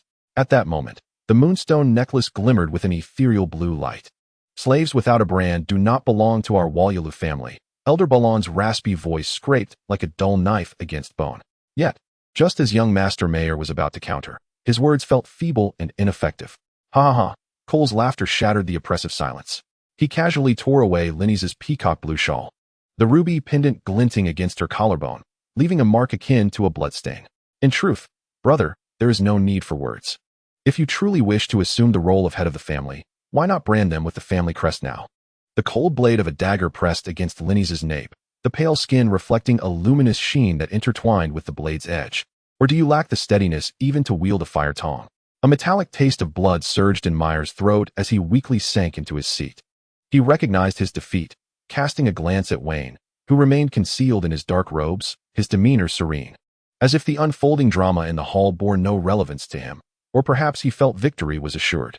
His gaze shifted to Kondak, standing behind Freya, the captain of the guard, whose rough fingers caressed the serpent-patterned hilt of his sword, a mark bestowed upon the loyal by Freya. Observing Meyer's feeble state, Cole's heart swelled with delight. He brazenly approached Meyer, leaning close to whisper in his ear, "I am aware that the slave I possess pales in comparison to your worth. And you know it too. But what of it? Ha ha ha." Myra abruptly rose, forcefully shoving aside his seemingly amicable brother, his right hand instinctively reaching for the dagger at his waist. What do you intend, Myra? Freya interjected suddenly, her moonstone necklace swaying with her abrupt movements, trembling against her chest. I would prefer you not to engage in any altercation before me. Her voice, though soft, resonated with a chilling command. Kondak raised his hand, delivering a few sharp claps, and the sound of ironclad boots drew near as 12 guards silently sealed all exits. You dare to push me? Seeking death. Myra's defiance ignited a furious rage in Cole, who, intoxicated by joy, disregarded the presence of others and lunged forward, dagger aimed directly at Myra's heart. Yet this time, no voice arose to halt him. This wretched family, Myra murmured, slowly closing his eyes, aware that evasion was futile, and that Wayne and Jorah behind him would likely be too late to intervene. Suddenly, a loud thud echoed as an arm fell to the ground, accompanied by Cole's agonizing scream. Myra opened his eyes wide, witnessing Jorah positioned to his left, sword aimed squarely at Cole, with fresh blood still glistening on the blade's tip. What remarkable skill! The guards! Freya shrieked in panic, rising from her seat and rushing to Cole, who was writhing in pain. Kondak's curved blade was drawn, its golden serpent motif shimmering in the firelight, appearing almost alive. 12 sharp blades now pointed at Jorah, the clattering of armor sounding like a hissing swarm of serpents. Has Mother completely abandoned her last vestige of dignity? Myra scoffed, violently overturning the long table, plunging the hall into chaos. I intended to resolve this matter amicably for a friend, never anticipating it would escalate to this extent. Wayne slowly emerged from behind Myra, raising his hand to gesture towards the assembly in the hall, his finger gliding through the air before finally resting on Kondak. Who are you? Kondak inquired coldly. Were it not for the extraordinary prowess displayed by Jorah moments prior, he would have drawn his blade against Wayne without hesitation. However, the new faces arranged by Mael around him hinted at formidable abilities. Moreover, from the words of this cloaked youth, it appeared he was not merely Mael's protector, but rather a companion. Who I am is of little consequence. What matters is how you intend to proceed. Wayne replied with a detached demeanor. Eliminate him. Kill them all. Freya's heart brimmed with murderous intent as she gazed at the despondent Cole in her arms. No sooner had she uttered these words than Kondak, with grim determination, brandished his curved blade and charged towards Wayne and his companions, pursued by the rapidly converging 12 guardians. Fire! A line of flame erupted from Wayne's fingertips, swiftly piercing through Kandak's skull. Kondak stood frozen, and moments later, his massive form crashed to the ground, releasing a savory aroma from his shattered cranium. Kondak could never have anticipated that, despite his vigilance, he would find no opportunity to evade such a close-range strike. Is this the manifestation of the fire god? Who are you? Are you the envoy of King Laro of Light? The elders and servants in the hall instinctively drew nearer to Wayne, some even kneeling in reverence, murmuring unintelligible phrases. Witnessing this scene, the 12 guardians, who had initially intended to encircle and eliminate Wayne, halted in their tracks, dropping to one knee in submission. Wayne was immensely pleased with the unfolding events. Indeed, the reign of the King of Light in this realm seemed far less tumultuous than that in Westeros. Chapter 42. The new Patriarch Wayne did not address the elders' inquiries but instead turned to Mael behind him, nodding in affirmation. Bolstered by Wayne's support, Mael regained his composure, casting a disdainful glance at his slumped stepmother and the wailing brother in her embrace, a fleeting pang of sorrow rising within him. Nonetheless, it was but a momentary flicker. As he redirected his gaze to the kneeling elders, "It is time for the family to be reborn in the flames of the King of Light," Mael declared with fervor. "Indeed, we pledge our allegiance to Master Mael as the new patriarch of the Walroof family." Before anyone could respond, Elder Balon promptly proclaimed his loyalty. With Balon's declaration, the other elders, guardians, and servants followed suit, swearing their fealty to Mael. Ha! Freya cackled with a piercing laugh. Abandoning her son, she rose abruptly, her fierce crimson eyes seemingly on the verge of spilling blood as she glared at the newly appointed patriarch of Walroof. "Do you truly believe that this pathetic ruse will secure your victory?" With that, she charged frantically towards Balon, who was professing his loyalty to Mael, a smile inexplicably brightening her face. "Quick! Someone stop her!" Balon shouted in terror, urgently commanding the guardians flanking him. Was it merely a matter of having formed a bond with this woman? Was it simply a promise to assist her son in seizing the position of family patriarch? It is still far from the point of risking everything for this woman. Who knows what she might do if she rushes over? No, I must swiftly prevent her. However, to his disappointment, the guards merely glanced at Myra, awaiting the new clan leader's command, showing no intention of moving.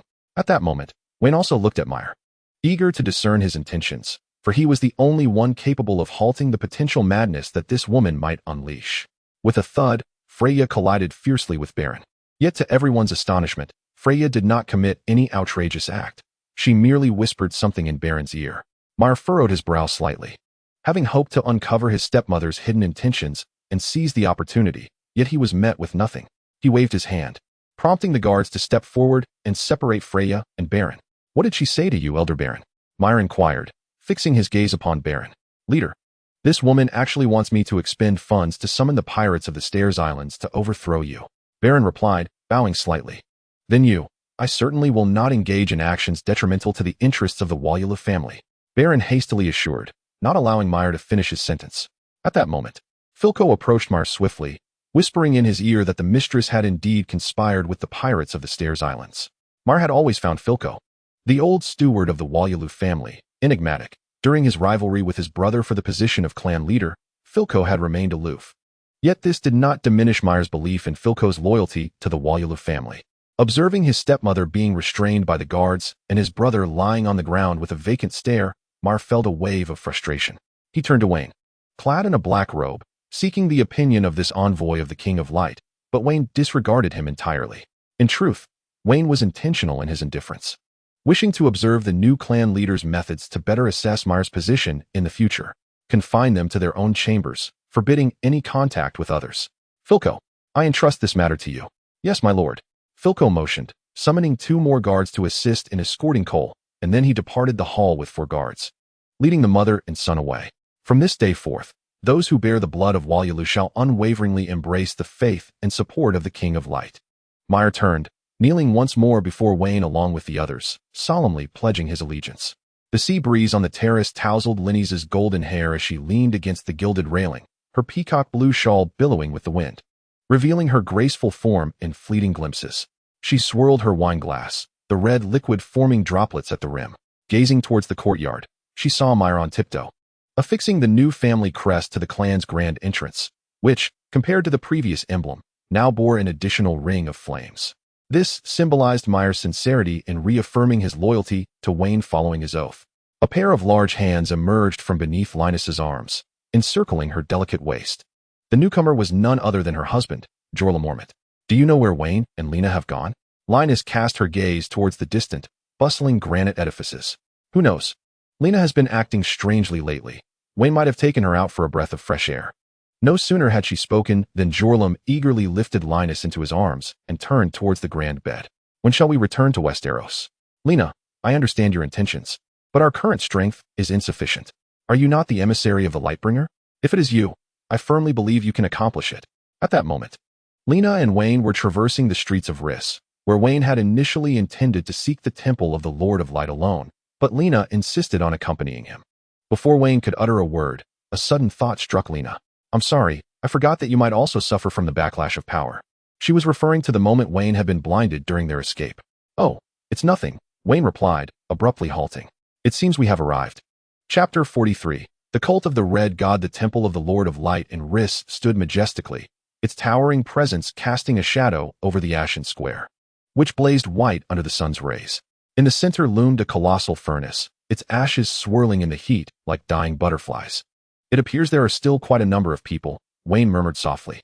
In such a sweltering square, there were indeed hundreds prostrating on the ground, quietly listening to the sermons of the red-robed priestess at the temple's entrance. "What did you say?" "Nothing," Wayne replied, taking Lena's delicate hand and leading her deeper into the ashen square. "Come, let us take the first step towards revenge." The notion of revenge stirred something within Lena. The red-robed priestess, Solera, stood in the shadows of the temple's porch. The dark golden flames embroidered upon her deep red silks flickered with her breath, reminiscent of molten lava flowing within a volcano. Her long black hair was fashioned into a fiery updo with quenched copper wire, and the pigeon bloodstone adorning her forehead accentuated her exquisite beauty even further. "The signs reveal to me that winter is approaching, the long night dark and fraught with peril. Only the Lightbringer can dispel the cold and death. Flames are both his gift and his weapon." Solera surveyed the prostrate devotees in the square, when suddenly, a pair of figures caught her eye. The man was clad in a long black robe, standing tall, while the woman wore a white gown, her beauty surpassing even Solera's own. Wayne and Laina strode past the furnace and through the congregation of worshippers, their steps steady and resolute. Upon reaching the stone steps leading to the grand entrance of the Temple of the Lord of Light, they paused once more. Wayne gazed at the red-robed priestess at the threshold, who too ceased her sermon, silently observing the pair. "You wait for me here. Are you sure you can go up alone?" Laina's face reflected concern. "Fear not. Do you not know who I am? I am the son of the Lightbringer." Wayne smiled faintly, releasing Laina's small hand as he ascended the steps, striding directly toward the red-robed priestess. The wrath of the Red God would incinerate the tongues of false believers. Solera spoke once more, her gaze fixed on the approaching figure clad in black. The congregants in the square sensed the disturbance, raising their heads to look at Wayne on the stone steps. Could the snow wolves of the north dare to lick the holy flame? Solera's face was marked by fury. "Since you are aware of my origins from the north, could you not take a moment to heed the edict of my father, the Sun King?" Wayne raised his right hand, opening his palm skyward, a vibrant flame blossoming in his grasp. With a few sparse words from his lips, scenes emerged from within the flames. There were the green, raging waves by the Blackwater River, the charred bones exposed to the sun in the Dornish desert, the eternal smoke signals on the northern wall, and the chilling visions of countless wraiths within the ghostly woods. The imagery abruptly ceased, replaced by murmured whispers. Solera, as if entranced, stared at the flames in Wayne's hand, her eyelids unblinking as she quietly listened to the faint voices, her expression shifting from anger to astonishment, ultimately to a near-manic joy. After several moments, Solera regained her senses, promptly kneeling on the ground and proclaiming loudly, "Red-robed priestess Solera welcomes the arrival of the son of the Light King." The congregants in Ashen Square could not perceive the miracle in Wayne's hand, but Solera's actions unequivocally affirmed the identity of the man in black. They hurriedly prostrated themselves, echoing her words. Laina's ears were filled with the fervent voices, her gaze tenderly fixed on the figure atop the steps, whose silhouette loomed grandly, soon blurred by tears that moistened her eyes. She could scarcely fathom that the brother she once held in her arms, the sibling scorned and marginalized by their family, had risen to such heights. The bronze doors creaked open with a harsh grinding sound, the scent of sulfur and charred flesh wafting forth. Beyond the bronze doors lay a steeply inclined corridor. The stone walls on either side were punctuated with honeycomb-like niches, each alight with a cluster of ethereal blue flames. Wayne and his companions strolled through the corridor, ascending to greater heights, occasionally passing by gray-robed maidens. What bones could possibly be within these flames? Wayne inquired, furrowing his brow. "Those are the phalanges of heretics, the teeth of the blasphemers, and the roots of the tongues of false believers," Solera replied respectfully. Wayne responded coolly. Having dwelled in this world for several years, he had long since acclimated to such sights. At the end of the corridor, the space opened up brilliantly. The dome of the circular sanctuary was adorned with nearly 100,000 copper scales, each inscribed with the final prayers of the faithful. At the center stood an altar sculpted from a single block of obsidian, shaped like a giant hand of flame, fingers raised to the sky, cradling an everlasting holy fire. Surrounding the colossal hand were 12 towering stone pillars, each suspended with chains bearing the charred remains of the doomed. "These individuals have significantly impacted my teachings," Solera explained patiently, lowering her head. However, this time, she received no response from Wayne. She glanced up at Wayne, noticing that the son of the Lord of Light was lost in thought, staring blankly at the giant hand altar. Not wishing to interrupt, she quietly stood by, occasionally casting her gaze at the beautiful woman nearby. Through her previous life's understanding of the Game of Thrones, along with her experiences in this world, Wayne was somewhat aware of the Red God cult's penchant for human sacrifices. While he did not harbor disdain for such practices, they were not to his liking. With his identity as the son of the Lord of Light, he felt compelled to instigate some change. Perhaps, in doing so, the little princess's fate would not culminate in tragedy. "Now, please enlighten me about the current state of our Red God cult," he requested. Chapter 44. The Temple of the Scarlet Python and the Knights of the Flaming Hand, esteemed son of the Lord of Light. The Red God cult currently comprises 3 organizations: the Eye of Ashes, the Hand of the Scarlet Flame, and the Throat of Embers, Solera replied, stepping forward with reverence as she withdrew her gaze. Indeed, a throne of flames carved from obsidian should be placed there, accompanied by 2 similarly crafted chairs on either side. Wayne indicated towards the main direction of the temple, "And I must be referred to as the High Priest." Those 2 chairs were prepared for Laina and Joriel. "Certainly." Esteemed High Priest, Solera's heart raced with fervent excitement. It seemed that Wayne intended for this city to become the religious center of the Red God cult. As the High Priestess of the Red God Temple in Riss City, her status would undoubtedly rise accordingly. What are the respective responsibilities of the Eye of Ashes, the Hand of the Scarlet Flame, and the Throat of Embers? Solera momentarily hesitated, internally acknowledging the vastness of the High Priestess' thoughts. The Eye of Ashes monitors the Seven Kingdoms, the Hand of the Scarlet Flame eradicates heresy, and the Throat of Embers proclaims the sacred words, she explained. Upon hearing this, Wayne envisioned a beautiful woman clad in red robes, a valiant warrior wielding the sword of fire, and a cunning eunuch. These individuals were likely to be diligently fulfilling their roles in some corner of Westeros. Then, you are part of the Throat of Embers organization? Wayne inquired directly. Yes, High Priest, she affirmed. Is there a leader for this group? Reporting to you, High Priest, the leader of the Throat of Embers is the highest red-robed priest, Banero. As for the leaders of the Eye of Ashes and the Hand of the Scarlet Flame, only the red-robed priest Banero is privy to that information. Wayne frowned slightly. This essentially meant that Banero was the foremost figure of the Red God cult prior to this. Solera, are you aware of Melisandre and Soros? Reporting to you, High Priest. I have heard of them in the past.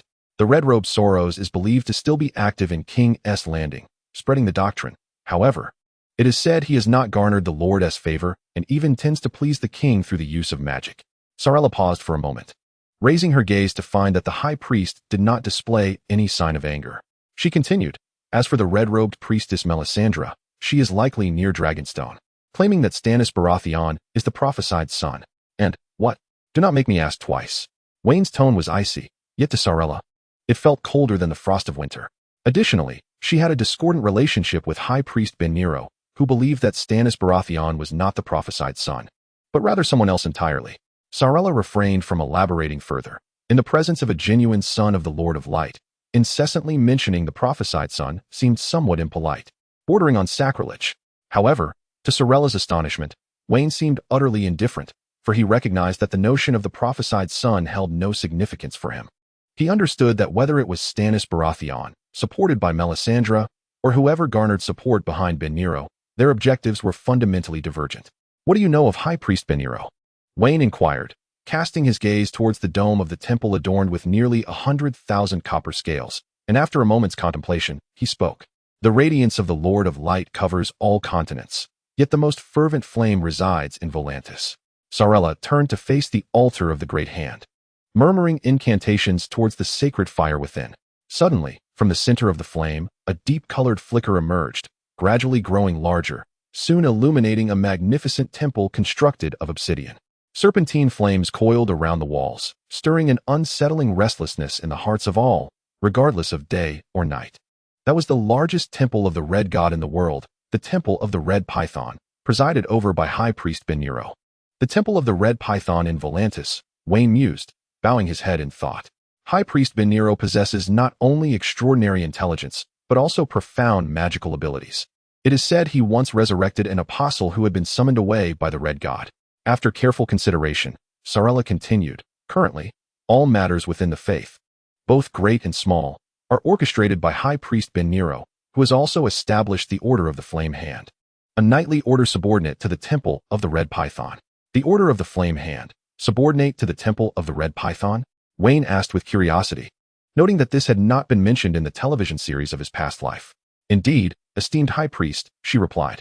This order answers solely to the Temple of the Red Python, or rather to High Priest Ben Nero himself. Other temples of the Red God possess no authority to mobilize them. Are you implying that I cannot command this force? Wayne inquired with keen interest. Sarella did not respond, her silence either indicating she already knew the answer or that she found it difficult to articulate. Do you comprehend the might of this knightly order? Though the Order of the Flame Hand comprises only 1,000 men, their combat prowess is extraordinary. Sarella licked her lips and continued, a few years ago, the Temple of the Red God in Meereen attempted to unify the holy texts, and High Priest Ben Nero publicly burned the scrolls brought by the envoy, dispatching the Order of the Flame Hand to demand respect in return.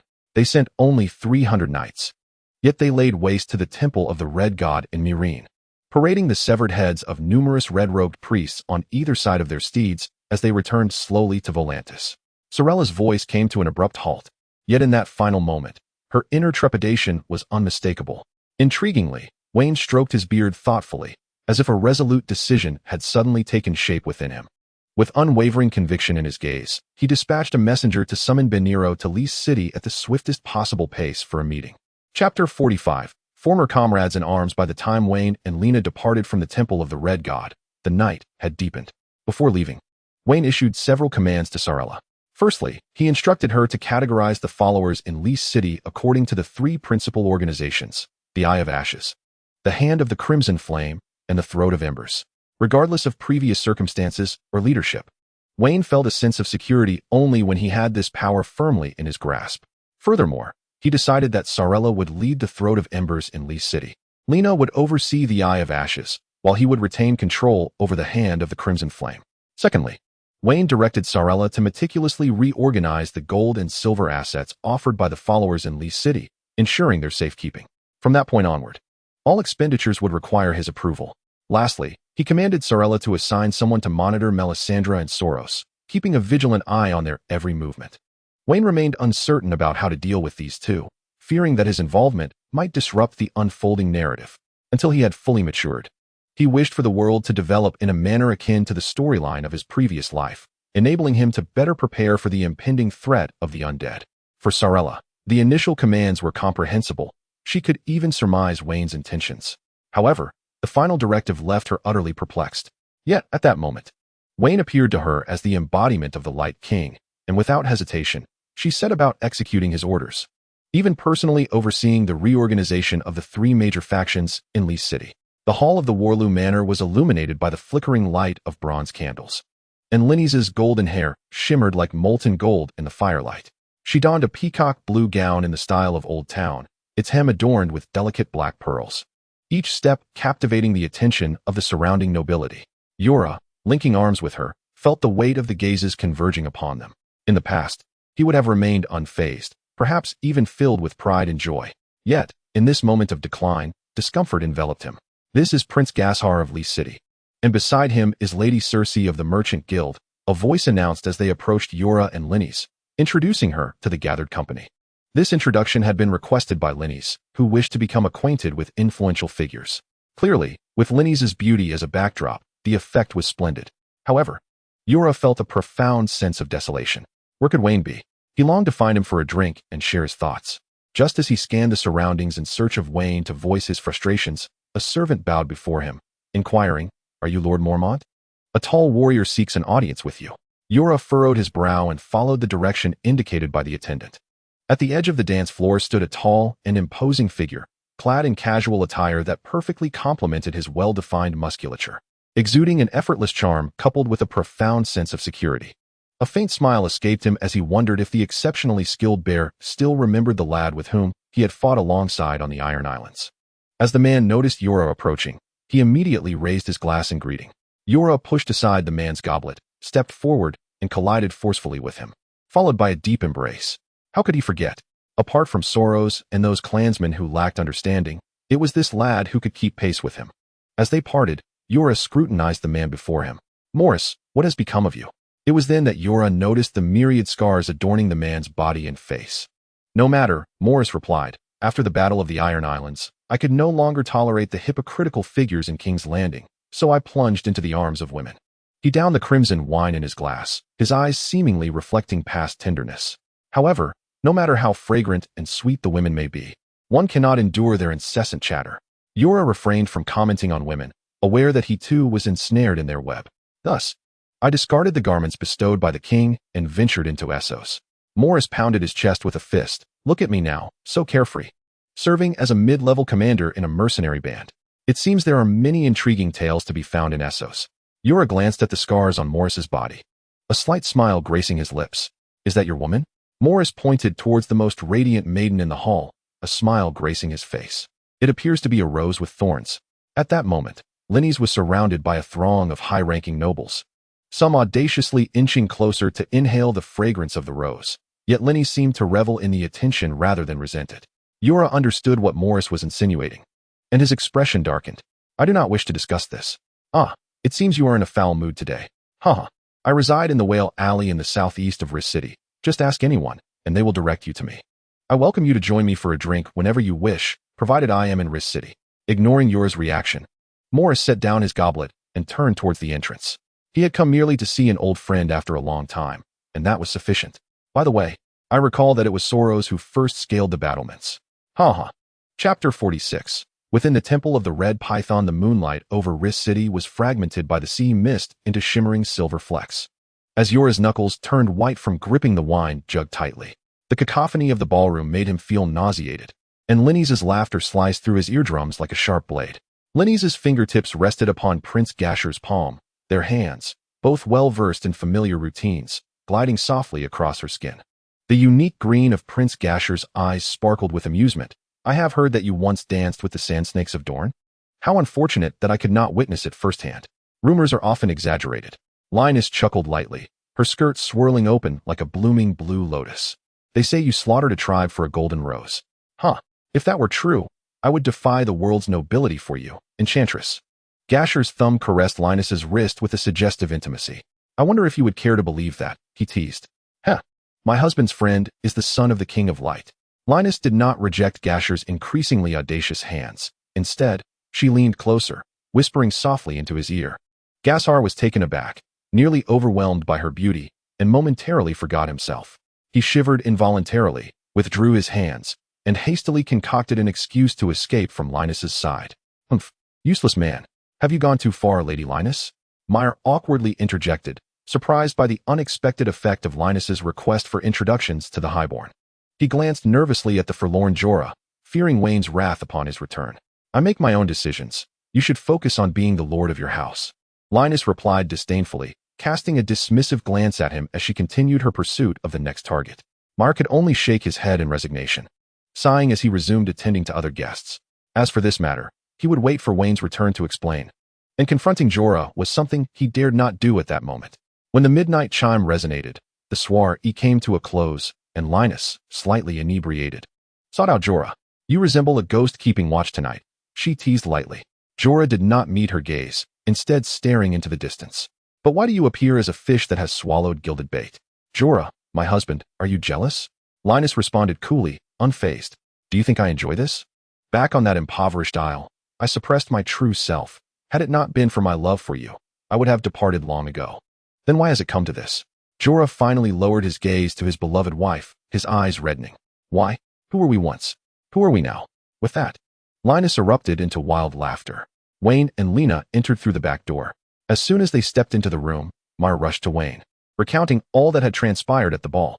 To Meyer's astonishment, Wayne merely responded with a terse acknowledgement and showed no further reaction. Even Lena, whose demeanor had drastically changed, managed to voice a few thoughts.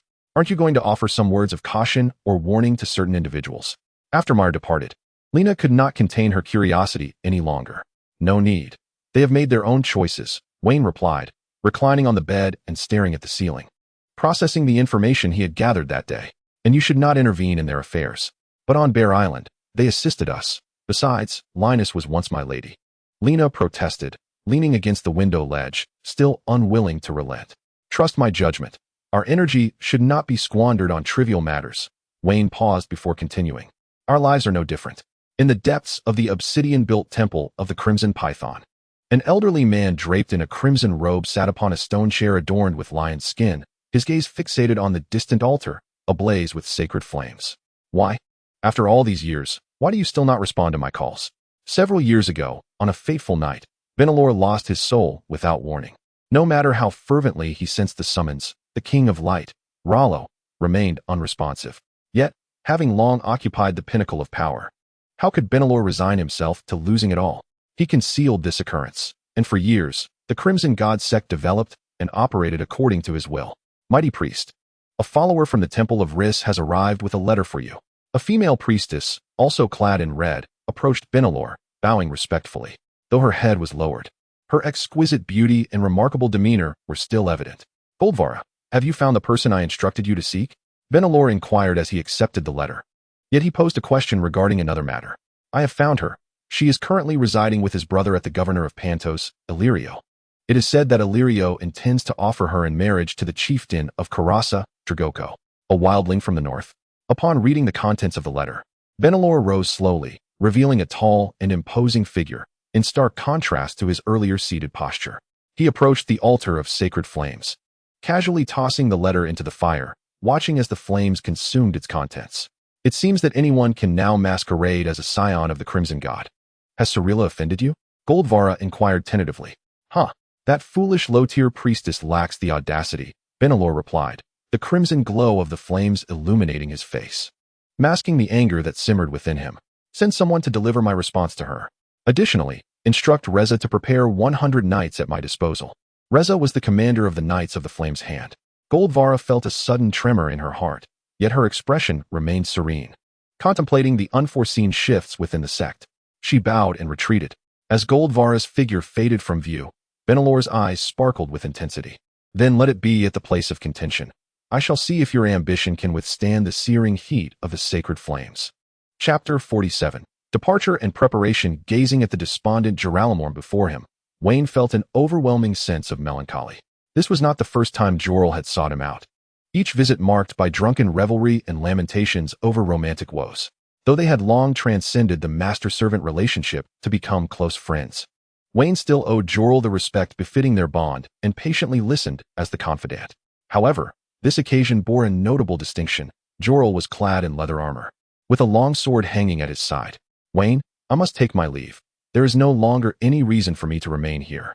Jorah drained his full goblet of wine in one swift motion, gazing into the distance with a sense of melancholy. I am aware that you have significant matters to attend to here, so I shall not detain you. Perhaps fate will allow our paths to cross again, provided I do not perish on the battlefield. Jorah turned to Wayne and offered a faint smile. He raised his arms and embraced Wayne gently, then turned to perform a knightly bow towards Laina before saying nothing further and striding purposefully towards the gates of the Volue family estate. Do you resent me for not speaking to persuade him to stay? Wayne watched the retreating tall figure, feeling a profound sense of loss. I have heard that Miss Linus has taken residence in Prince Gasher's estate. Laina shook her head. But I am curious, why did you not inform him of the layout of the Temple of the Red God, or even recruit him into the Hand of the Scarlet Flame? Lord Jorah's prowess is exceptional, and we are in dire need of him. I understand him. He would not remain. Wayne could not articulate his thoughts clearly. For despite Lena's shifting character, she remained a woman. She would not comprehend that an esteemed knight would never employ his former servant as a subordinate, especially not in the presence of those he would rather avoid. Moreover, Wayne harbored a concern that altering Jorah's life trajectory might lead to a divergence from the narrative he was familiar with, a scenario he deemed unacceptable until he attained complete mastery of his abilities. This was also the reason he had yet to recruit Soros and Melisandre. Come, let us descend to the temple. We have received a response from Volantis. Wayne stood atop the temple, surveying the flickering lights of the city below. The throne of fire had yet to be forged, a land of contention, he murmured to himself, the crimson wax seal on the envelope resembling a congealed scab of blood. Why does he not come to Lyrith? This thought was overheard by Cirilla, yet she found herself unable to respond, silently awaiting Wayne's command. Have you arrived at an answer in your heart? Clearly, Wayne did not intend to let her off the hook. Honorable High Priest, I truly do not know. Cirilla feigned ignorance. It is understandable. After all, he has served as the High Priest for many years, while I have only recently arrived. That is not the case. I genuinely do not know. Cirilla, frightened, quickly knelt down, hesitantly continuing. Perhaps High Priest Benero has his own unspeakable burdens. I shall grant you one more chance, Cirilla. I will not tolerate duplicity in my presence. Wayne regarded the kneeling Cirilla with a cool demeanor. He must eliminate any uncertainties at their inception. Yes.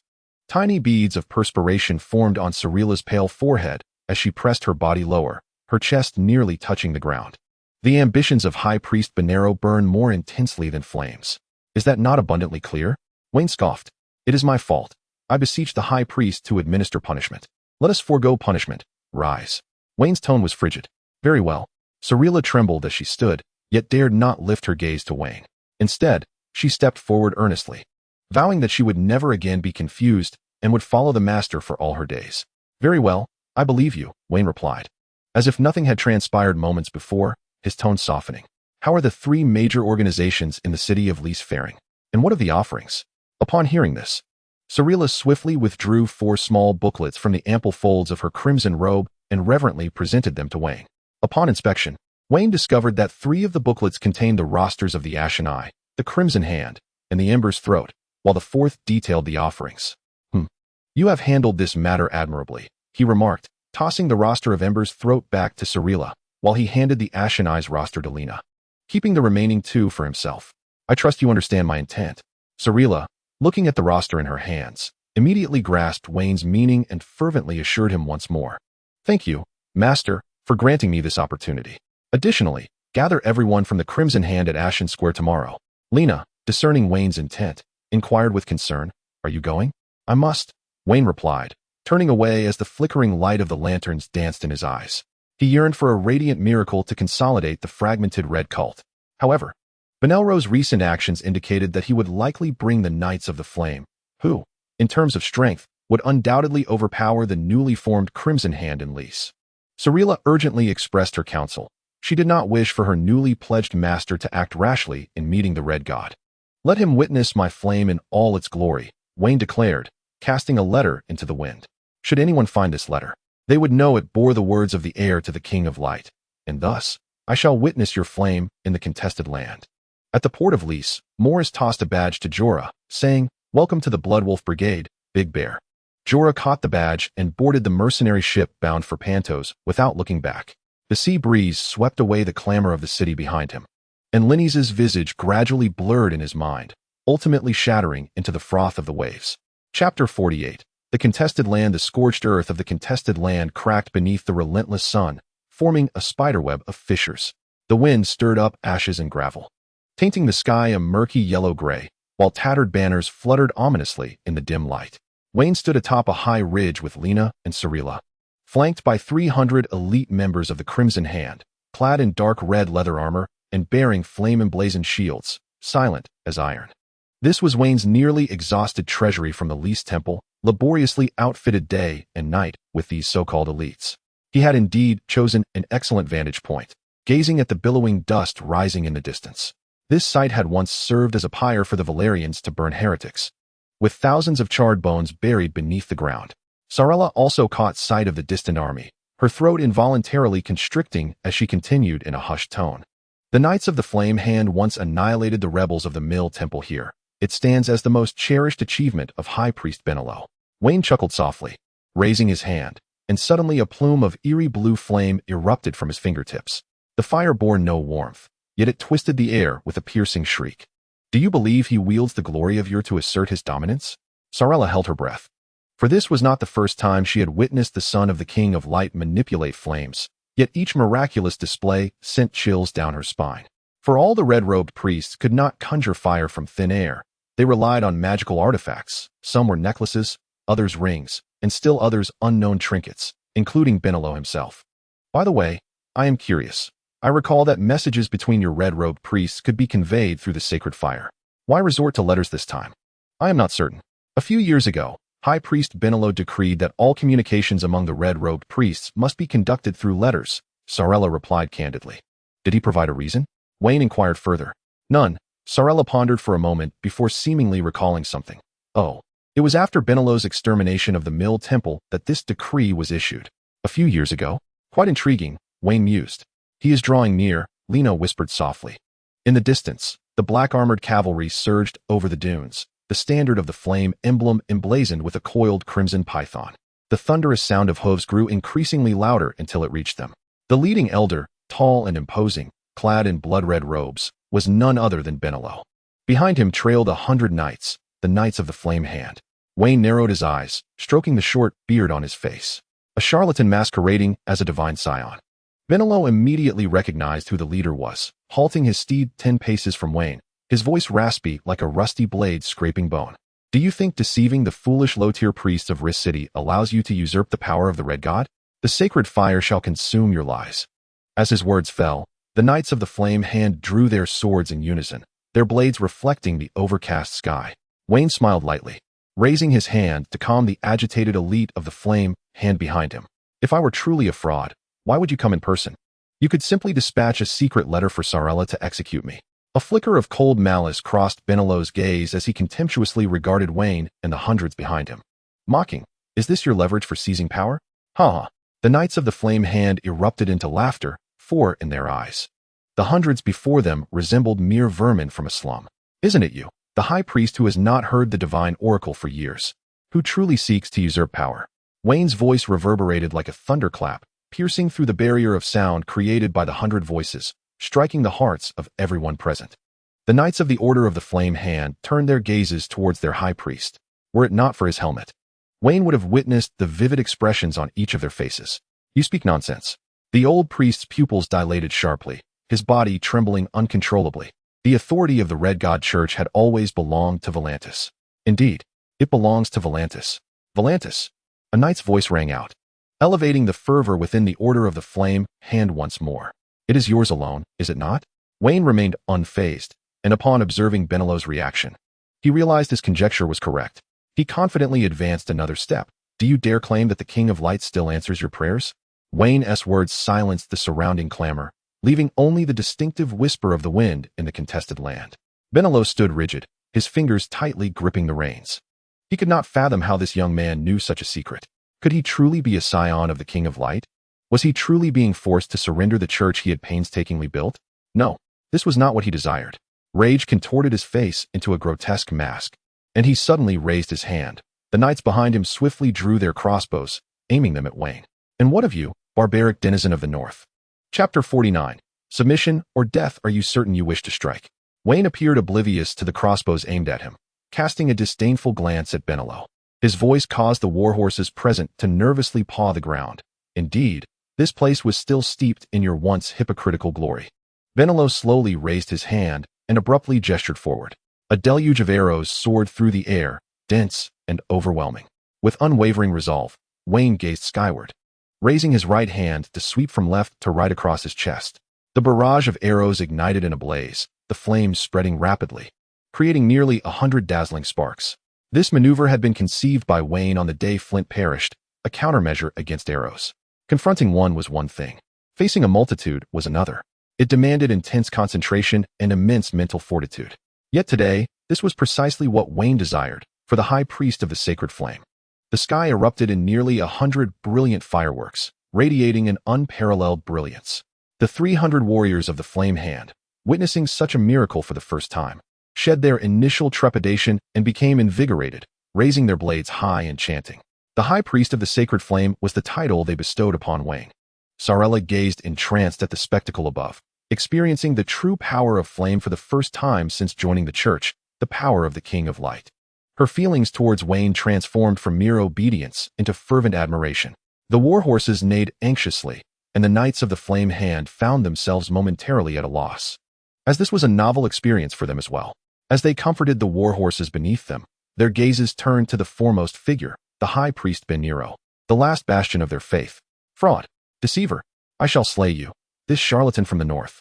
Beniro realized that if he did not swiftly ensure Wayne's disappearance from this world, he would lose everything. He dug his heels into his steed's flank and charged towards Wayne. The Knights of the Flame, true elite warriors, swiftly raised their blades and spurred their mounts, following Beniro into the fray after a brief moment of astonishment. Foolish mortals. With divine miracles unfolding, Wayne's objectives were fulfilled, and he resolved not to waste another moment. He fixed his gaze intently on Beniro, who was nearing him. Fire Lotus. In an instant, Beniro and his steed were engulfed by crimson flames, their anguished cries echoing in the air. The knights behind him, witnessing this spectacle, reined in their horses in terror, some even turning to flee into the distance. The flames continued to blaze for an extended period, accompanied by the jubilant cheers of the Hand of Fire, until Beniro and his mount were reduced to charred remains, after which the surroundings fell silent, save for the distinctive whisper of the wind in the contested lands. Wayne's countenance was pale, yet his spirit soared. He inhaled deeply, lifting his gaze to the cluster of knights still reeling from shock. So what shall your choice be? Submission or death?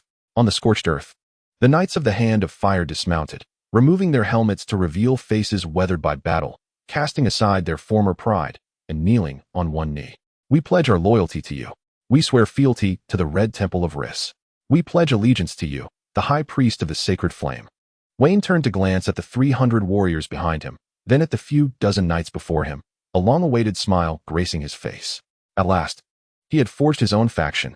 Now, Volantis must herald a new banner. Volantis, the Red Python Temple, once resplendent, had lost its former glory today, yet curiously, it was devoid of the previous oppression, replaced by a solemnity. Goldvara remained steadfast in his usual position, staring blankly at the chair before him, lost in thought. A sound of the door being pushed open was followed by the distinctive clatter of armor-clad footsteps. The newcomer was Ressa, the commander of the Knights of the Flame. An imposing figure often likened to the legendary warrior from distant Westeros, the Mountain. Goldvara, news has arrived from that side of the contested lands. We suffered a crushing defeat. High Priest Ben Nero has gone to meet the Red God. Ressa's expression revealed nothing, leaving no one aware of his sentiments regarding the matter. Have you not contemplated this? Goldvara turned to the hulking Ressa, speaking with an air of indifference. Perhaps Ben Nero was never worthy of the Lightbringer's grace. Ressa appeared not to hear. Striding directly to the stone chair typically occupied by Ben Nero, sitting down with ease before bursting into hearty laughter. It seems your so-called Lightbringer has long since ceased to manifest miracles. In the 50th chapter, The Turmoil in King's Landing. Lisa feigned contemplation as Jinwala struggled to free herself from his mighty grip, but his sheer strength was overwhelming, leaving her only able to emit muffled sounds. Observing her plight, Lisa relinquished his hold and regarded Jinwala as one would an exquisite work of art. Such a remarkable beauty had long tempted him, especially considering her status as a red-robed priestess. Coughing uncontrollably, Jinwala finally regained her composure and looked earnestly at Lisa, stating that once he exposed the false son of the deity within the Western Temple, she would willingly ascend to his bed. Ha ha ha, splendid, Lisa exclaimed, rising abruptly. Then it is settled. In the north of Westeros, snow blanketed the land, while the south basked in the gentle embrace of spring. Ned Stark stood atop the walls of the Red Keep, the cold sea breeze laden with the distinct stench of King's Landing assailing his senses. His gaze drifted toward the distant flickering lights of fishing boats on Blackwater Bay, yet his thoughts wandered back to the north. The faces of Catelyn and the children surfaced in his mind, coalescing into Jon Snow's melancholic eyes. It had been several days since he accompanied Robert to King's Landing, and he wondered how the boy fared at the wall. Ned's feelings toward his nephew were conflicted, filled with both guilt and helplessness. Lord Stark. A melodious voice called from behind. Does the nightscape of King's Landing evoke memories of the past? Ned turned to see a handsome, albeit slender, man leaning against the stone railing. The moonlight illuminated his sharp chin and perpetually smiling eyes. Lord Peter, Ned nodded slightly. Peter Baelish, known as Littlefinger, the current master of coin, came to mind. He recalled Catelyn mentioning this childhood companion, but the man before him bore little resemblance to the bashful youth she had described. Perhaps surviving a near-fatal encounter with his brother had altered his character significantly. Just call me Peter. Littlefinger stepped closer. I hear His Majesty intends to appoint you as Hand of the King? Truly, a much-anticipated decision. Ned noted the mockingbird embroidered on Littlefinger's cuff, the sigil of House Baelish. Yet it was rendered in gold thread, curving in an eerie manner as if poised to take flight. I am merely acting in place of Lord Jon Arryn until the cause of his death is determined, Ned replied, taking a step back to maintain a respectful distance. Wary of his intentions. Though Catelyn had spoken of Peter as a trustworthy individual, Ned remained unconvinced, at least for the time being. Littlefinger's smile momentarily faltered before returning to its usual guise. Ah, speaking of which, he lowered his voice. Do you know who Lord Jon's last visitor was? Ned narrowed his eyes, recalling Robert's words during his stay at Winterfell. Jon Arryn had been investigating a secret before his demise, even sending someone to Dragonstone. It was Lord Varys.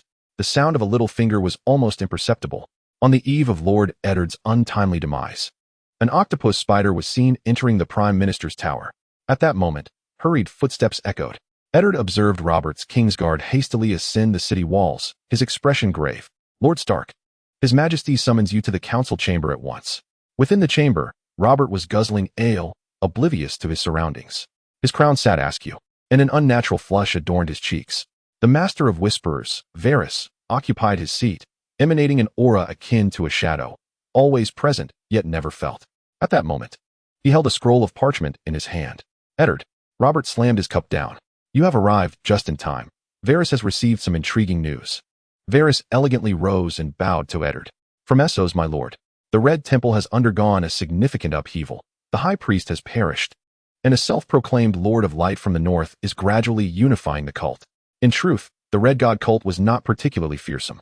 What was more disconcerting, Varys paused, turning to face his king, is that my little birds have informed me of the remnants of House Targaryen discovered in Pentos, and that Lord of Light has sent emissaries to make contact with these remnants.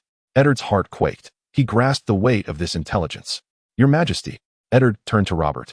A look of urgency etched on his face. I recommend fortifying Dragonstone's defenses swiftly. Dragonstone.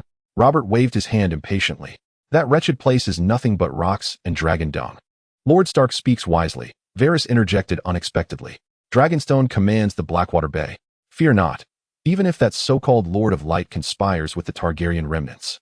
I have my valiant brother there, Robert dismissed nonchalantly. At the mention of Stannis Baratheon, a chill crept up Eddard's spine. He had heard that Jon Arryn often conferred with Stannis on matters of state, and upon Arryn's death, Stannis had retreated to Dragonstone. To suggest Stannis was the culprit was something Eddard could not accept. Though Stannis was not particularly amiable, he was one of the few upright and just men in the Seven Kingdoms. Your Majesty, Eddard spoke gravely, I request access to all investigative records pertaining to Lord Jon's death. Do as you wish, Robert belched, swaying as he stood. Now, I shall seek out my dear queen. Night fell over Volantis. The doors of the Red Viper Temple creaked open slightly, and a fleeting figure darted forth, swiftly procuring a horse from the city and galloping through the gates towards the direction of Lys. Chapter 51, The Exiles of Volantis. The morning sun radiated warmth, and the sacred flames crackled upon the altar in the ashen square of Lys. In days past, this square would witness a steady stream of devotees kneeling in prayer. But today was different.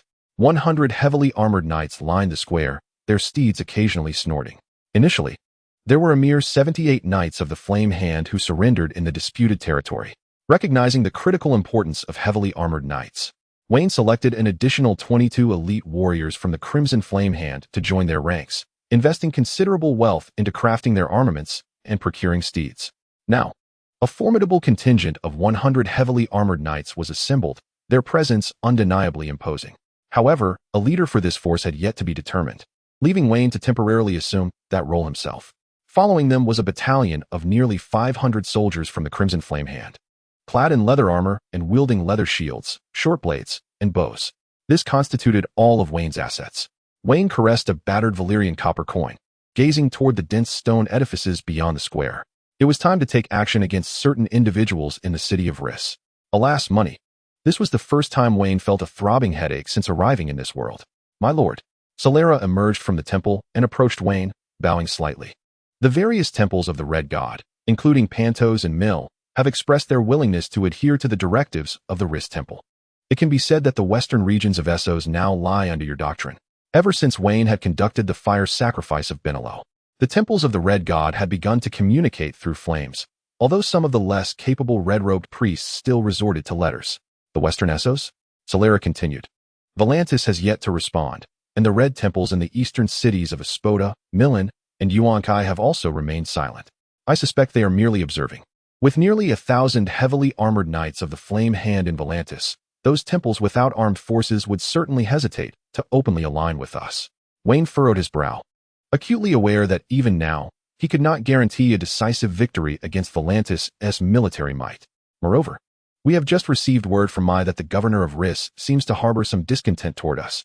Solera paused but continued confidently. Rest assured regarding Rhys, my lord. The forces the governor can mobilize are quite limited. She smiled wryly. After all, having operated in Rhys for so many years, if any issues arise, I would no longer be fit to lead the Ashen Throat. Very well, I trust you, Wayne replied, licking his lips. Indeed, it seemed that fortune favored those who sought it. Thank you for your trust, my lord, Solera said, stepping back with satisfaction. At that moment, a gray-robed maid rushed from the temple, whispering urgently in Solera's ear. It appeared that there was a communication hub within the temple for the Ashen Throat. This thought automatically surfaced in Wayne's mind. Upon receiving the maid's message, Solera stepped forward once more. My lord, the red-robed priest Jinvala from Volantis has just arrived in Rhys, and judging by her direction, she is likely coming our way. Jinvala? Wayne frantically searched his memory for this name. Indeed, Jinvala had made an appearance in the World of the Game of Thrones series. She deliberately traveled to Malin to meet Daenerys Targaryen. However, she did not encounter Daenerys, but instead met Tyrion and Varys. Nonetheless, she conveyed the Red Temple's support for the Dragon Mother. How well do you know Kinvara? Wayne had grown accustomed to consulting Sarella regarding matters within the faith, which was beneficial for Sarella. Kinvara serves as the chief Red Priestess under the High Priest Benero, and it is rumored that she is utterly devoted to him. However, in my view, Kinvara possesses far greater wisdom than Benero. Oh, what leads you to such an opinion? Wayne inquired with interest.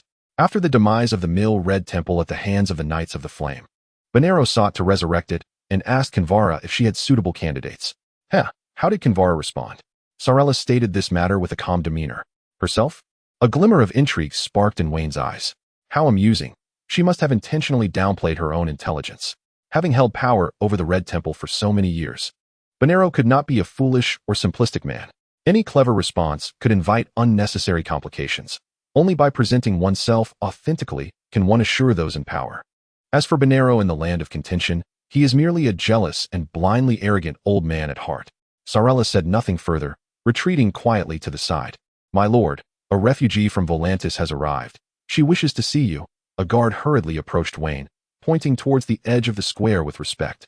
Following the guard's indication, Wayne beheld a red figure gracefully traversing the sun-baked tiles towards him. The fierce winds of the square fiercely billowed Kinvara's red robes, accentuating her elegant silhouette. The previously austere scene was suddenly infused with a splash of crimson. What an intriguing woman, Wayne murmured softly. Sarella, overhearing him, felt a flicker of delight within her. Indeed, men are men. Even the high priest cannot resist the allure of beauty. It reminded her of the stunning woman who had always been by the high priest's side. Had she not been the high priest's sister, he would have surely acted long ago. She idly tucked a strand of hair behind her ear, realizing the importance of presenting herself well. Before long, Kinvara stood before Wayne, observing this man who appeared even younger than she had anticipated, the one who had defeated Bonero. Chapter 52. Kinvara's allegiance. Kinvara, Volantis has not provided us with a response. Are you here to witness the wrath of the Red God? Sarella inquired, her tone laced with skepticism. This statement certainly stemmed from Sarella, Wayne thought, as it diminished her own stature. I am here to discern authenticity, Kinvara replied, her gaze fixed unwaveringly on Wayne, undistracted by Sarella's words. Oh. Wayne's lips curled into a smile as he took a step forward, allowing Kinvara to scrutinize him more closely. So what is true, and what is false? Kinvara elegantly adjusted her disheveled red robes, gracefully bowing in greeting. The red-robed priestess, Jinwala, reverently worshipped the Prince of Light, the Lord of Sacred Fire. Is it confirmed then? It was uncertain before, but now it is definite, for I can sense the true essence of the sacred fire emanating from you, Jinwala replied with devotion. Excellent. Then we can engage in a meaningful conversation. On a small island within the Stone Steppe archipelago, Jorah Mormont was meticulously cleaning his bloodied great sword. His Bloodwolf mercenary group had just engaged in a ferocious battle with the pirates that infested the island and were now recuperating. Your prowess remains as fierce as ever. Morris tossed a pouch of liquor to Joram, urging him to sample the unique mare's milk wine from the Dothraki plains. Though mild, it possessed a distinct flavor. Joram seized the pouch and drank heartily. Morris smiled slightly. I heard your friend accomplished something significant not long ago. Upon hearing this, Joram slowed his drinking. Does Benelo know? Morris retrieved another pouch of wine from somewhere, sipping as he spoke. Perhaps you are unaware, but Benelo is quite formidable in Essos. He commands nearly 1,000 heavy cavalrymen, known as the Knights of the Flame Hand. Initially, he dispatched only 300 to infiltrate Meereen, slaughtering in the Temple of the Red God, and then nonchalantly departed through the city gates, the severed heads of heretics hanging from their horses. The guards of Meereen were rendered speechless, choosing to pretend they hadn't seen a thing. Yet, such an entity is now swiftly being extinguished by your friend. Joram set down the pouch of mare's wine, gazing toward the distant horizon. He is capable of such feats. I've heard the knights formed by the Temple of the Fire God in Lys are in search of a leader. Would you consider taking that role? Morris finally revealed his primary purpose for visiting, though he also relished the opportunity to share a drink with Joram. Joram remained silent, rising to toss the pouch back to Morris. Where shall we go next? Morris smiled wryly, understanding Joram's reticence. Onward to Pantos. I've heard there will be a contest with the very creator of this mare's wine. That night, within the Temple of the Red God in Lys, the throne of sacred fire had been fashioned, and Wayne sat languidly upon it, flanked by Laina and Sarella. The sacred flames within the great altar blazed brightly, and Jinwala, clad in her crimson robes, appeared even more radiant under their glow. Yet remarkably, she did not break a single sweat. Aren't you afraid of the heat? It is truly imperceptible. Wayne couldn't help but inwardly scoff. The three women present were oblivious to the thoughts swirling in Wayne's mind. Respected Lord of the Temple, the sacred fire pool within the Temple of the Red Serpent has been tainted by foreign entities. I implore you to reclaim it swiftly. Jinwala sighed softly, stepping forward to present herself. Wayne remained silent, quietly observing the red-robed priestess before him. Laina and Sarella, too, held their tongues. Jinwala, not receiving the response she desired, smiled knowingly, lifted her crimson robe to reveal her fair calves, and gracefully approached Wayne step by step. Sarella regarded Jinvara with disdain, while Laina turned her head away, uninterested in the unfolding events. Wayne wore an expression of embarrassment, realizing that Jinvara might have misunderstood his intentions. He hastily raised his hand to halt Jinvara's next move, offering an awkward smile as he remarked, I too yearn to reclaim Volantis. But as you have witnessed today, the total number of individuals I command pales in comparison to the Flamehand Knights. How then can I speak of reclaiming Volantis? Upon recognizing her misinterpretation of the Lord's meaning, Jinvara exhibited no signs of embarrassment. Indeed, Volantis boasted not only the Flamehand Knights, but also a standing congregation, known as the Red Flame Hand, comprising nearly 2,000 souls. 2,000, Cirilla exclaimed in disbelief. It dawned on Wayne just how fortunate his earlier victory had been. You must be wondering why Benelo brought only 100 heavily armored knights to meet you, Jinvara stated, withdrawing her crimson robe and concealing her legs once more within its folds. Firstly, he underestimated you, and secondly, he had no choice. The Temple of the Red Python has not witnessed a divine miracle in quite some time, leaving the populace in a state of trepidation. Moreover, he needed to maintain a deterrent against the restless heathens in the eastern cities, which is why even the leader of the Flamehand Knights, Reza, was not by his side. Thus, unable to contain his anticipation, Wayne leaned forward and inquired eagerly, "Are you suggesting that you have the means to make Volantis rightfully mine?" "Certainly," she replied.